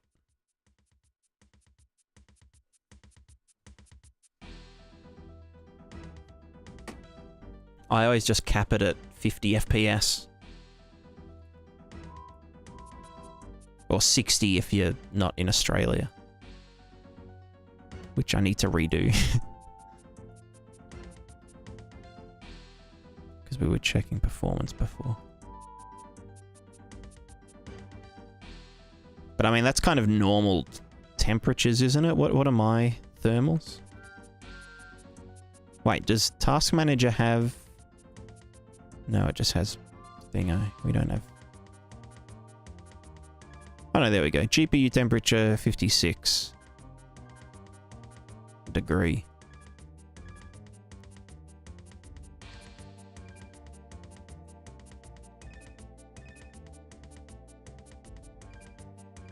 Three fans at 1000. Well, that's just your computer sets the fan speeds. Like in your BIOS, or, you know, when you start up, you can hold down one of the buttons. You can adjust your fan RPM curves so that, like, you know, as temperature gets to this thing, fan speeds at this speed or whatever.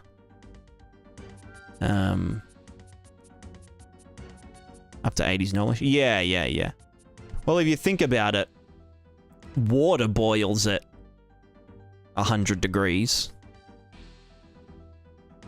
And computer components aren't made of water.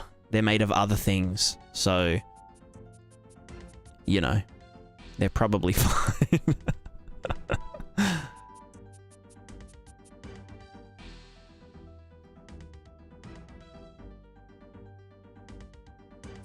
The Ryzen CPU can safely handle 90 degrees. Well, there you go.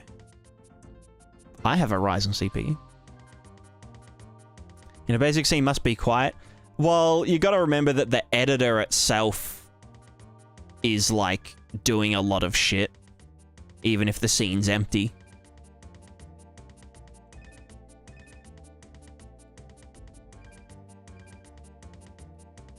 But yeah, like, you've also got to remember that, if you're running, like, a game engine, or even just a game with an uncapped frame rate, it will try and utilize 100% of the CPU and the GPU to push out extra frames per second.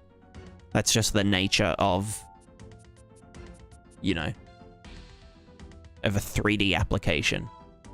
Like, its priority is, let's push out as many frames as we possibly can.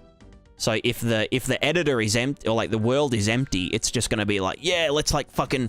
let's just render this empty scene, like, as many fucking times as we can per second, you know. And I kept to 50. You can go to Edit, Project Settings, search Frame, and then look for Fixed Frame Rate. Use Fixed Frame Rate, tick, Fixed Frame Rate, whatever you want it to be. That way you don't have to type it in every time you open up the editor. You can do a custom time step. No.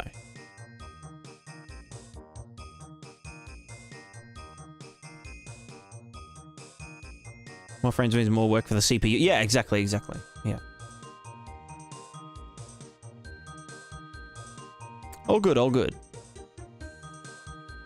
All right, nav node actor. So this is just gonna have a...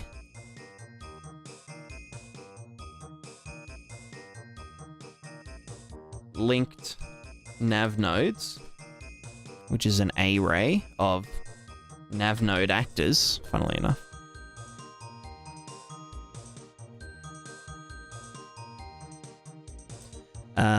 And then in parallel, we're going to have linked nav node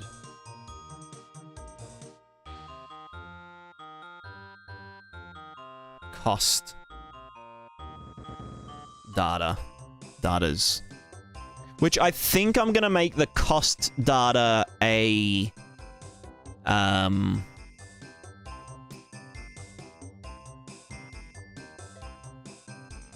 fuck, what are they called? A data asset. So there'll be a data asset which has a function called return cost. And then it can have rules. Because, like, for example, a river... like, the only reason a river is costly is if you are wearing full plate armor, or, you know, you're driving a carriage or something, and, you know, it'll get fucked up. But for, like, a hunter or someone, it's, like, a very mild inconvenience. So I think doing it that way, where we can have the cost rules per node, as like oh, this is mountainous terrain or something, or this is just off-road terrain, and give it a data asset rather than just a cost or something. I think that's the best way to do it. So we'll call it a cost profile. Fuck, I feel smart doing this.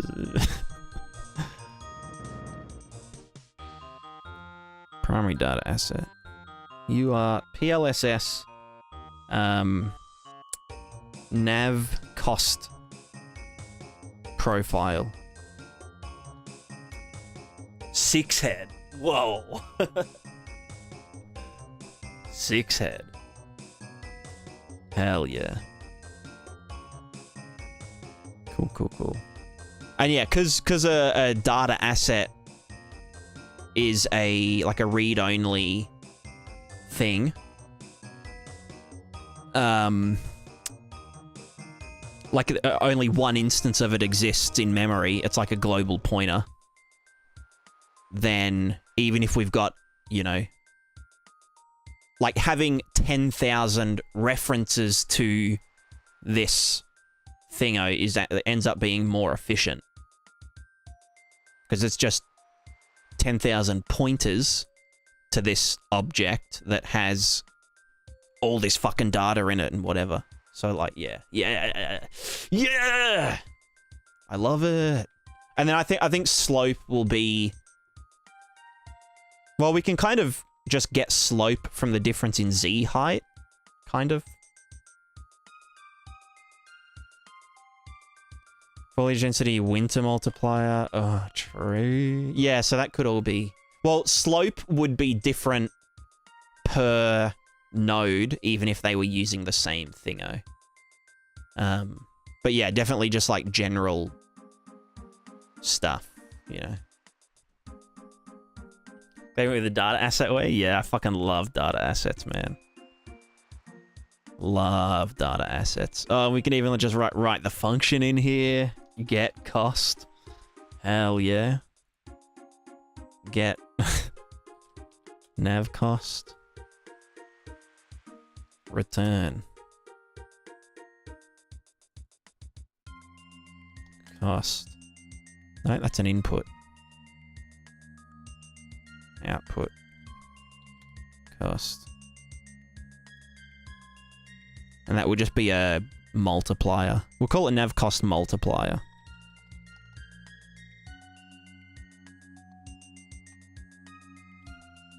Which again, we're not going to worry about this for now. But I just want to have it set up.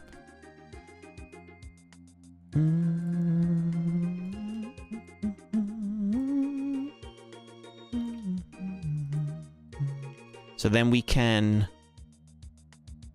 it's not child. We can do... Make miscellaneous data asset. Of nav cost profile. You are called... PLSS. Nav cost... Well, no. PLSS default nav cost profile.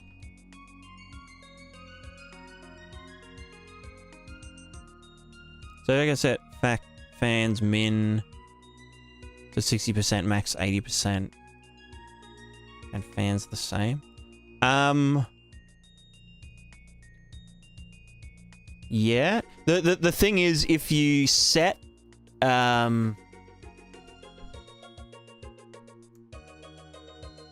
if you do kind of like troughs and stuff with fans, you can get like weird fluctuations where like it'll heat up, so then the fans go to 100% and it cools down, and then the fans go back down to, you know, 10% or something, and then everything quickly heats up again, and it's like, oh fuck, go back to 100, and it cools down a bit, and it, you know what I mean?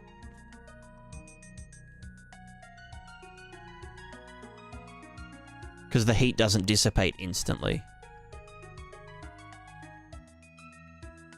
Alright, nav node actor.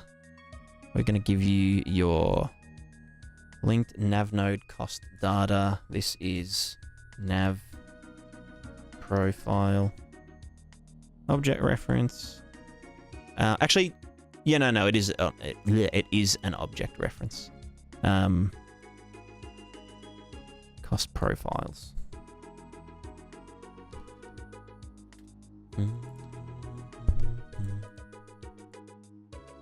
I'll be right back. I really need to wee.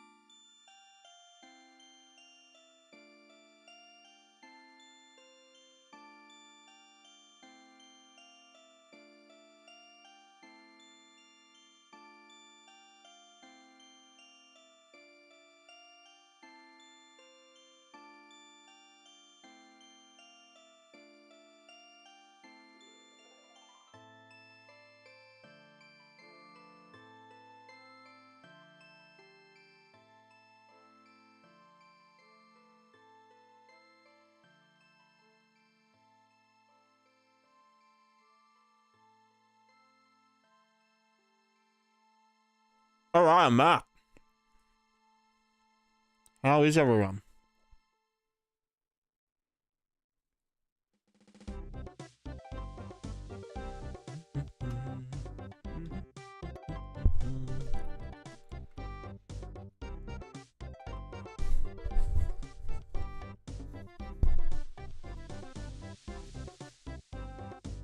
If this isn't in a...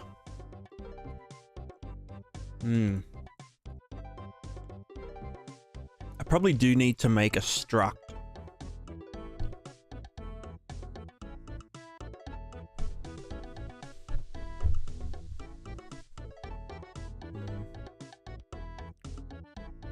I've seen some small studies saying that people think AI is smarter simply if it does more damage. Otherwise identical to the AI that does less damage. Yeah, that makes sense. That does make sense. No clips is straight. Yeah, exactly. I mean, you can't argue with that. Like, you got outsmarted. Like, you should have just turned on no clip and God mode and one-shot them. So, like, they technically are smarter.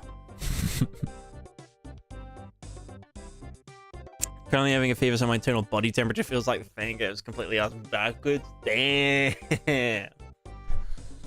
Yeah, shit.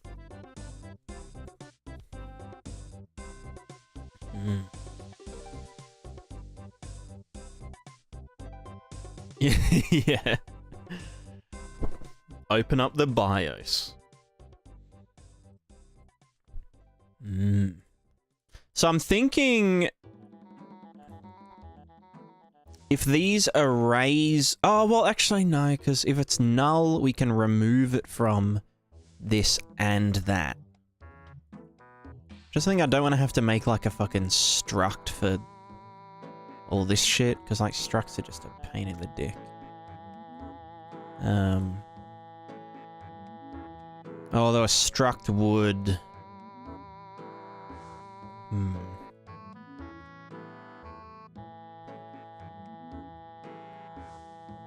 I definitely think I want to have another actor that just represents the link between them.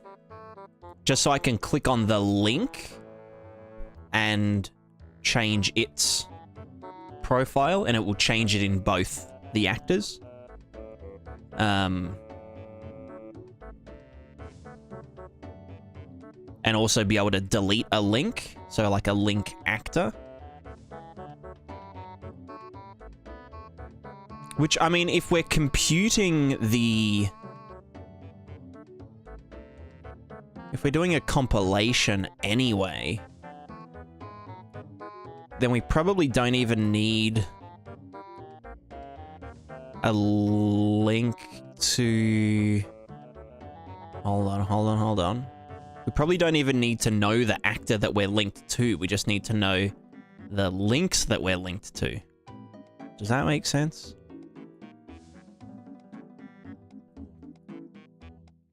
Unless we just know it all anyway. Because we could then just say, hey, what am I linked to? Ask the link, hey, what's the other actor? Blah, blah, blah. Do you know what I mean? Like, do we actually want to have... Well, yeah, it would kind of just be easier. Because...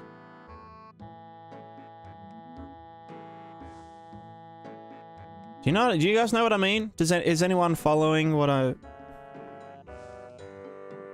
think, like, yeah, like, while in editor, I think if the link itself has an actor with, like, a mesh that is, you know, joining one to the other, so then we can just be like, oh yeah, let's delete this link,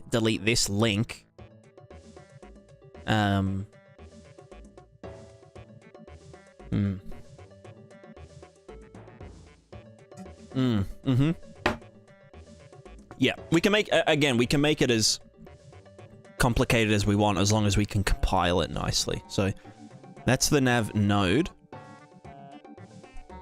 Then we're going to do the nav link actor. Let's also give this a... It's got a debug mesh, right? Cylinder. Basic shapes, blah, blah, blah. Can I change the... You know what I could do? Hold on. Default scene route. Blah, blah, blah. Move this up 50 units. Is that... Yeah, and then we scale the actor. Scale this by 1,000. And that's our... Okay, fuck. Maybe just by 10.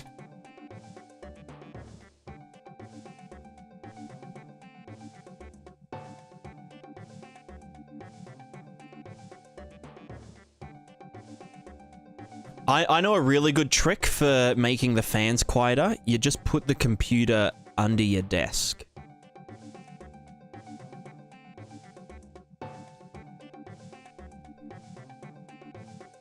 Although I don't do that. My computer's right here. Fuck. Someone asked, sorry, is the world procedurally generated? Yes and no. It will be procedurally...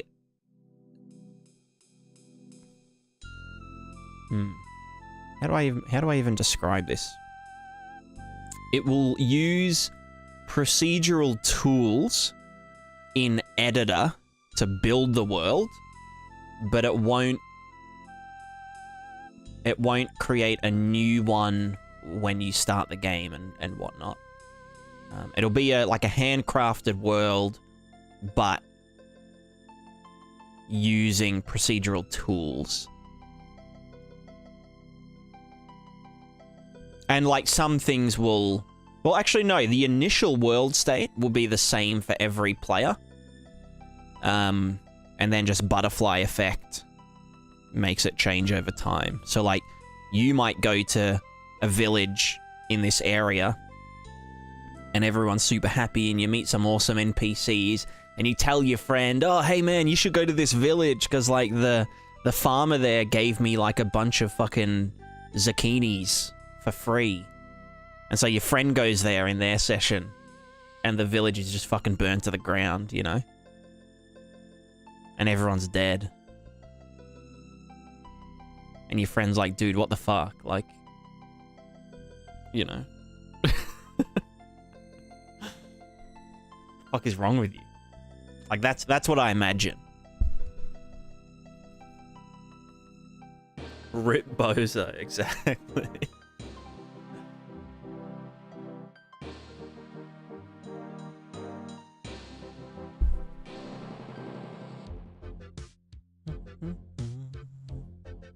Procedural generated, but not procedurally generated. Now that's 7 head. That's 7 head right there. Okay, so we've got the nav node actor. That needs to be bigger. You need to be bigger. We all need to be bigger. Be the bigger man. That also needs the nav node material, which is green. Look at us go. We're fucking killing it. Let's also make it bigger, like in the other ones.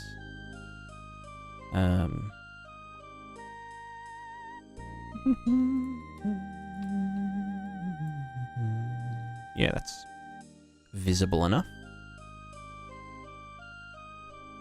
People getting smart in here. I think everyone in this chat is very smart. I mean, you'd have to be smart if you choose to spend your time watching me, you know? You know what I'm saying? Narum Sayern? Alright, let's do our nav link. Achter. Is the mesh origin? Yeah. So, we'll just fucking duplicate this. Nav link actor. And then what we'll do with this is... Fuck you. We will have a debug mesh, which is also a cylinder, but it is going to be like this. The scale, or the actor scale is going to be 111. Because then we want to actually place this where it needs to. We just place it in between them with the right scale, you know. Cylinder has a lot more triangles than ever. Yeah, okay, whatever. Cube. You know, that's a good point. It's got a lot more. Wait, is that a different... Wait, how big's a cube? Wait. Default actor scale. Is that the wrong cube? Basic shapes. I want the basic shapes cube, not the engine cube. Oops.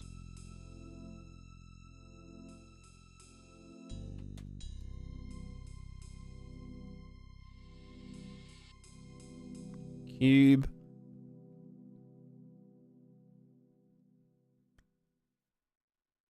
Basic shapes cube. There we go.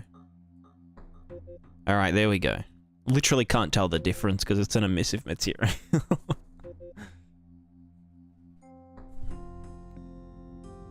Find the stream chill to have on his background audio while working, passive learning too. Yeah, that's like I'm always, if I'm ever...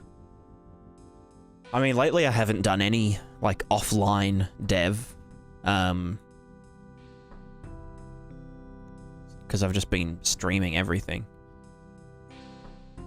But usually I have...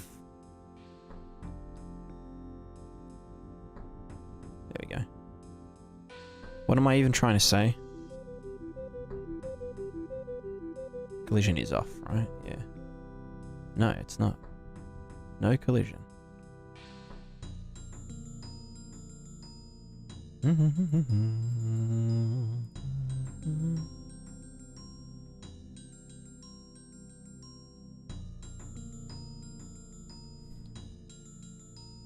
Just want to make sure that these aren't colliding. So, like, if we generate Navmesh or some shit, they're not going to get in the way.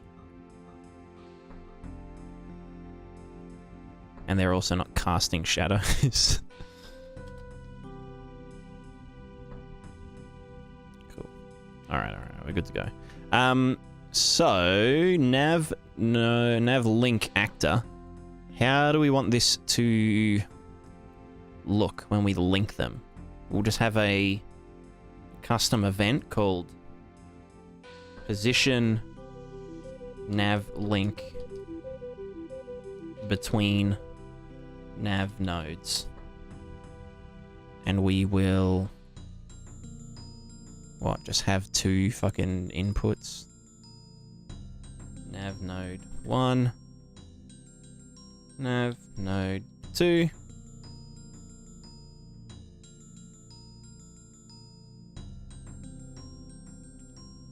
Nav node actor.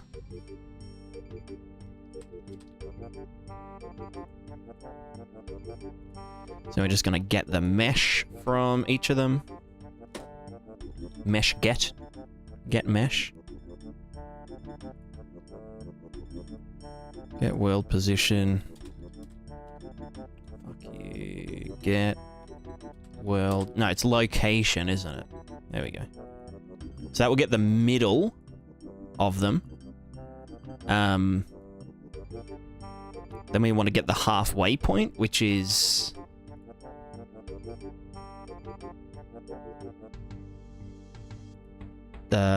Fuck, what's the halfway point? It's... that divided by 2. The average between them. Can you just go to float? Damn. So we got the average point, that's going to be the set location. And we also need the distance. The distance? What's distance in French?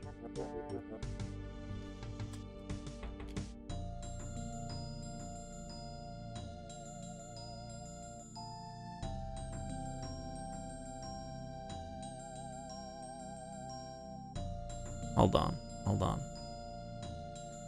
French translate.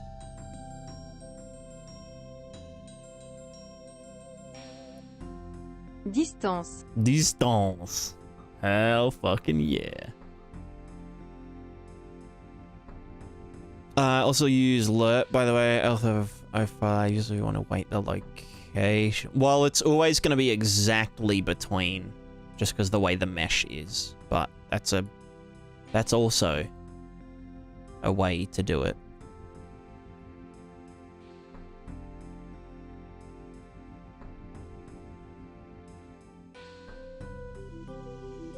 I mean, this can't get any cheaper, you know. It's like add 3 floats together, divide them all by 2. You know.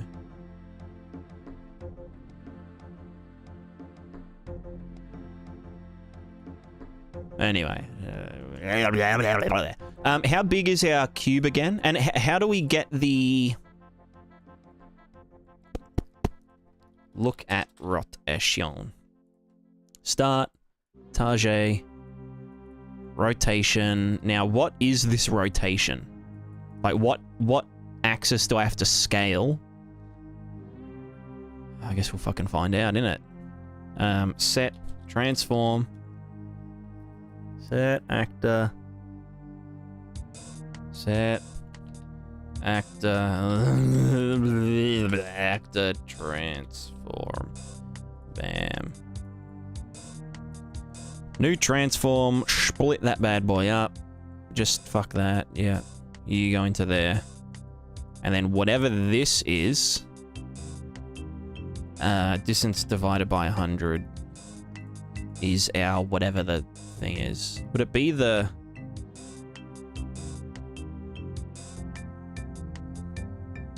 It's definitely not the Z. It's probably the X. Oh yeah, fuck it, we'll find out.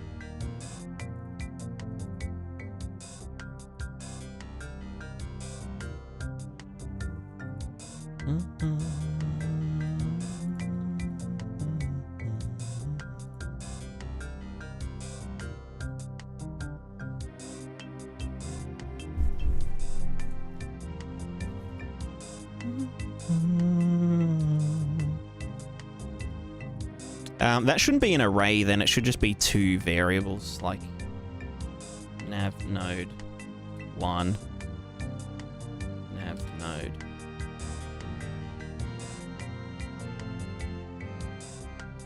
No, nav node actor.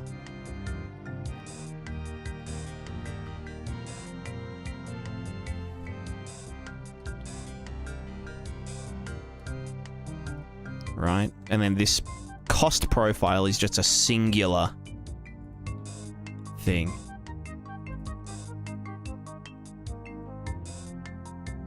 Fucking go there, you shit. Fuck off. There we go. Right, and then we can literally just do this. We don't actually have to have inputs.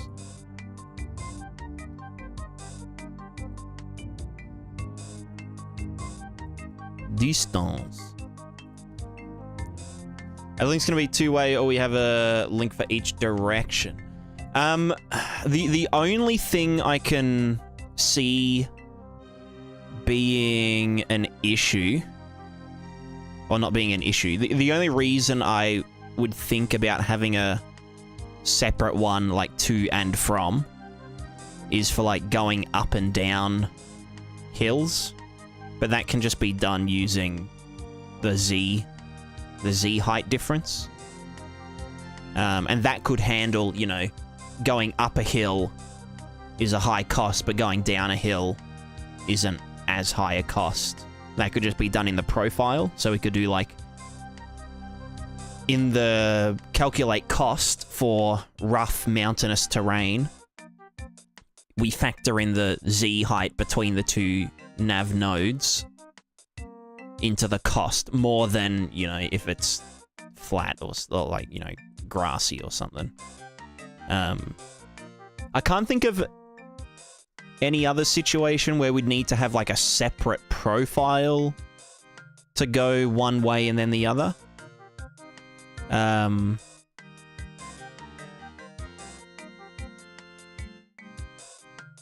Yeah. I guess for something like a river, if like, you know, if boats are navigating up and down a river, we'd need to know the direction of the river, but that's probably something else.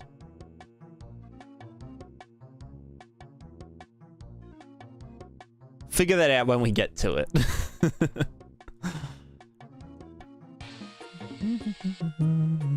Yeah. It won't be, like, at worst, it's just a, like, an extra vector. Like a normalized direction vector for, like, oh, this is the way the river is flowing for this node. Which can just be added to the struct. So this should position it between nav nodes, blah, blah, blah, blah, blah. Blah, blah, blah, blah, blah. So how are we gonna do the thing? We're gonna have to write, like, an editor utility. Well, how... Akudo, are you still here? How did you do...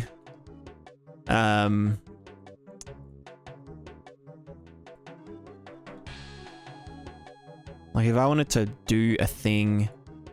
Do you know what I mean? Like, I don't have to, like, paste in a fucking reference and whatnot.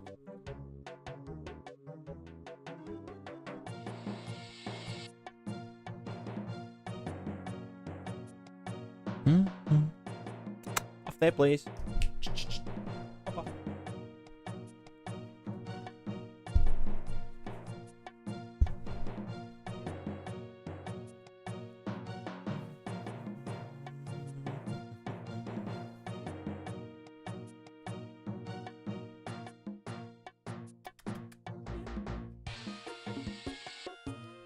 Just make the both of ours instantaneable, then you can select them in the editor. True. Maybe I'll just make a little... You know, actually, no. You know what? We're gonna do a tool. I haven't done one of these in ages. Editor utility blueprint. No. Is it an editor utility blueprint or editor utility widget? What? Wait, I've done these before. I can't fucking remember. Prismatica, debug. A widget. So the widget's the one that you can, like, put in here, right? So I can just, like, click these to click the widget thingo and good to go. Whereas a editor utility blueprint is like a...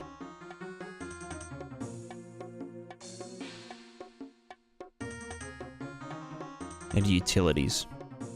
What are the... Yeah, editor utilities blueprint is just like a function where I can right-click this and be like, scripted asset actions, bulk add, bulk change material, bulk change scaly mesh material, bulk material reparent, bulk scaly mesh doodad.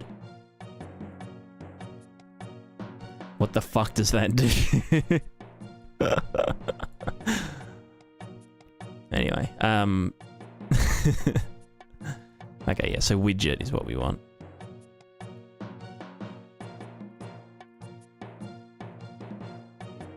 This should be in nav web.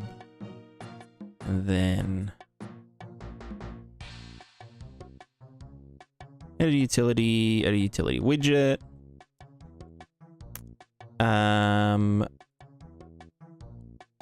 Which one? Oh fuck, now I have to, like, figure out how I want to do this. I mean, if Akudo was here, I could ask him how to use... Oh, I'd need to get the latest of his plugin thinger. We'll just do a fucking stack box, whatever. This is called PLSS link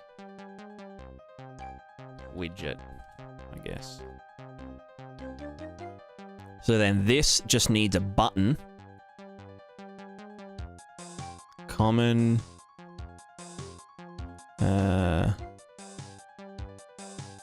Button.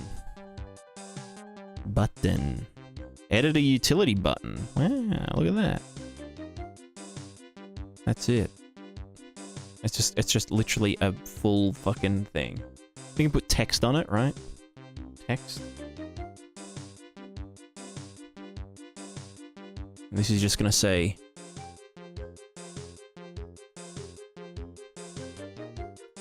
oh, there we go. Yo!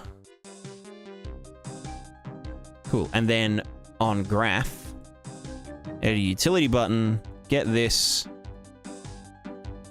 Oh, fuck, wait. Can we get, like, selected actors?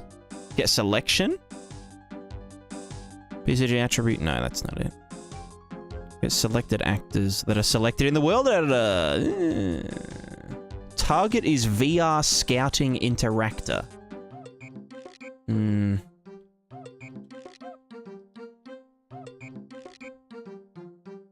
What the fuck does that even mean?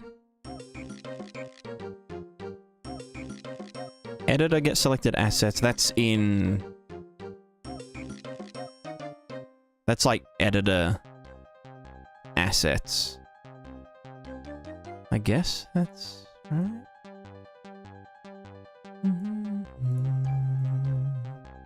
How do I get the, Here we go. On pressed. Bam. On press, get selected actors. That will work? Okay, okay. Wait, you mean the actors one or the assets one? Either way, it doesn't really matter. We want to spawn actor of, oh no, from class. World context. Do we even need a world context?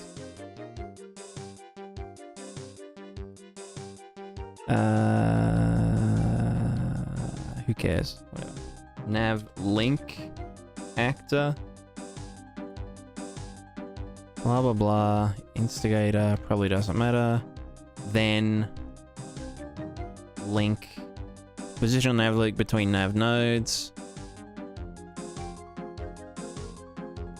Well, yeah, we'd need to just be like get. Oh, if I selected multiple of them and I wanted them to all link to one another. Oh, but fuck. How do I do that? Because I wouldn't want them to link with... I wouldn't want to double link. You know what I mean? I could just brute force it. So like for each. For each of the selected things, cast to nav link actor. Just to, you know, just double check.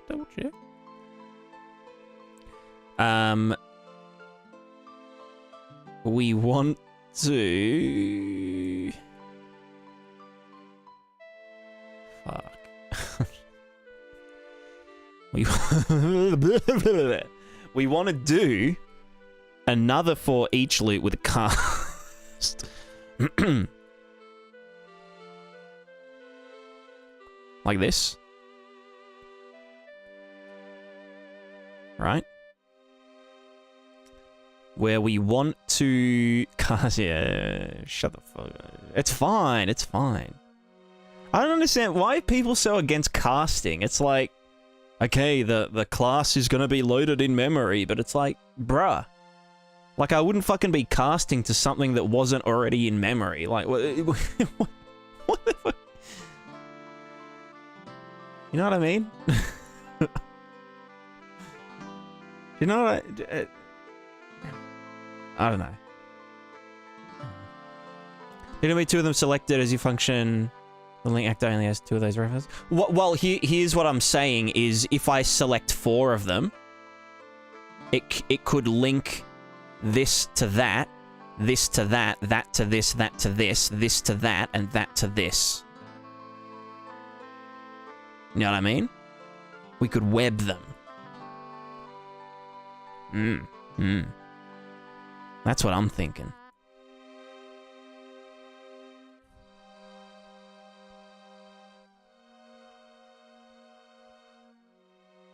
Oh, not nav link actor. They should be fucking nav node actors.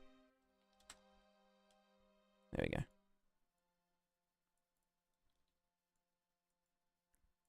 See what I'm saying?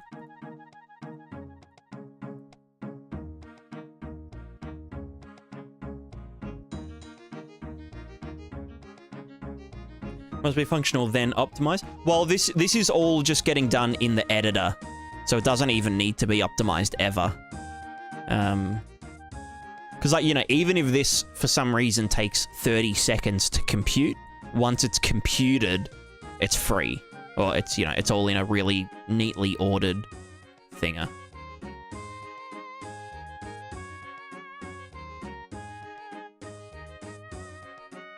Alright, nav node actor, get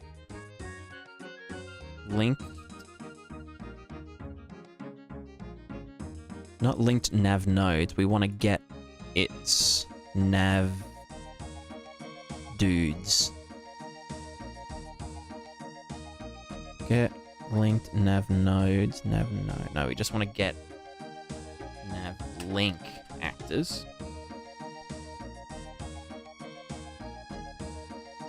Let's just call this links. We doesn't need a cost profile. Blah blah blah blah blah.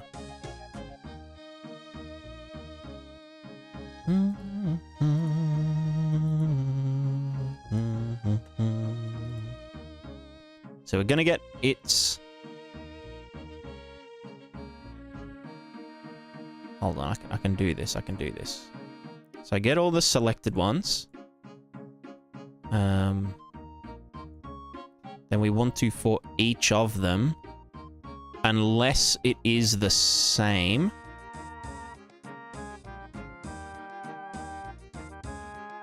Because again, some of them might be... Yeah, no, yeah. Let's just do... If they're the same, then yeet.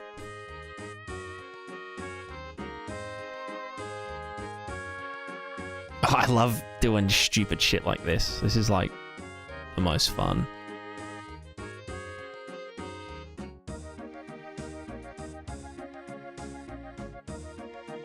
This makes me feel like a hacker, you know? So if they're the same index, just skip. If it's not, we continue on. And we want to first get this one's links and just check for each of the links of this one.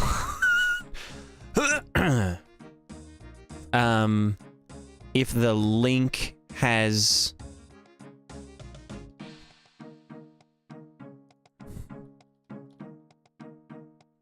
Fuck, what are they even called?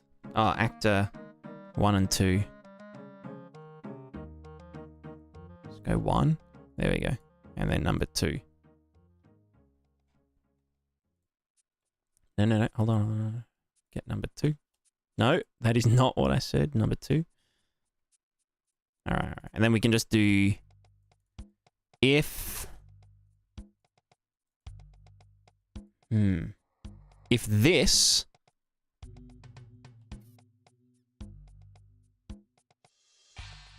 Hold on. If this one that we're with right now has a link that either one of these, because they're not ordered. I should have just done an array. It's fine, it's fine. We just want to check equal reference to this.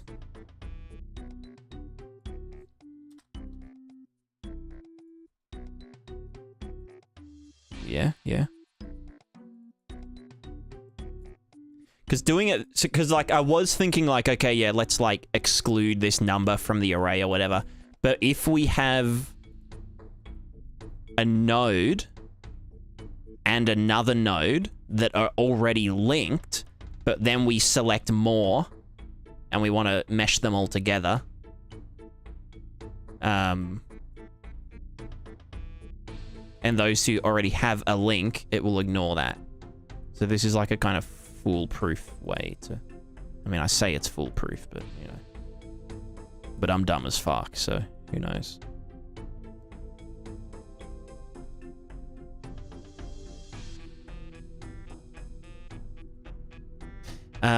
So then...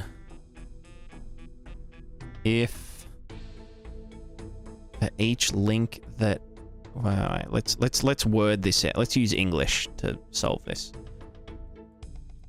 So we're going to get all of our selected points.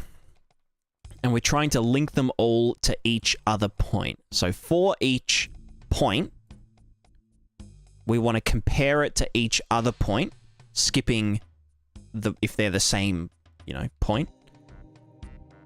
So number 1 to number 2, we check number 1 and we see if number 2 is already linked to either of it. If it is not, then spawn a navlink actor and set the thingos. Fuck off.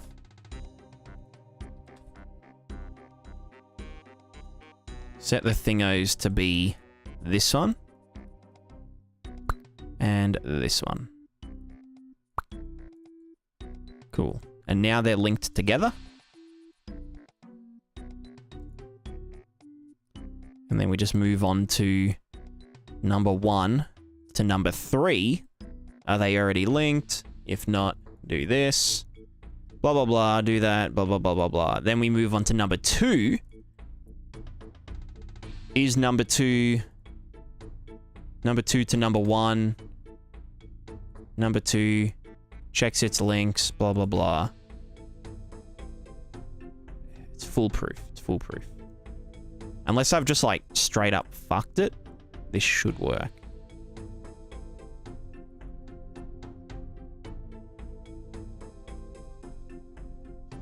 And by doing the checks rather than just using like deductive math or reasoning, you know, like what cowards use,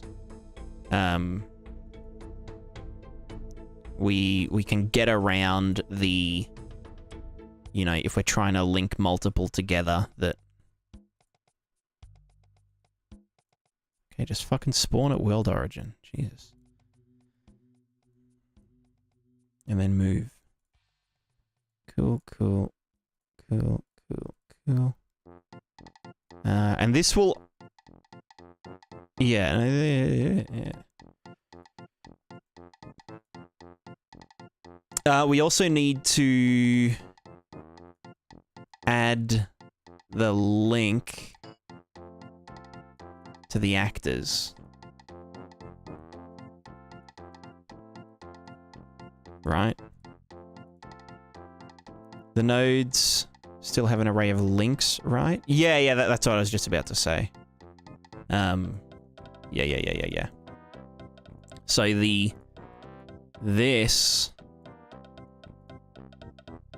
needs to add, just do add unique, why not? No, not that. Need to get your links. Add unique. Unique.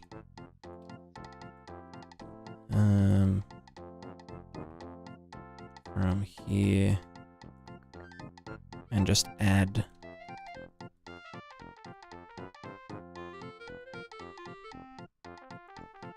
Boop, boop.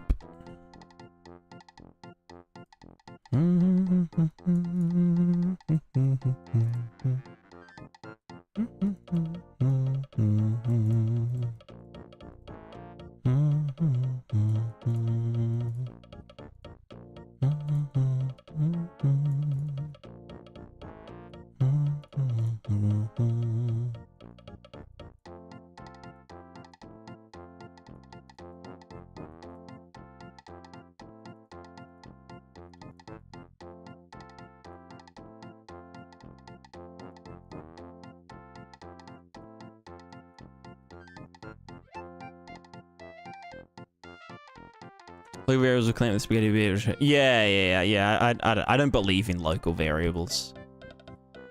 I feel like it's just easier to look at this line and be like, oh yeah, this is this one's array of links.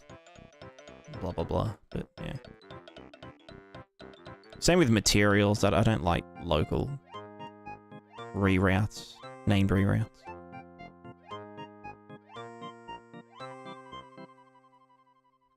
Got to use visual scripting to its fullest. Cool. All right, let's just see what happens if I run this. Put you down here. Yo. All right, we've got two fellas. And I hit yo, nothing happened.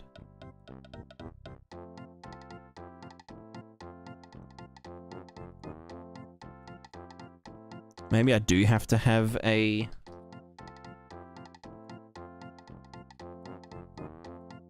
world context.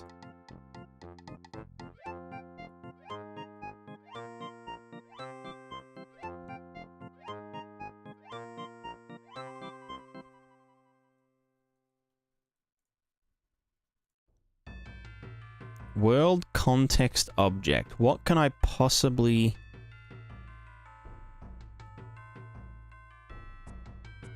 Or maybe it's not spawn actor. Oh yeah. Yeah, this guy's smart. This guy's got the fucking brains in him. Or maybe I'm just like giga dumb. Maybe I'm dumb maxing. I fucking love Zoomer Talk. Yo, bro's dumb maxing.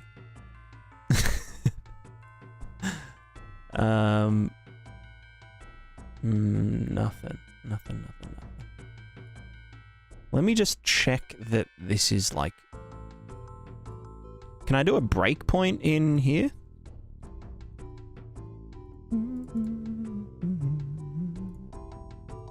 Maybe pressed is the wrong thing.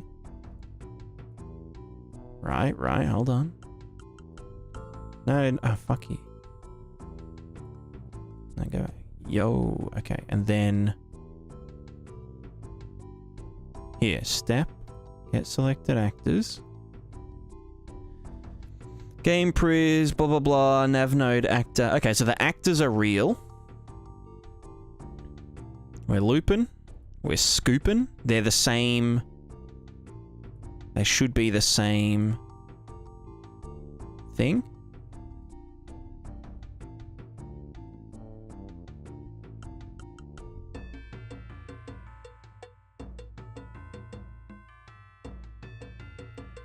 Wait, what are you?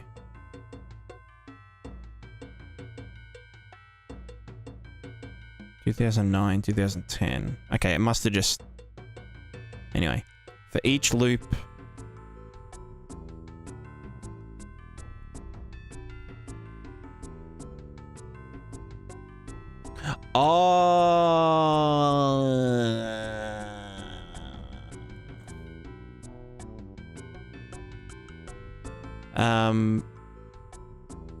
False or completed.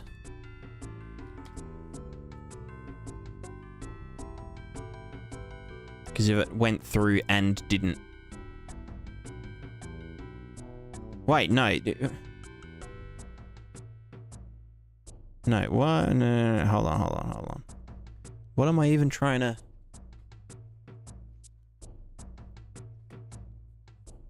No, so we're looking through each link.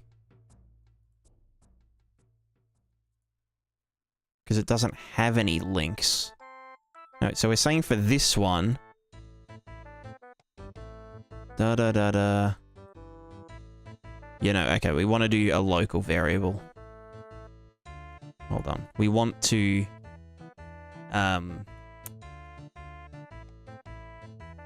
Fuck, can I not do a local variable in here? Oh, it doesn't matter, just fucking variable. Keep going! Skeleton! And then... You know what I mean? Like, we want this to be... if...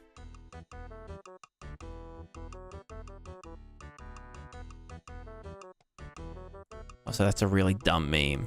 Just,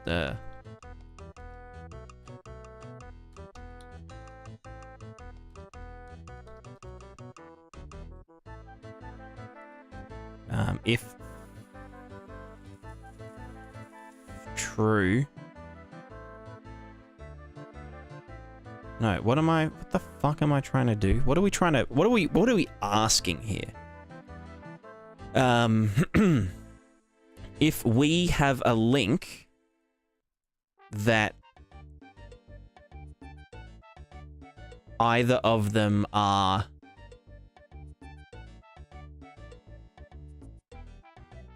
this one,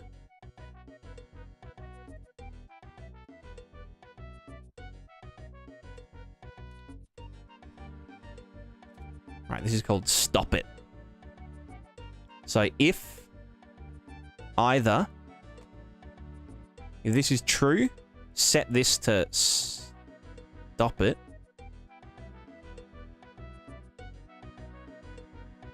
I'm confused. I'd want this to break this. Well, no, sorry, to break this.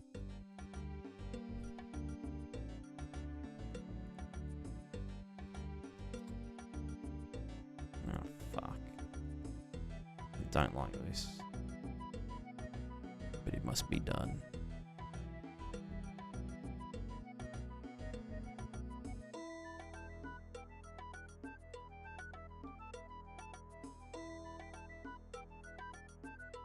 All right. So,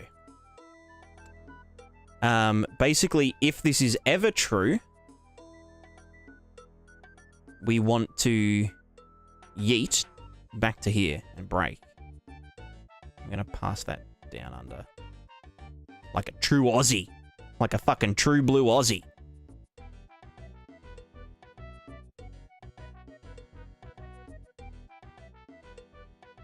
Bloody struth, mate. And these ones can just fuck off. Yeah. Okay, so...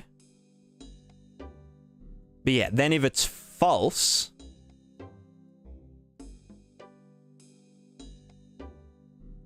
Then these breakers, right? No, it should be...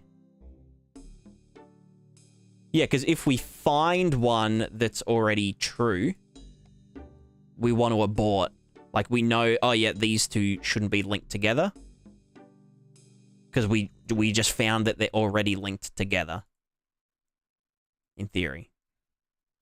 But then if it's false and it gets to the end, it means that there wasn't a link found. Then it means, yeah, we want to make it. We want to make one. I'm pretty sure this is right. Yeah. We'll just fucking yeet it. Yeah, so we don't even need that variable. Because for number one, we check, does number one already contain a link to number two? If it does, we say, oh, okay, let's... Yeah, no, you're right.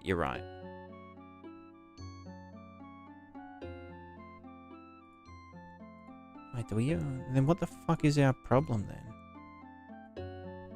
And we want to say for number 2, if we don't find that they're linked, we want to do this.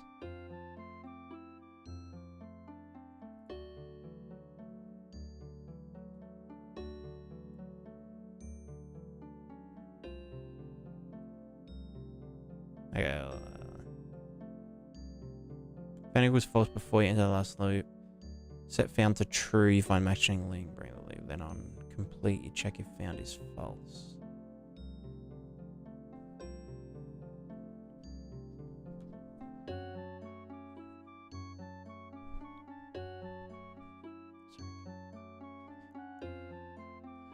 Wait, let me just let me just. All right, number 1. Looking at number 2. Does number 1 already link to number 2? If yes, do nothing. If false, we want to link them.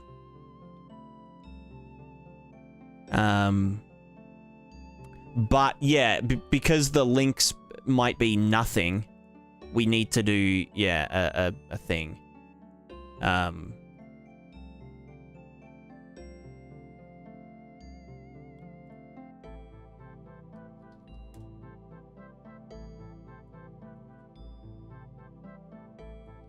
Make a function code is already lit. Yeah, look. You know what? Yeah. Now we're talking. Alright, nav link actor function is already linked, question mark, to the other nav node actor nav node actor. And we just want to get our... Oh, this is the fucking link. Oh, what the fuck? Fucking, what the fuck? Cut. Go to the nav node actor. I need to give them a different fucking thinger. Alright, paste the function in. Alright, is already linked. Okay, get our links. Bam. Get for each. Bam. Is actor 1 is 1 or 2 equal to this?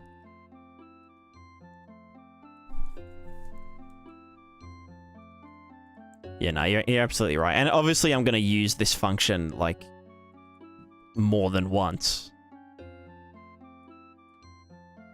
For, like, you know, auto-compute nearby, blah, blah, blah. And they'll have to check, are they already linked? If so, you know, FMA.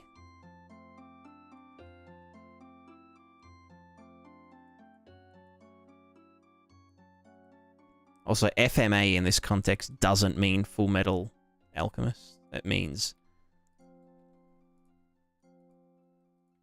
frick. Frick my ass.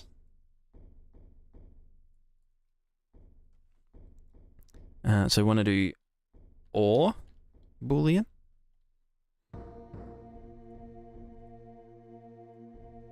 And then are they linked? Return after the end of this. So this is going to branch local fella.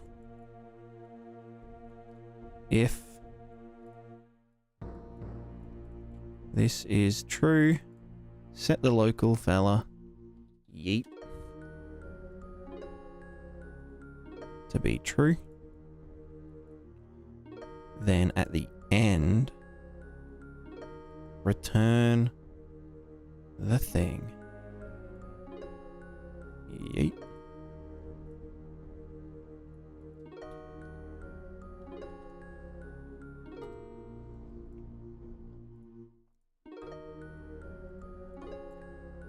Alright. Because yes, it does have to check all of the links.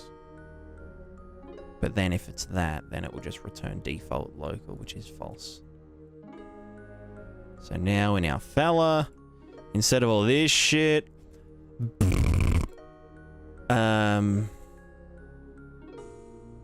yeet, we just do is, no, we want to do it for this one is linked. I mean, it doesn't really. Is already linked to this fella. Bam. For you. If they are, do nothing. If they ain't, we spawn a fella. Boop. There he goes. No fucking dumbass breaks needed. If they're not linked, do that. Fucking link them. You can... What are you coming from? You're coming from number... Uno.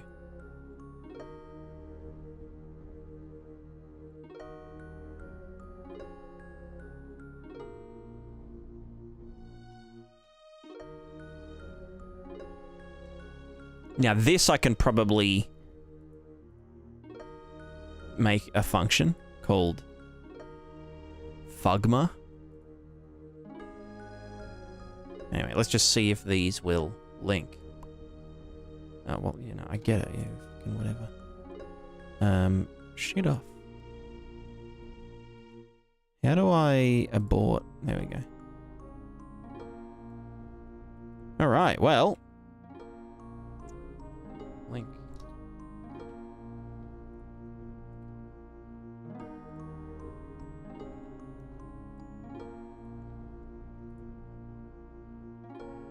Oh, hold on. Fuck. If I just click this again, nothing happens.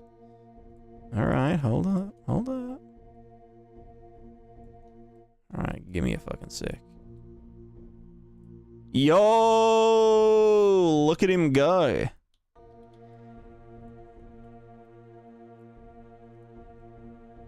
Now, hold on.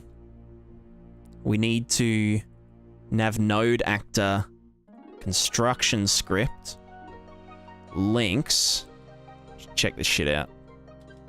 Check this fucking shit out.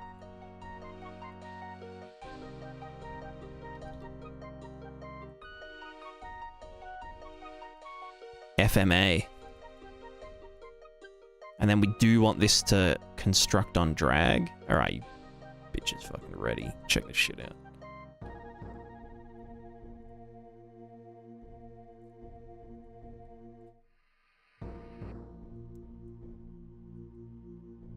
Yeah, well, fuck. Okay, why aren't you gonna... Well, fuck you.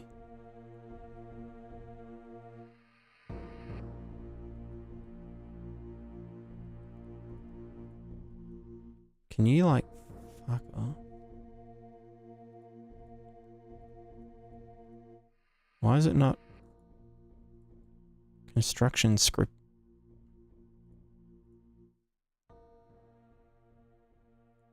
Yeah, it should be calling that in thingo.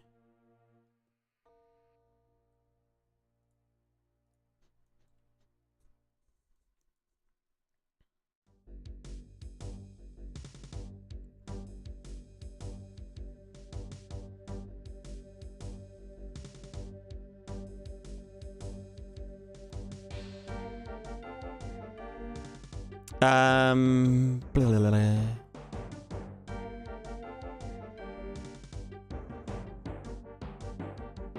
Sorry, someone asked a question.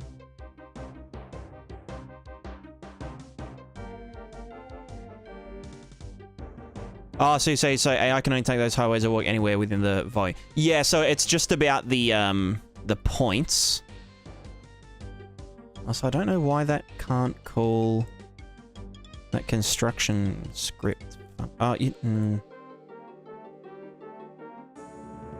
let's just do it on the nav link actor. And just be like on construction script run this. Why not?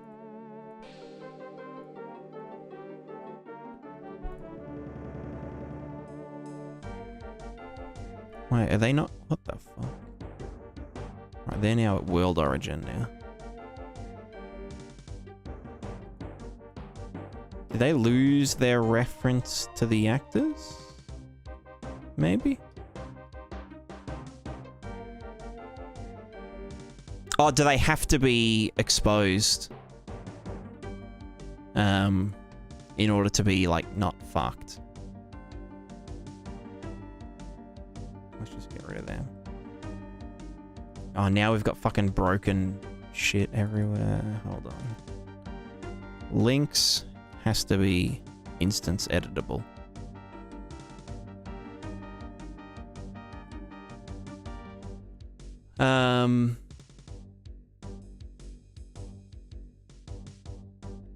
Once they're far away from the player, yes, but once the player gets close to where the AI will be, gets a more detailed position by random or something. So the highways use approximation at a distance. Yeah, exactly.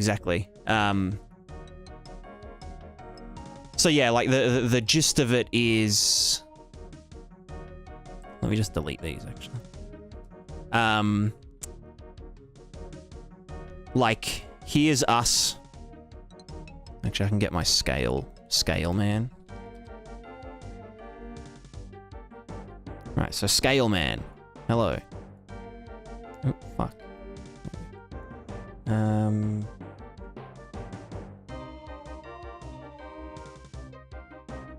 Right, so here's like us, the player. Right?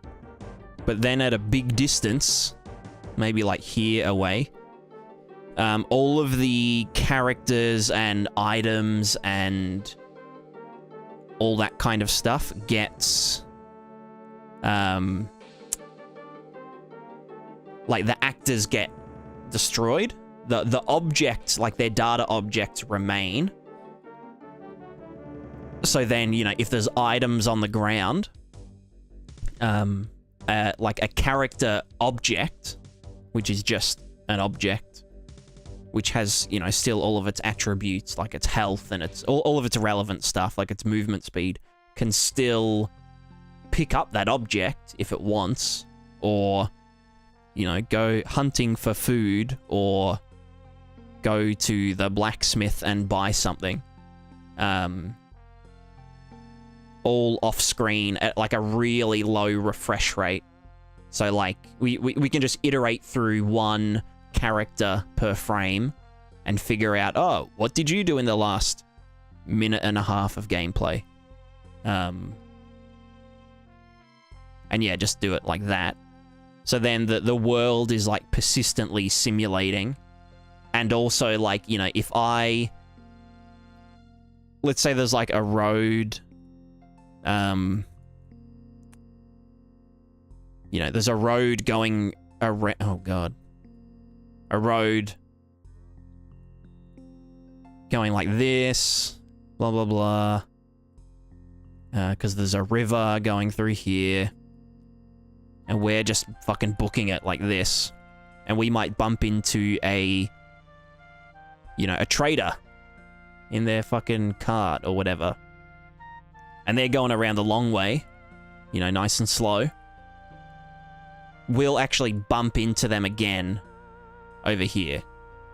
So it's all like persistent and whatever. And this guy will have paid the toll at the bridge, if it's a toll bridge. Like, he'll actually have, you know, less money and whatnot. Now the thing is with these nav nodes, so the bridge, there'll be a nav node related. Well, the nav node doesn't know anything about the bridge, but the bridge can bind to a nav node ID. And so, you know, if our nav nodes look like this, roads can probably be... No, I'd probably still just... Yeah, whatever. So then, okay, let's say this bridge gets held up by bandits or something. So we can, you know, give this bridge a higher cost, or, you know, people know to avoid the bridge, so this guy has to find a different path around. Or if this bridge gets destroyed, we can set this nav node's profile to just be river instead of bridge. So then the cost when someone computes going from here to there to here, it'll be like, oh, no, this is like really costly for a carriage because carriages can't go through river. So let's abandon that, you know, using like A star or something, abandon that route and try computing from somewhere else and whatnot. So that's the sort of idea of these nav nodes. It's like a really large scale thingo. Also, there's going to be ads in a second. At least Twitch, like, tells me that there's going to be ads, you know, it's nice. I think I need to enable ads on my YouTube stream just so, like, people come over to Twitch, you know?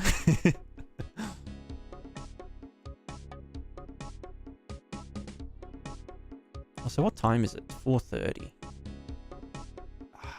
I'm so full of energy, you know? I can just keep going. See, this is like when things are going right, it just feels good. All right, let's go back to our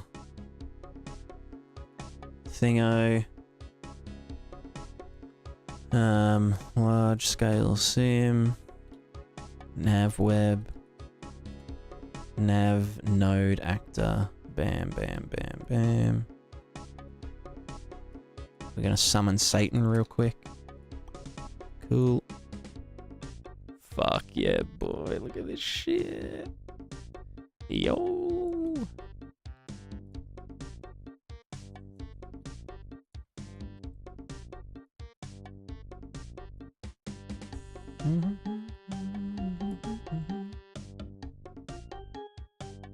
It's lit. And then if we wanted to have a new one, which does that one...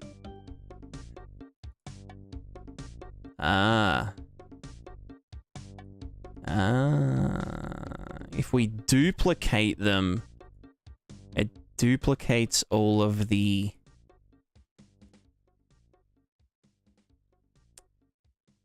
thingos.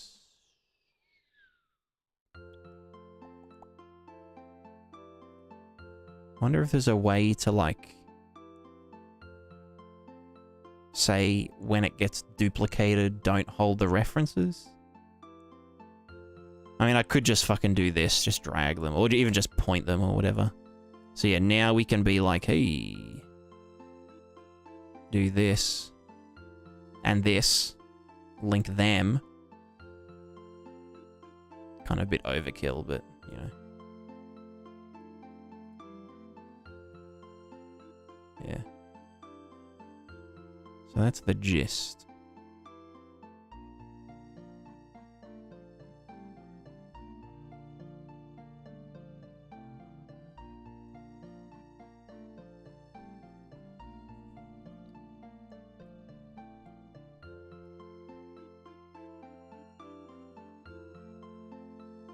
What class do those custom editor widgets come from?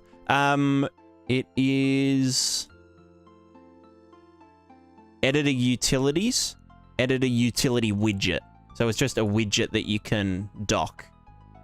And you just set it up like a widget. So you give it like a button or a slider or a tick box, and then you just say on pressed, run this stuff. And there's a lot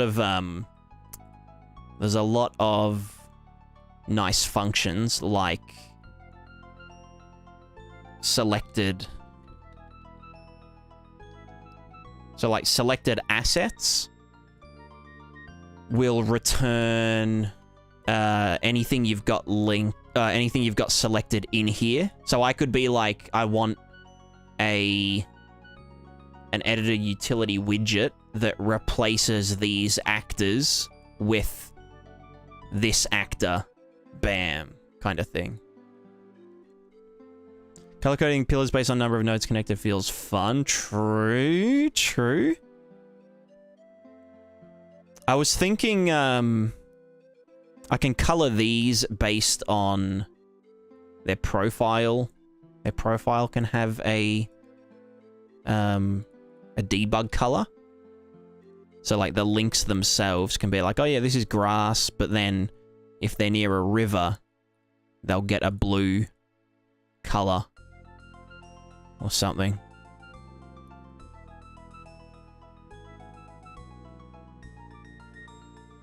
Yeah, nice. But yeah, ideally I wouldn't want this to actually link up like this kind of big thing. I probably want a function that can... Oh, I don't know. Like, basically do like a Voronoi. Oh, no, I can't do that. Like, if I put this one in the middle, I'd want to do... Well, like this, that. You know? And then... Do you know what I mean? Like, not link this to that directly, but link it through this one. So I need to figure out a nice way to do that.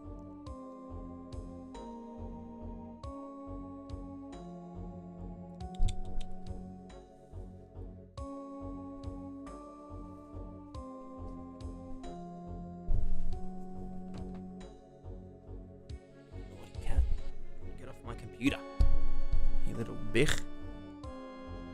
How would these nodes become aware of impossible obstacles? Would you have to manually remove link if it tries to pass through a wall or something? Well, if it's just like a even like a city wall or something,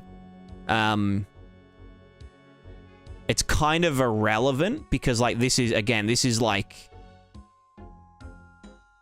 very far out. So we can just kind of presume that they walked around the wall, you know?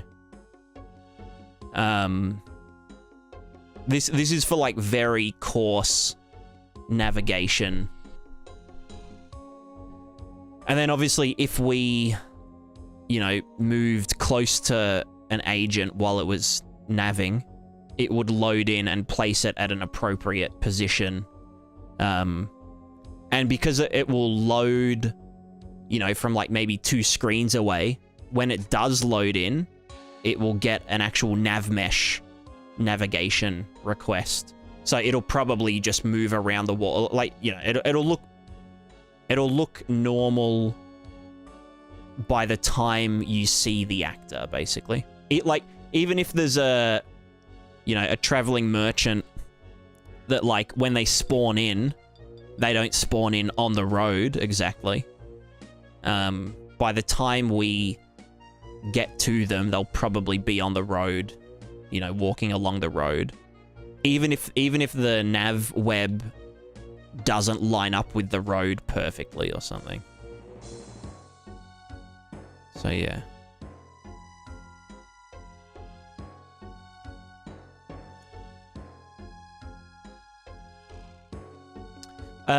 Vader, are you building a nav mesh? Kind of. It's a nav, I call it a nav web. Which web, mesh, basically the same thing.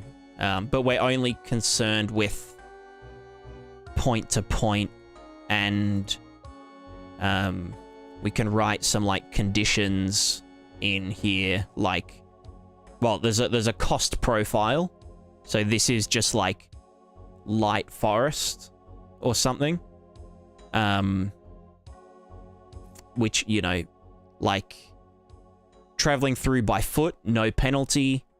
Traveling, you know, taking a cart through it, you know, medium, probably a high penalty, honestly. You know, large group of people, yeah, you know, not too bad. But then, like, if this was, like, set to be, like, a river crossing profile, it's like, okay, yeah, if you've got a cart or a carriage, you know, no chance. Like, you'll have to path around it. If you're wearing full plate armor, you know, don't even think about it. Depending on, like, the depth of a river and shit. So yeah, so these profiles can get evaluated per character that's actually doing the pathing. But yeah, and they can also change at runtime, which is kind of the main thing. So if this was a bridge, you know, this is a bridge link, and then the bridge gets destroyed, then this turns into a river profile. So then, like, you know, a fella won't try pathing over it when they're off screen. And the main reason is just for, like, persistence and off-screen simulation and stuff, so, yeah. Look, no, because this is exactly how they did it in Skyrim. There you go. Do you know if they used, like, a pre-computed node system? I feel like Skyrim did a lot of just random, like, you know, there's a chance for this to spawn in kind of thing. Like, you know, along this road, there's a 1% chance for the Empire people escorting the prisoner to spawn in at your, like, loading range, and then they'll start following the path and whatnot. So, like, yeah, like, the general, like, spawn them in and then tell them to do something smart. Like, spawn them in stupid, tell them to do something smart, then by the time we actually see them, you know, it'll look like they've been doing the smart thing the whole time. This is kind of like the same concept, except they actually are traveling when they're off screen. You know? Also, this will probably be a lot... Actually, no, this is a pretty good density. I guess the other... the nice thing about using this is that it is sparse. Like, you know, we could just have a node all the way over here. Like this. Or we could have, like, heaps of them all together. You know, if we really want to get in details about, like, fucking... you know, like, this city is surrounded by a wall, and it's not open to any other dudes or something. I don't know. Have the nodes super near together, would the cost of traveling the same distance not be higher? Well, it would be distance-based. So, like, you know, this is 100 meters, but this is 1,000 meters. But yeah. Giant Robot, yeah, we watched that at the start of the stream, actually. Yeah,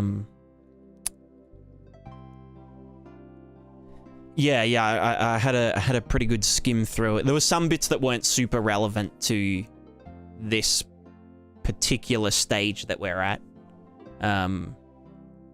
But there was a good bit about the hand-placed roads and path nav stuff, which they were using for different purposes, but, like, the concept is kind of the same. They were using theirs to... So, like, they've got a pre-computed kind of node network. And they want an AI to go from here to here. And because their nav range is only, like, you know, this big, then the AI would just keep moving, you know, towards here until it got here, and then it couldn't find a path, because like its nav range is only like, 100 meters or something. So they have these pre-computed ones to be like, okay, let's do a rough check first. How would I get from here to here? And then they would path along the nav nodes, but still using nav mesh, like invoked nav mesh, so that they could avoid obstacles, on the road and do that kind of thing. Whereas what I'm doing is more like, this is like just purely data moving around the map. Like there's no actual navigation kind of thing.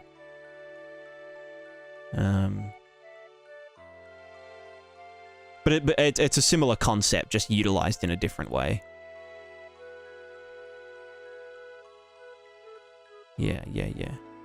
I imagine this more like, almost like SimCity.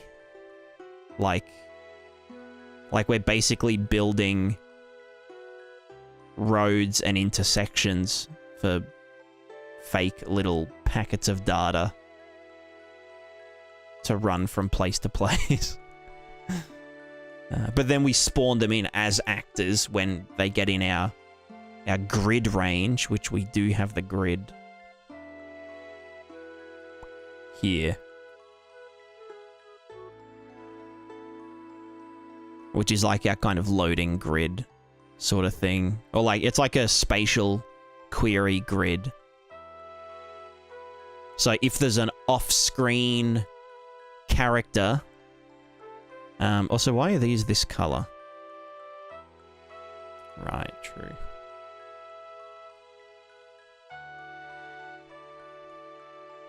Son of a bitch.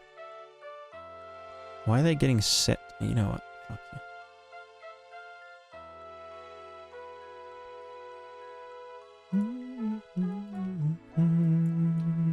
Okay, that's very bright. I take it back.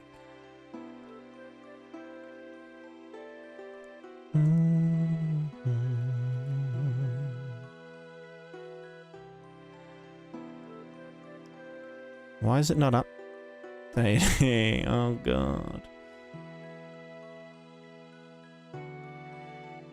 Huh?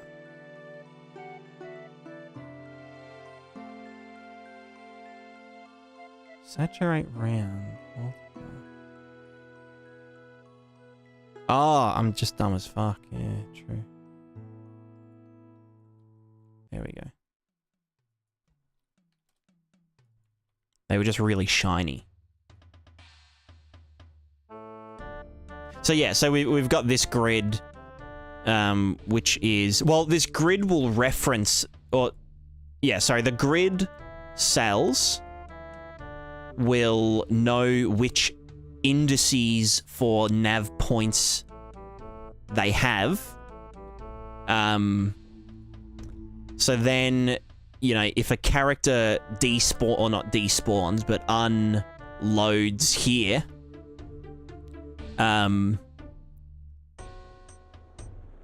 we can just be like, and they need to go to the nearest node, because, like, yeah. So, like, we're moving this way. Oh, fuck. Shit. We're moving this way. And they unload, and now they want to move somewhere else in the world. So they need to be able to get their nearest node.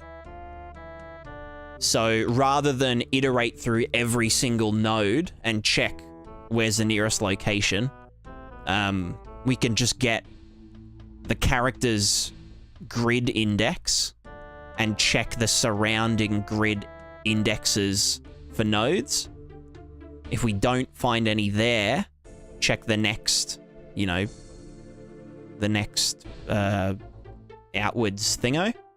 And then, if we find, several, maybe we find more than one, we just check the distances of only those two that we found, get the nearest one, move towards it, navigate, blah, blah, blah. So the grid is here just to... And it's also like... It's to cut down on search times, basically. So, like, if there's a... Let's say there's an off-screen wolf here.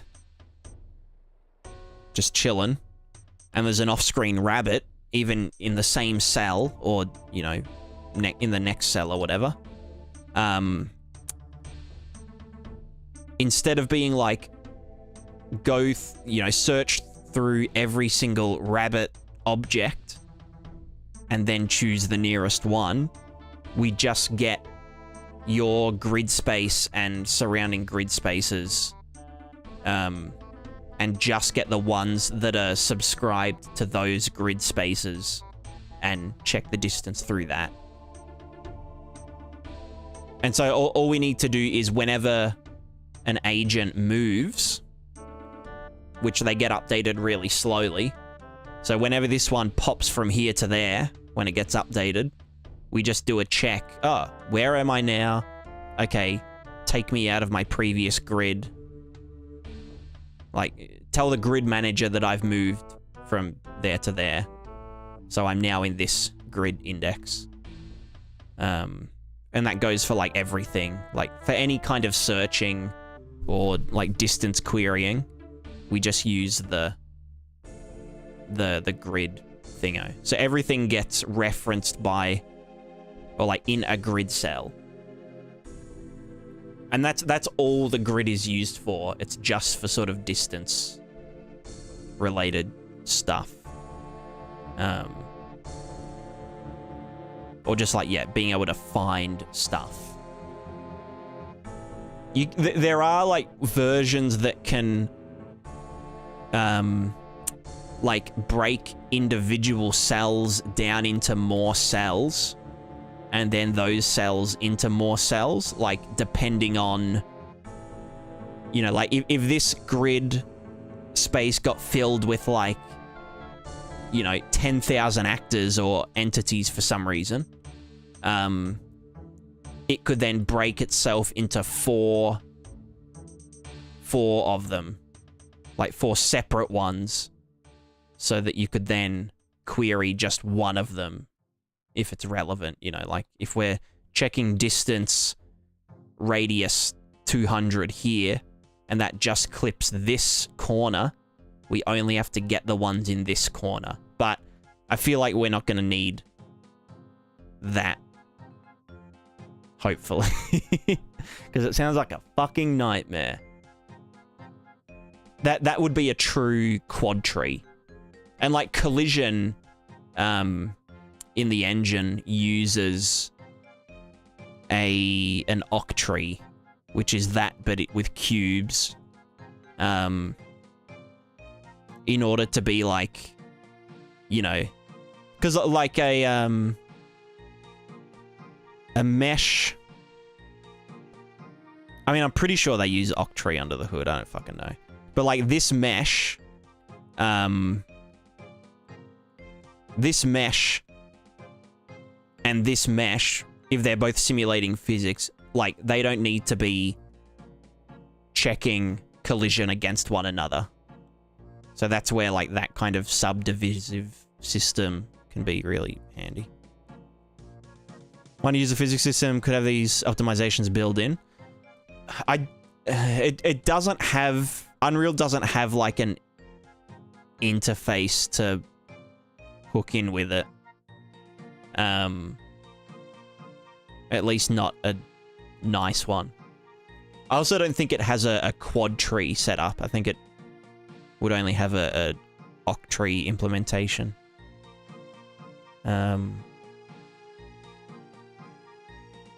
Plus it might be like player-centric. I don't know. I think it's just something that would require just a custom implementation. I mean, this only took one session to set up. I mean, I haven't actually set up the data and whatnot, but you know,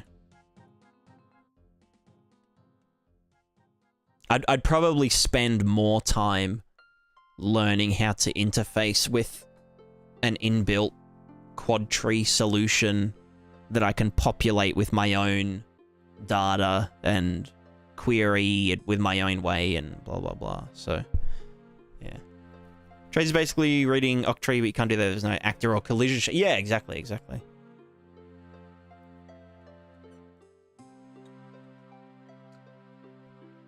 Actually, that's a good point because like none of the off-screen people are gonna have, like, they're just they don't even exist in the world when they're off-screen. They're not even actors at that point. They're just objects with a location set. So we can like debug their location by getting their specified location and drawing a shape or something. But they don't actually exist in the world when they're off screen. So that would just be a nightmare to try and do with like Quad Tree or something. Only your objects get simulated. Yeah, exactly. Yeah. Could have a very simplified off-screen physics channel though. I don't know. I feel like it would still just be more costly because then we just have more physics objects when we could just have objects. Because like I'm thinking like on the scale of like 100,000 entities. I think that would be sick. I'm so pumped, man. Rosie, oh yeah, sorry. I saw that question twice, and I was about to answer it and then got distracted. But character actors get replaced by the character objects when unloaded, or the character actors contained by a persistent character object. Yeah. So the character object always, like, the character object is the source of truth. And then when we spawn a character actor, it's an actor that is referencing and like pulling its data from the character object.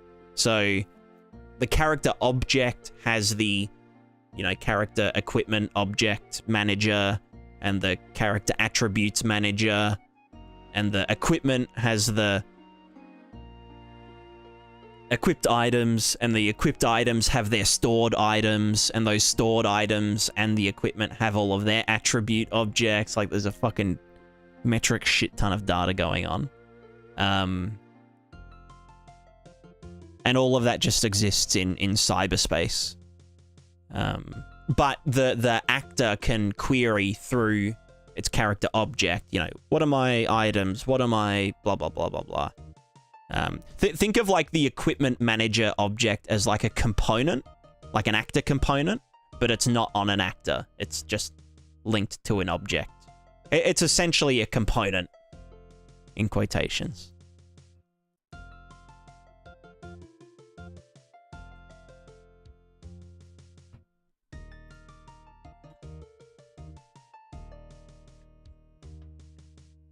But yeah. And like the other thing that I'll need to figure out at some point is like for like really far away stuff, we could like probably even like save it to disk and just unload it completely, and then periodically load it in, catch it up by some time frame, and then save it and unload it again and move on to another one or something. If we can't handle absolutely everything being loaded in at once, which is likely. Well, no, I guess if it's just all data, and let's not even think about performance, just in terms of memory. If none of the meshes and textures and sounds are loaded, and it's purely just objects, floats, fucking, whatever. How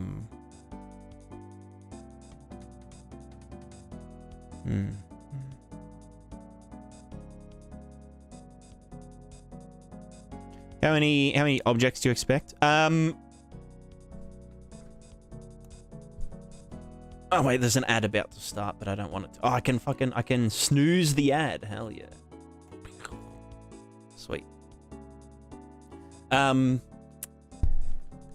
Let's just say 10,000 characters. 10,000 complex characters, right? 10,000 humanoids that have their own equipment and their own whatever. So let's just start with 10,000. Just as this is the baseline, right? Let's just say they each have...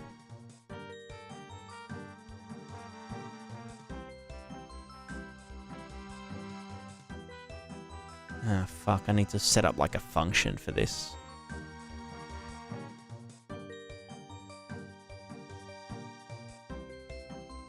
Hold on, I can do this. Alright, let's just say they have 10 items each. On average. And each of those 10 items has an average of 5 properties. Usually they just have weight, temperature, durability of some sort. Just say 5 to be conservative.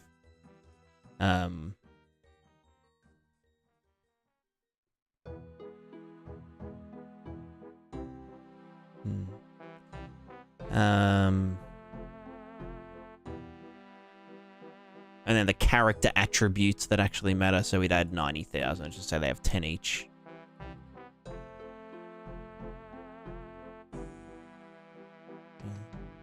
If interaction should occur, you could load in the other stuff and unload it. Yeah, that's true. That's true.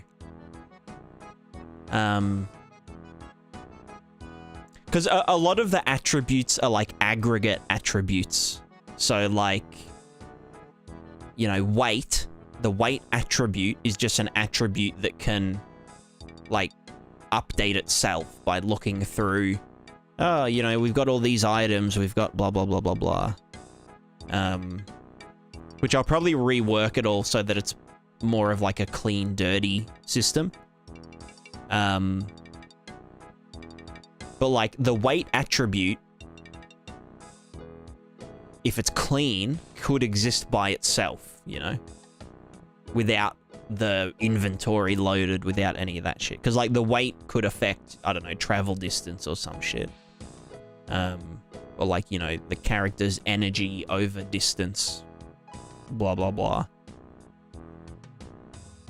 Or like whether a character can run away from, you know, because the speed variable uses the weight and a bunch of other shit to figure itself out. Like, oh, are my clothes wet? Because I just navigated through a fucking river link, you know, and that applies wetness to all the fucking equipment on the character, so they weigh more, and now they're cold. And because they're cold, they need more food, and they're slowed down, and the weather just changed to be icy, and then we come across this adventurer that's just like frozen to death in their fucking tent while they were trying to, you know, keep cool, keep warm. Like, that's what I'm fucking... Oh! That's what I'm talking about.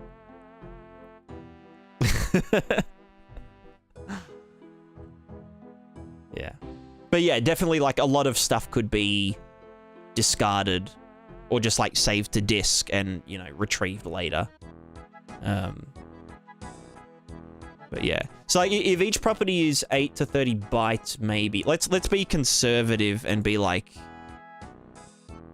Let's just say we've got fucking 1 million of them. And they're 50 bytes each. So what's that in bytes? What's 50 million bytes?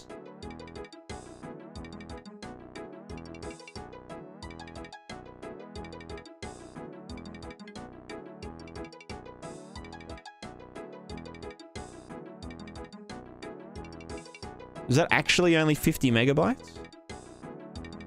That can't be right.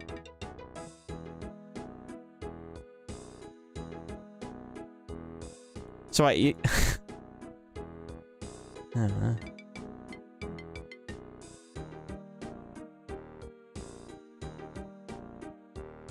Right, well, true. Oh, yeah, true. True. Yeah, that's kind of fucked thinking about that. So if there were a million objects... I don't know. It's fucked up. I feel like every feature you have has to be developed many multiple times. One for off-screen, on-screen, transitioning to and from off-screen at different times. Yeah, I agree. Also, ads about to play. I can't do anything about it. I'm sorry. I'm gonna get something to eat real quick. So, we'll BRB anyway.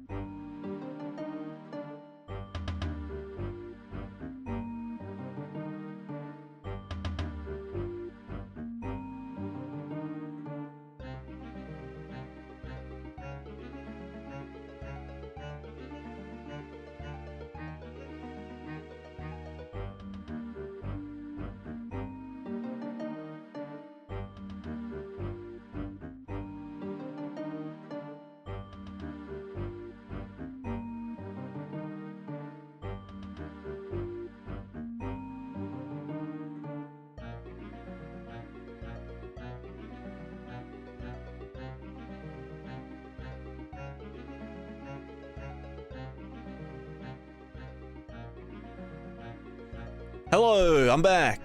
And I have muffins. Fuck yeah, boy. Good shit.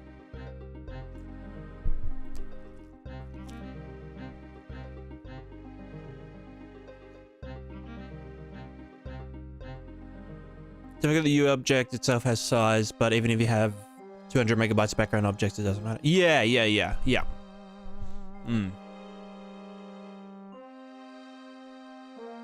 I think we'll like just presume that we can have the entire world loaded at once. And like in object form. Because keep in mind, like, buildings will have their own object, and, like, all of just the items in the world. Like, you know, a building has shelves, has shelf objects, and those shelf objects have item objects, and a character can go into that building object and get those item objects. And those item objects are rotting away, you know, in storage.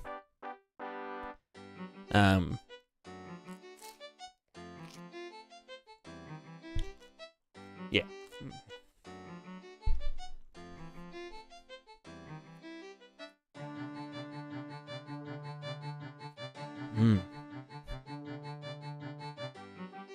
Fuck, I love muffins.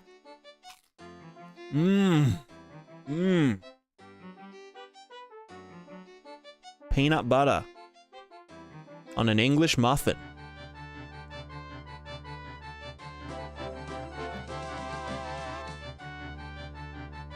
Actually, it is breakfast time. It's 5:19 a.m. So it's pretty appropriate. Can I get some? Hell yeah, here you go. Blech.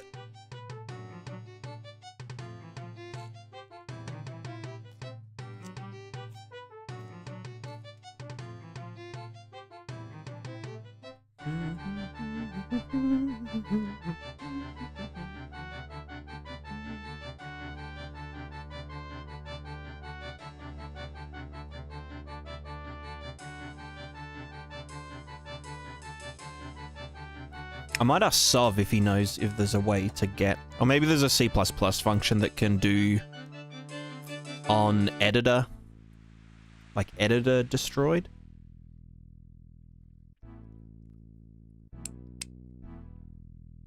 Maybe like on duplicated or copied or pasted or something. I don't know. Just to make this easier. You don't have video go over the finer details of the item system, right? I don't think so. I think there's a video, like a devlog, that just says, "Oh, there's an inventory system. Cool." What do you mean on editor destroy? Like, if I delete something in editor, like this, can I call a function before it gets deleted to unlink, you know, these and destroy these as well and remove the reference from these ones? Or if I'd have to actually always use this.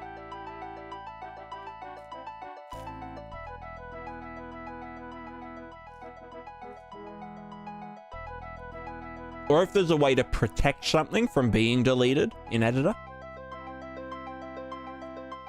So then I can only do it using either this tool or that tool or whatever. And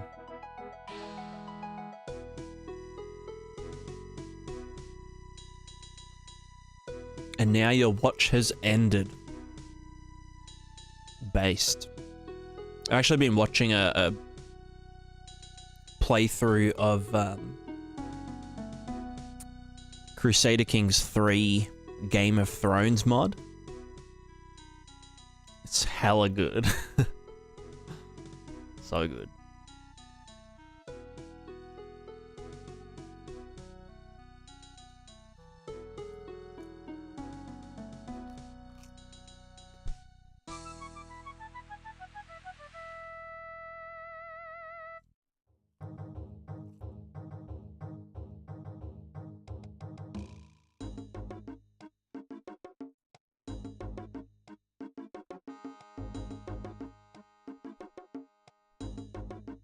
For CK2 version though, I haven't watched much CK2. Seems begin destroy should work, but might have reset some state before that. Yeah.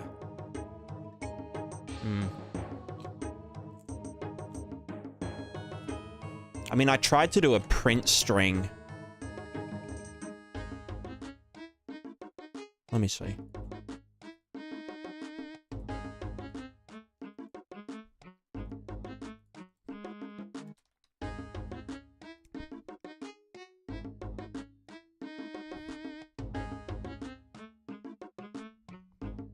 There's destroyed. Has been explicitly destroyed. We tried this before. I mean, maybe the print string just didn't work in editor. Let me just chuck breakies on it.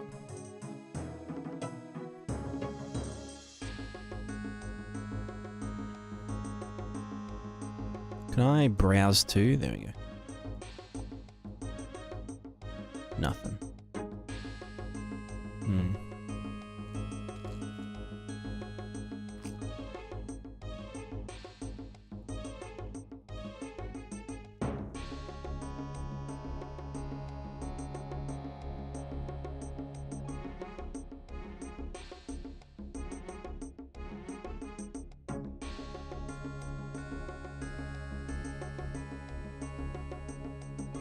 Because you accidentally did it with it. Yeah. I mean, it shouldn't be a big issue because I can then just look. I can just do a, like, clean up in the manager that just looks through all of the links. And if any of them have a null reference to an actor, then it deletes the links.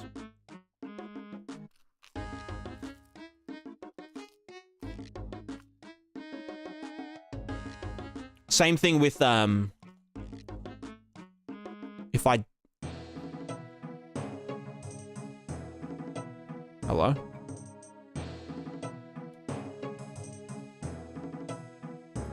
Wait, are they just...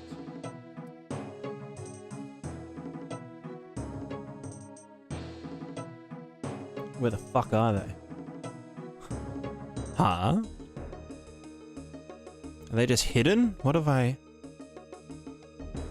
Why are they all... They're still there. Where the frick are they?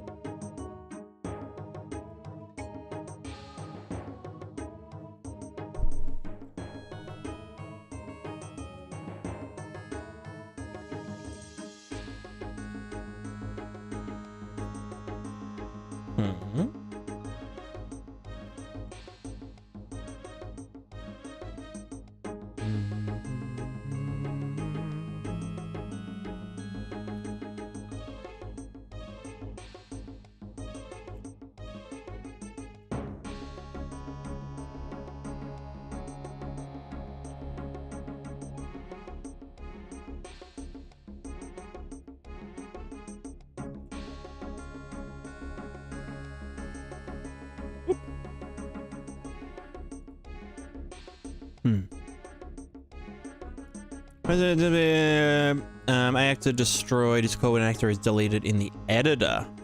Override it, you can do your cleanup. Okay, maybe it just can't do breakpoints in editor.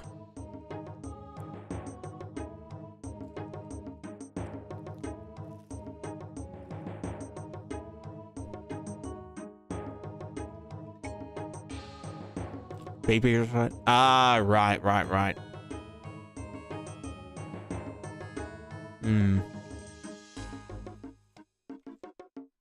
That would make sense.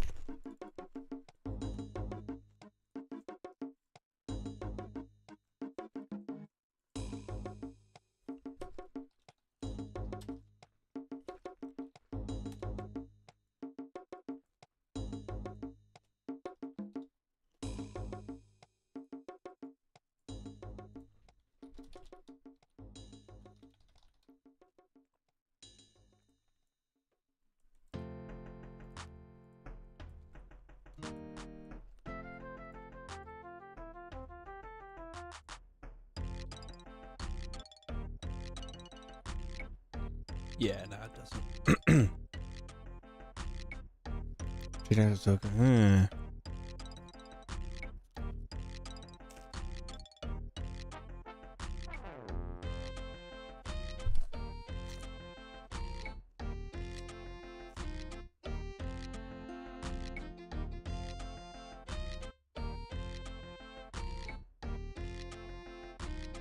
Hmm.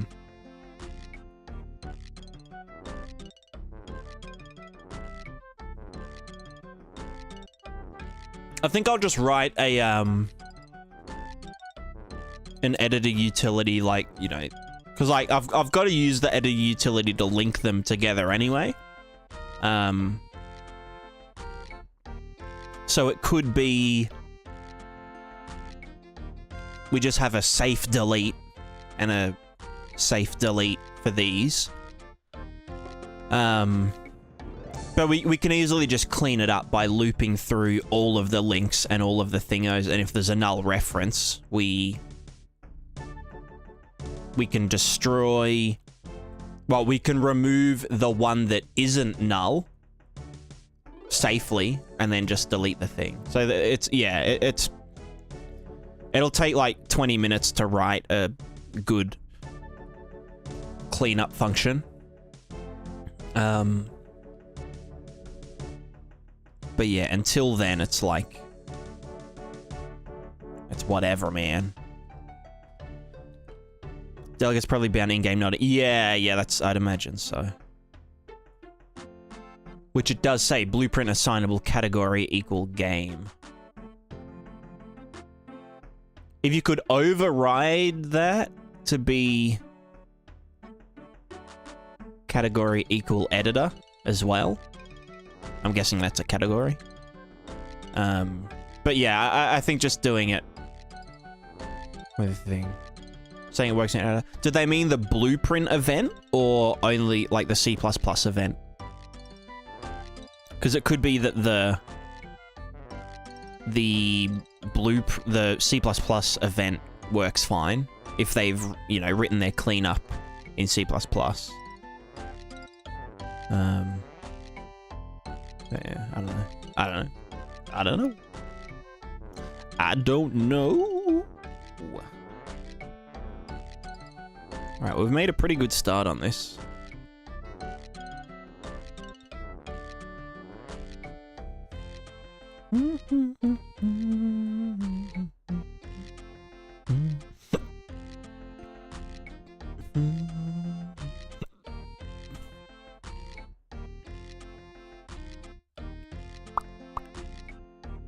And that is being referenced, blah, blah, blah, blah, blah. Yeah.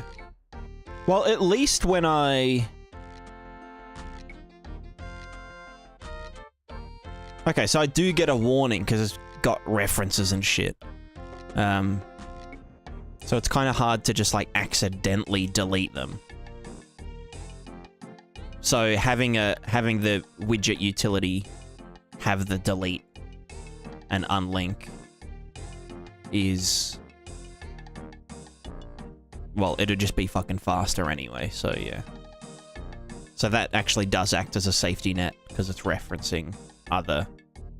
Like, there's just links.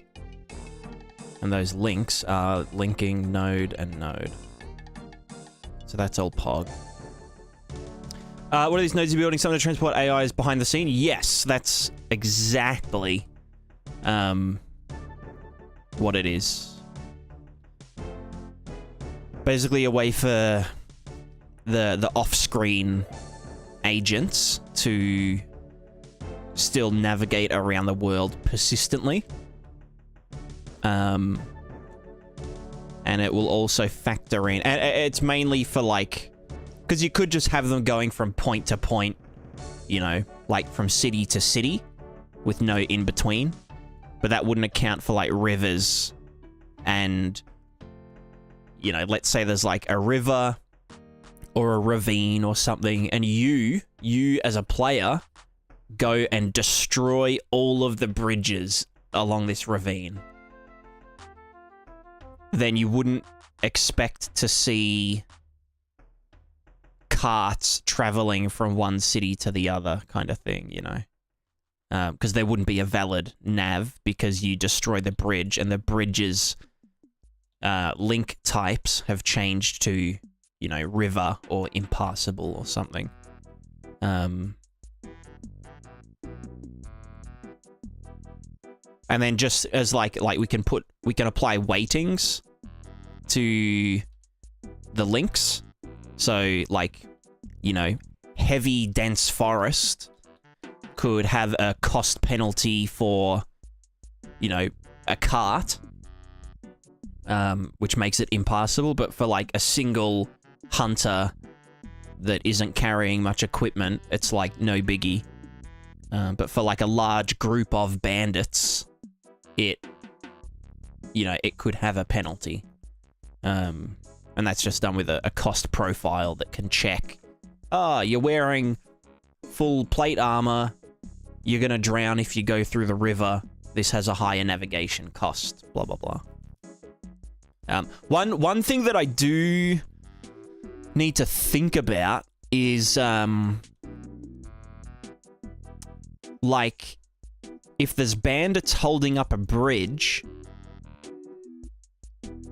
not everyone should know that. Like, you know what I mean? Like, they should only know that once one person goes there, and then word of that. Fuck yeah, it's like it's a whole fucking thing. It's the whole memories thing over again. You know? Because you don't want to have to... you don't want to have to keep every, like adding that fourth dimension of time just fucks everything up. Rumen uses it. Yeah. Which, like, I kind of need to do anyway, but it's almost like, do we do that on an individual level?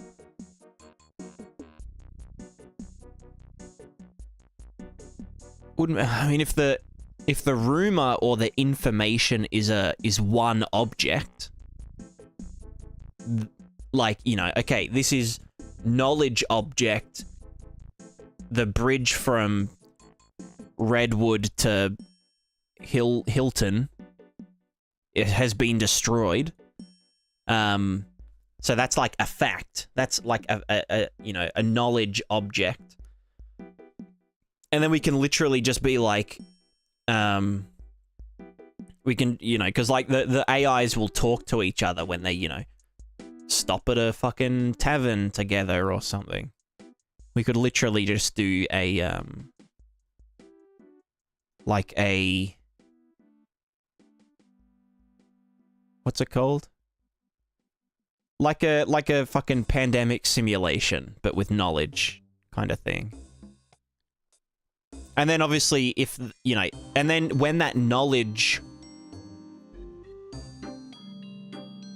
I mean, each AI would have an array of knowledge pointers, or just like fact point, or like fact state memories that are sorted by importance over time.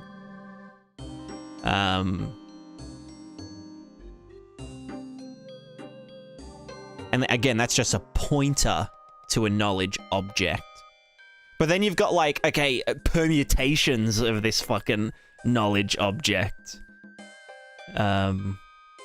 Like, someone said the bridge is, you know, the bridge is closed due to AIDS. Like, there was an AIDS outbreak where the bridge is. Bridge is closed. Whereas that permeates into, oh, there was a fucking dragon at the bridge, you know, no one could get across or whatever. But that's out of scope. I don't think, like, you know, telephone and characters lying about something and then that lie propagating is very... Well, it could introduce interesting gameplay things. But then it's kind of like, okay, we've got like 1,000 rumors circulating. But then those 1,000 rumors, you know, like every time the rumor mutates, we have to have a new object, you know? And then that object is the one whose reference is being spent, you know, is being thingoed around. Which is fine if it's like, okay, the rumor object itself decides when it permutates. But if it's like each character has a chance to permutate it, it's like exponential exponential things. Like, you know, okay, first it's 1, and then there's 2 permutations, and then there's 4, then there's 8, then there's 16, then there's 32, 64, 128, 256, 512, 1024, 296, blah blah blah. But I don't know. Not sure if you should use objects for facts, but maybe. I think objects are just the most flexible thing. Well, I mean, it could be a data object, but that kind of is just an object that gets instance on, you know, on begin. Well, hello, big beautiful Vic. How you doing? You good, girl?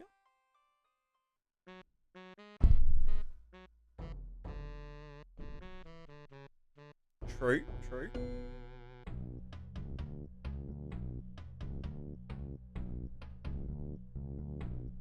Oh, you're a good girl. Yes.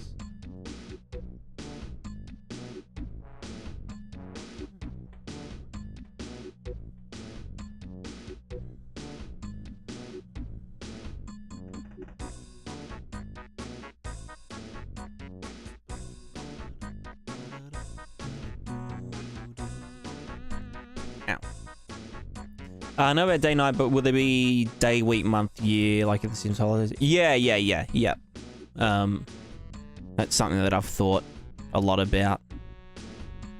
Especially if there's, I don't know if this is like super spoilery or not, but there's different, I guess you could call them like continents, but like all of the continents are like floating in space, in flat Earth. Sorry, in flat universe. But they all oscillate at different rates. So there's technically different... So like the...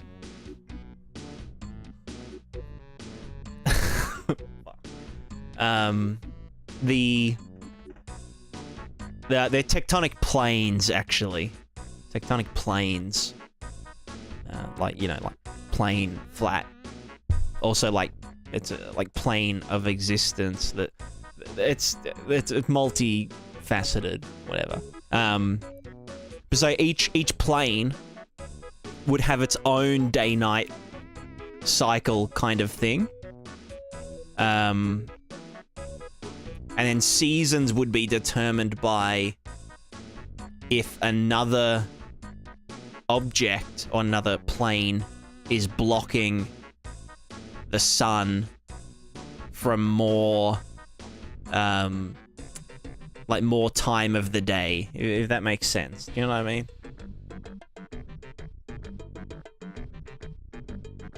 So like if one of them is like occluded, like a, you know, a really slow moving one or some shit.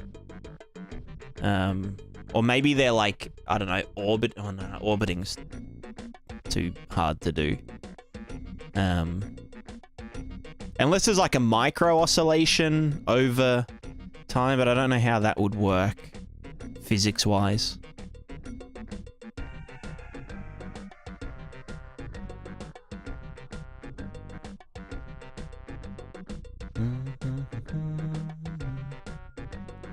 Cat, don't you dare. Don't step on the sleep button. Thank you. Otherwise, you have to have them loaded into the world. What was I talking about again? No, I just mean to explain, like, lore-wise, like, you know, logically, how seasons would work. Oh, no, yeah, no, orbiting, fuck programming that shit. That's fucked up. Well, yeah, but, like, you know, they have to, like, not fucking collide with one another. We can't have, like, a continental catastrophe, you know. Unless fucking Majora's Mask shit.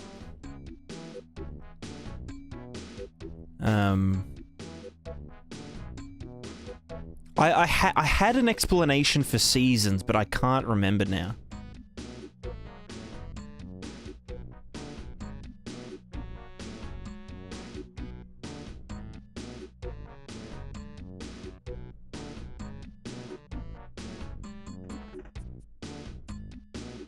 I think it just was if there's like a large body that...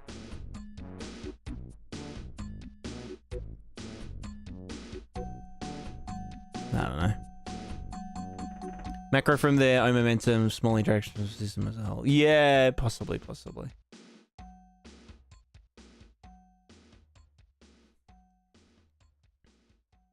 Macro oscillations cause us... Yeah, that's... Yeah, that was my initial...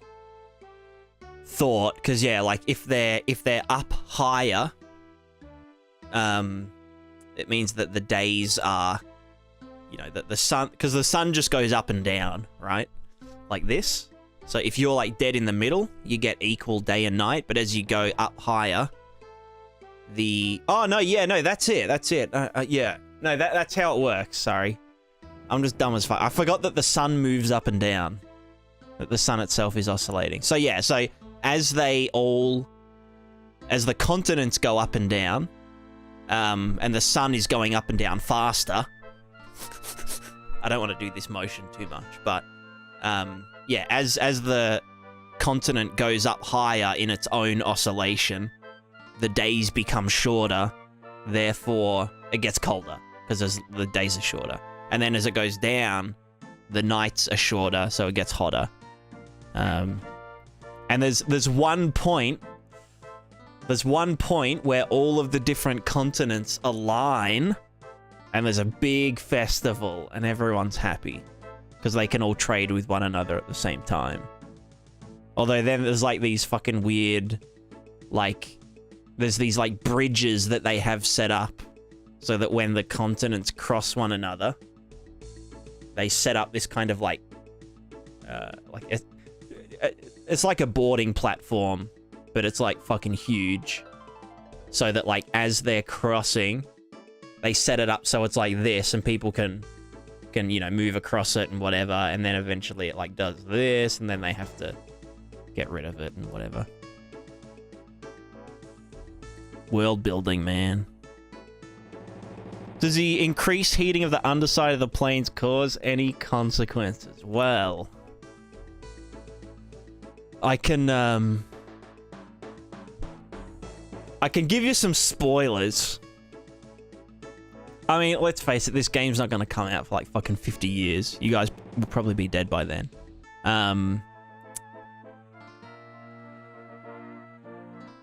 The underworld gets hotter, things going around. Well, kind of. So, like, the reason that these continents are, like, floating, right, is because there's a property in the matter of the world that causes it to be drawn to the opposite end of the universe, right? That's what the gravity is. And the reason that these things are, like, in the middle is due to buoyancy or something, but the continents are like, they have an equal amount of like up rock and down rock, you know, that they're made of. But the twist is that there's actually other people on the other side of the continent that are made of the other material, like the other matter property. At least that's like a thought that I had. But yeah. Now you're probably thinking, okay, well, why don't the people see the undersides of the other fucking continents? Well, they're just really thick, right? They're really thick. You'll never see like as the other one rises up, you'll just see a big fucking stone wall. You'll never see the underside of it. Anyway, that's a big plot twist kind of thing. Like maybe you go deep into this cavern or this big mine and they uncover this ruin, right? But the ruin's upside down, and they're like, what the fuck's going on here? Like, oh, what the fuck? Doesn't make any sense, you know? Because they're mining all of the down people are mining all of the up rock. To use to, like, you know, transport things, because you can reduce the downward, you know, weight of something. You can reduce the weight while increasing the mass, if that makes sense. So the mass is the same. You know, if you want to transport bricks to build a castle, you fill a container with half up bricks and half down bricks, and you can transport it real easy because it will essentially just like weigh nothing downwards. Like you basically get around friction, but you obviously still have the sideways momentum and shit. What's up, Rock? Yeah, that was the joke. Nibble's still actor. So yeah, they're just ideas, world building ideas.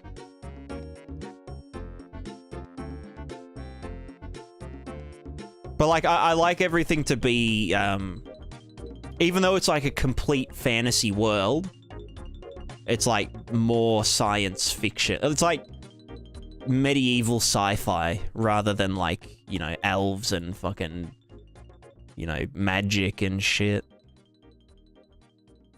But yeah. One could possibly disrupt the phase of oscillation of a plane by growing more or less of up-down trees. Well, where does the mass from the trees come from, you know? How do trees grow in this world? Are they pulling out some substance from some life force from the center of each continent? To, like, you know?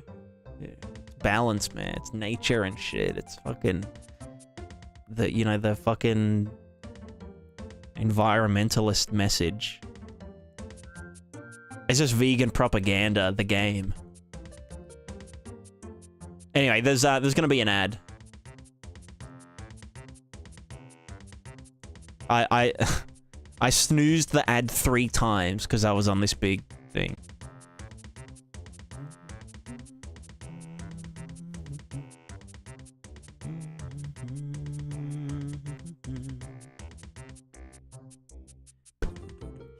Hello, YouTube people. You guys aren't getting an ad at the moment. I'm just gonna brush my hair. Actually, I might just scrub my fucking... Scrub my beard.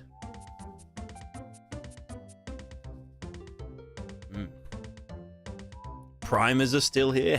Hell yeah. Or yeah, subbers. Or the 20 people that Moz gifted subs to. Crazy.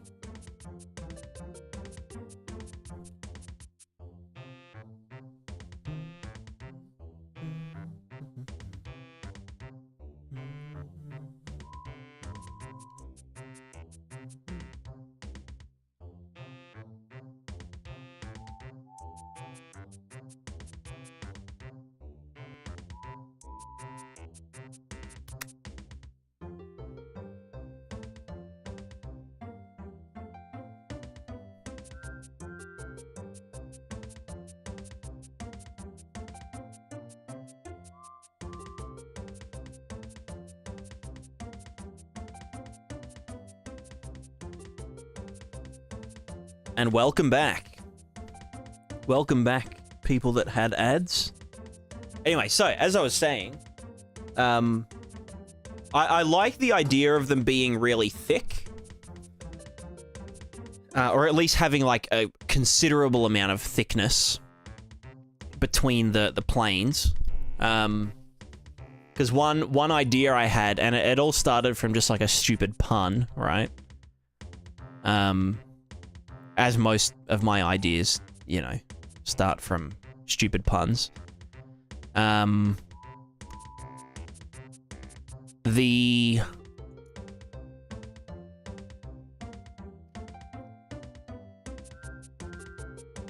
the gaps between them are called fissures. And there's an occupation, right, of like miners, whose job it is to get the up rock. And they like, you know, rappel down the big fissures to, like, you know, mine, you know, all the up rock and shit, and they catch them in like big, like, they mine it off and then they catch it in like big upside down nets that they, you know, put, you know, out. You get the point. And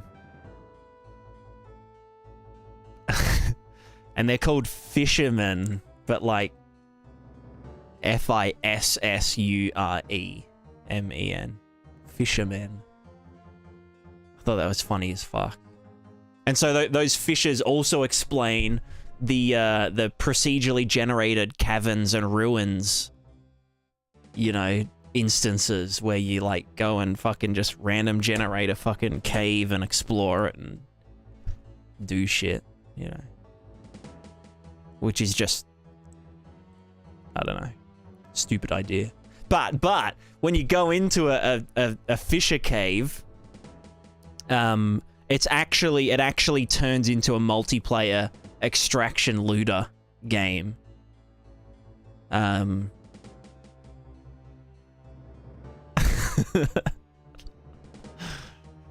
With like matchmaking and all that kind of shit. But just as like a little mini game, you know. Wouldn't that be cool? Wouldn't that be nice? It kind of makes sense, like, you know, multiple competing expeditions because this cave just opened up and blah blah blah. You switch from Overworld to Underworld, you Elden Ring into someone else's game. I thought... For a second, I thought you meant someone else's game, as in, like, you rappel down this fissure wall, and you go so far that you end up in Sovereign's game.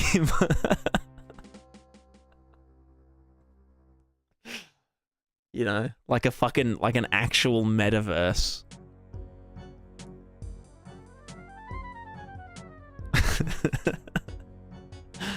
That'd be funny as fuck. Or Mario. Yeah, exactly. Or Lego Fortnite. From Prismatica to Lego Fortnite. Or a Lego Fortnite custom map. To look like the original Fortnite map. But in Lego Fortnite. Or the card at the beginning of Skyrim. Yeah, exactly. Boy, what are you fucking... Hey! Stop fucking. I don't mean like actually cats aren't fucking. I just mean like stop fucking around with all of my electronic equipment.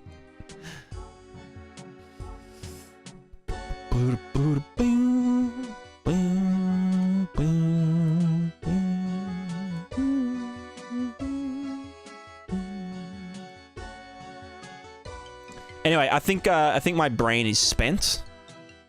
I'm gonna continue working on this. I might even just work on this a bit offline at some point. Probably not. I don't know. I need to edit videos.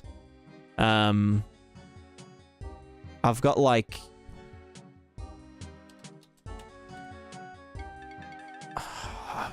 I've got like 5 videos filmed, but I just can't be bothered editing them. But I need to, because like the plugin and shit, and like, you know how it is. You know how it is. Does anyone want the bounce? Not the bounce. What's it called? The package of the Prismatiscape plugin to like test, just like test the level and whatnot. See if it crashes or anything. If you want. It's only 32 megabytes.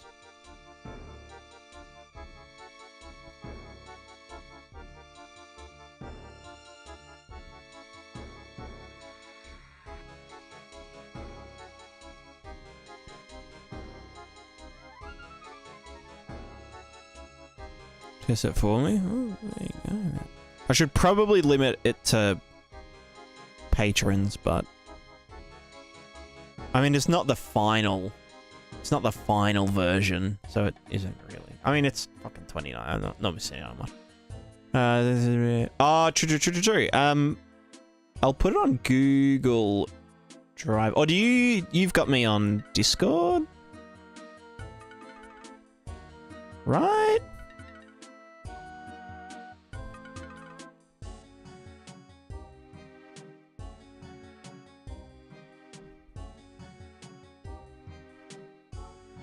Maybe it's sitting in the, Oh, there you are. There you go. Accept dim. Accept dum. Wait, how does Discord work? I'm so fucking bad at everything.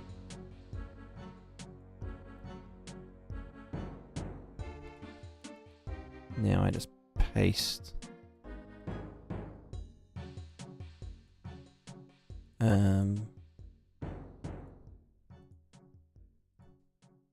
Where'd I put it?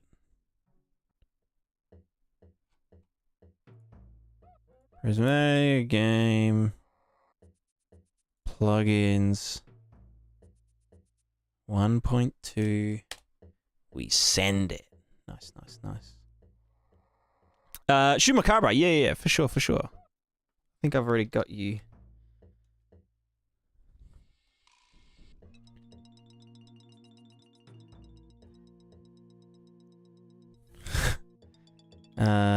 Will that keep uploading?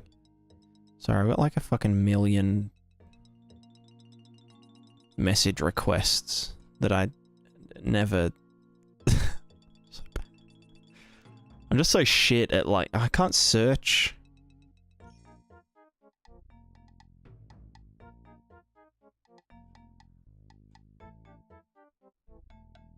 I mean, I know you're in the server. Hold on. Search.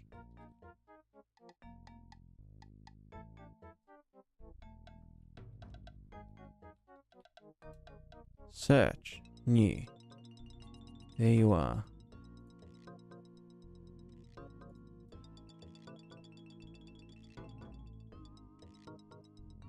Oh, that cat. Motherfucker. Oi! Stop that.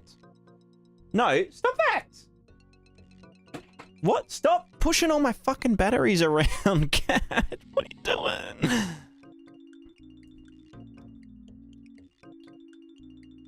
Oh, there you are. Yeah, no, I've got you. Here we go. Paste. Oh, no, that is not it. Hold on. Oh, drag. There we go. I nearly just pasted it. Like a fucking million lines of blueprint stuff to you.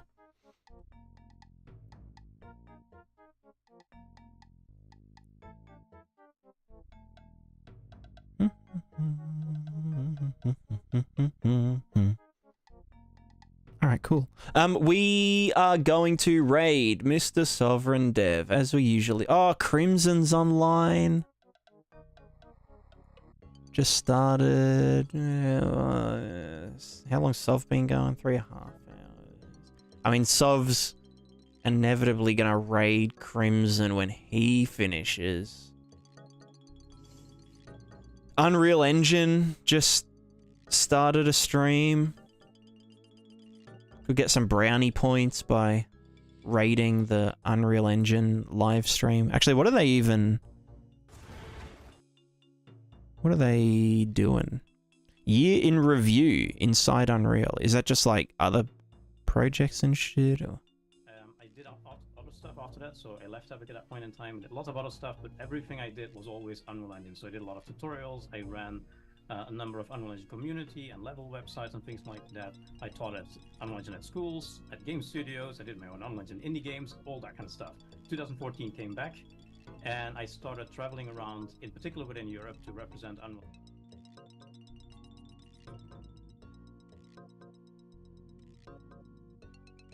Hmm.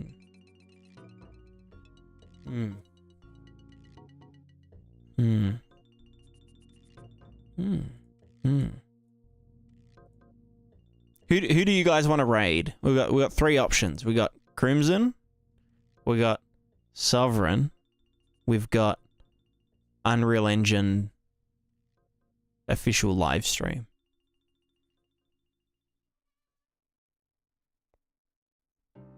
I mean, look, Unreal Engine's never done shit for me other than, you know, I use Unreal Engine. So I'm not gonna do shit for them, you know what I'm fucking saying. You're a good girl. Hello. Hello, big shika. You have smooch? No, I don't want butt.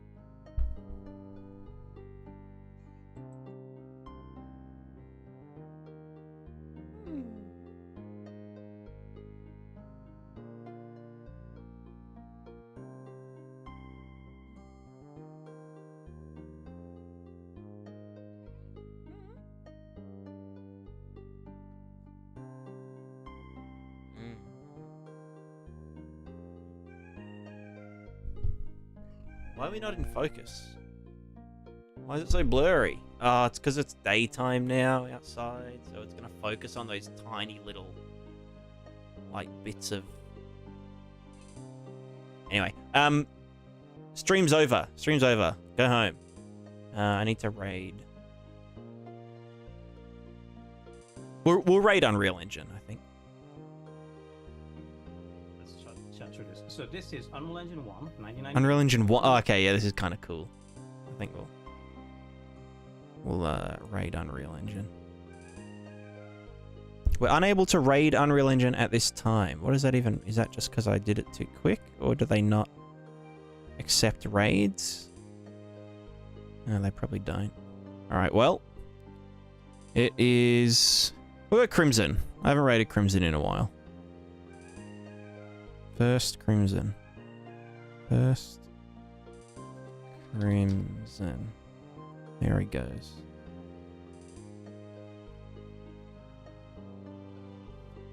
There we go. All right. Thanks everyone for hanging out. Good session today. Good session. Ready to tackle more actual good, relevant stuff next time. So with that, we say goodbye. Goodbye.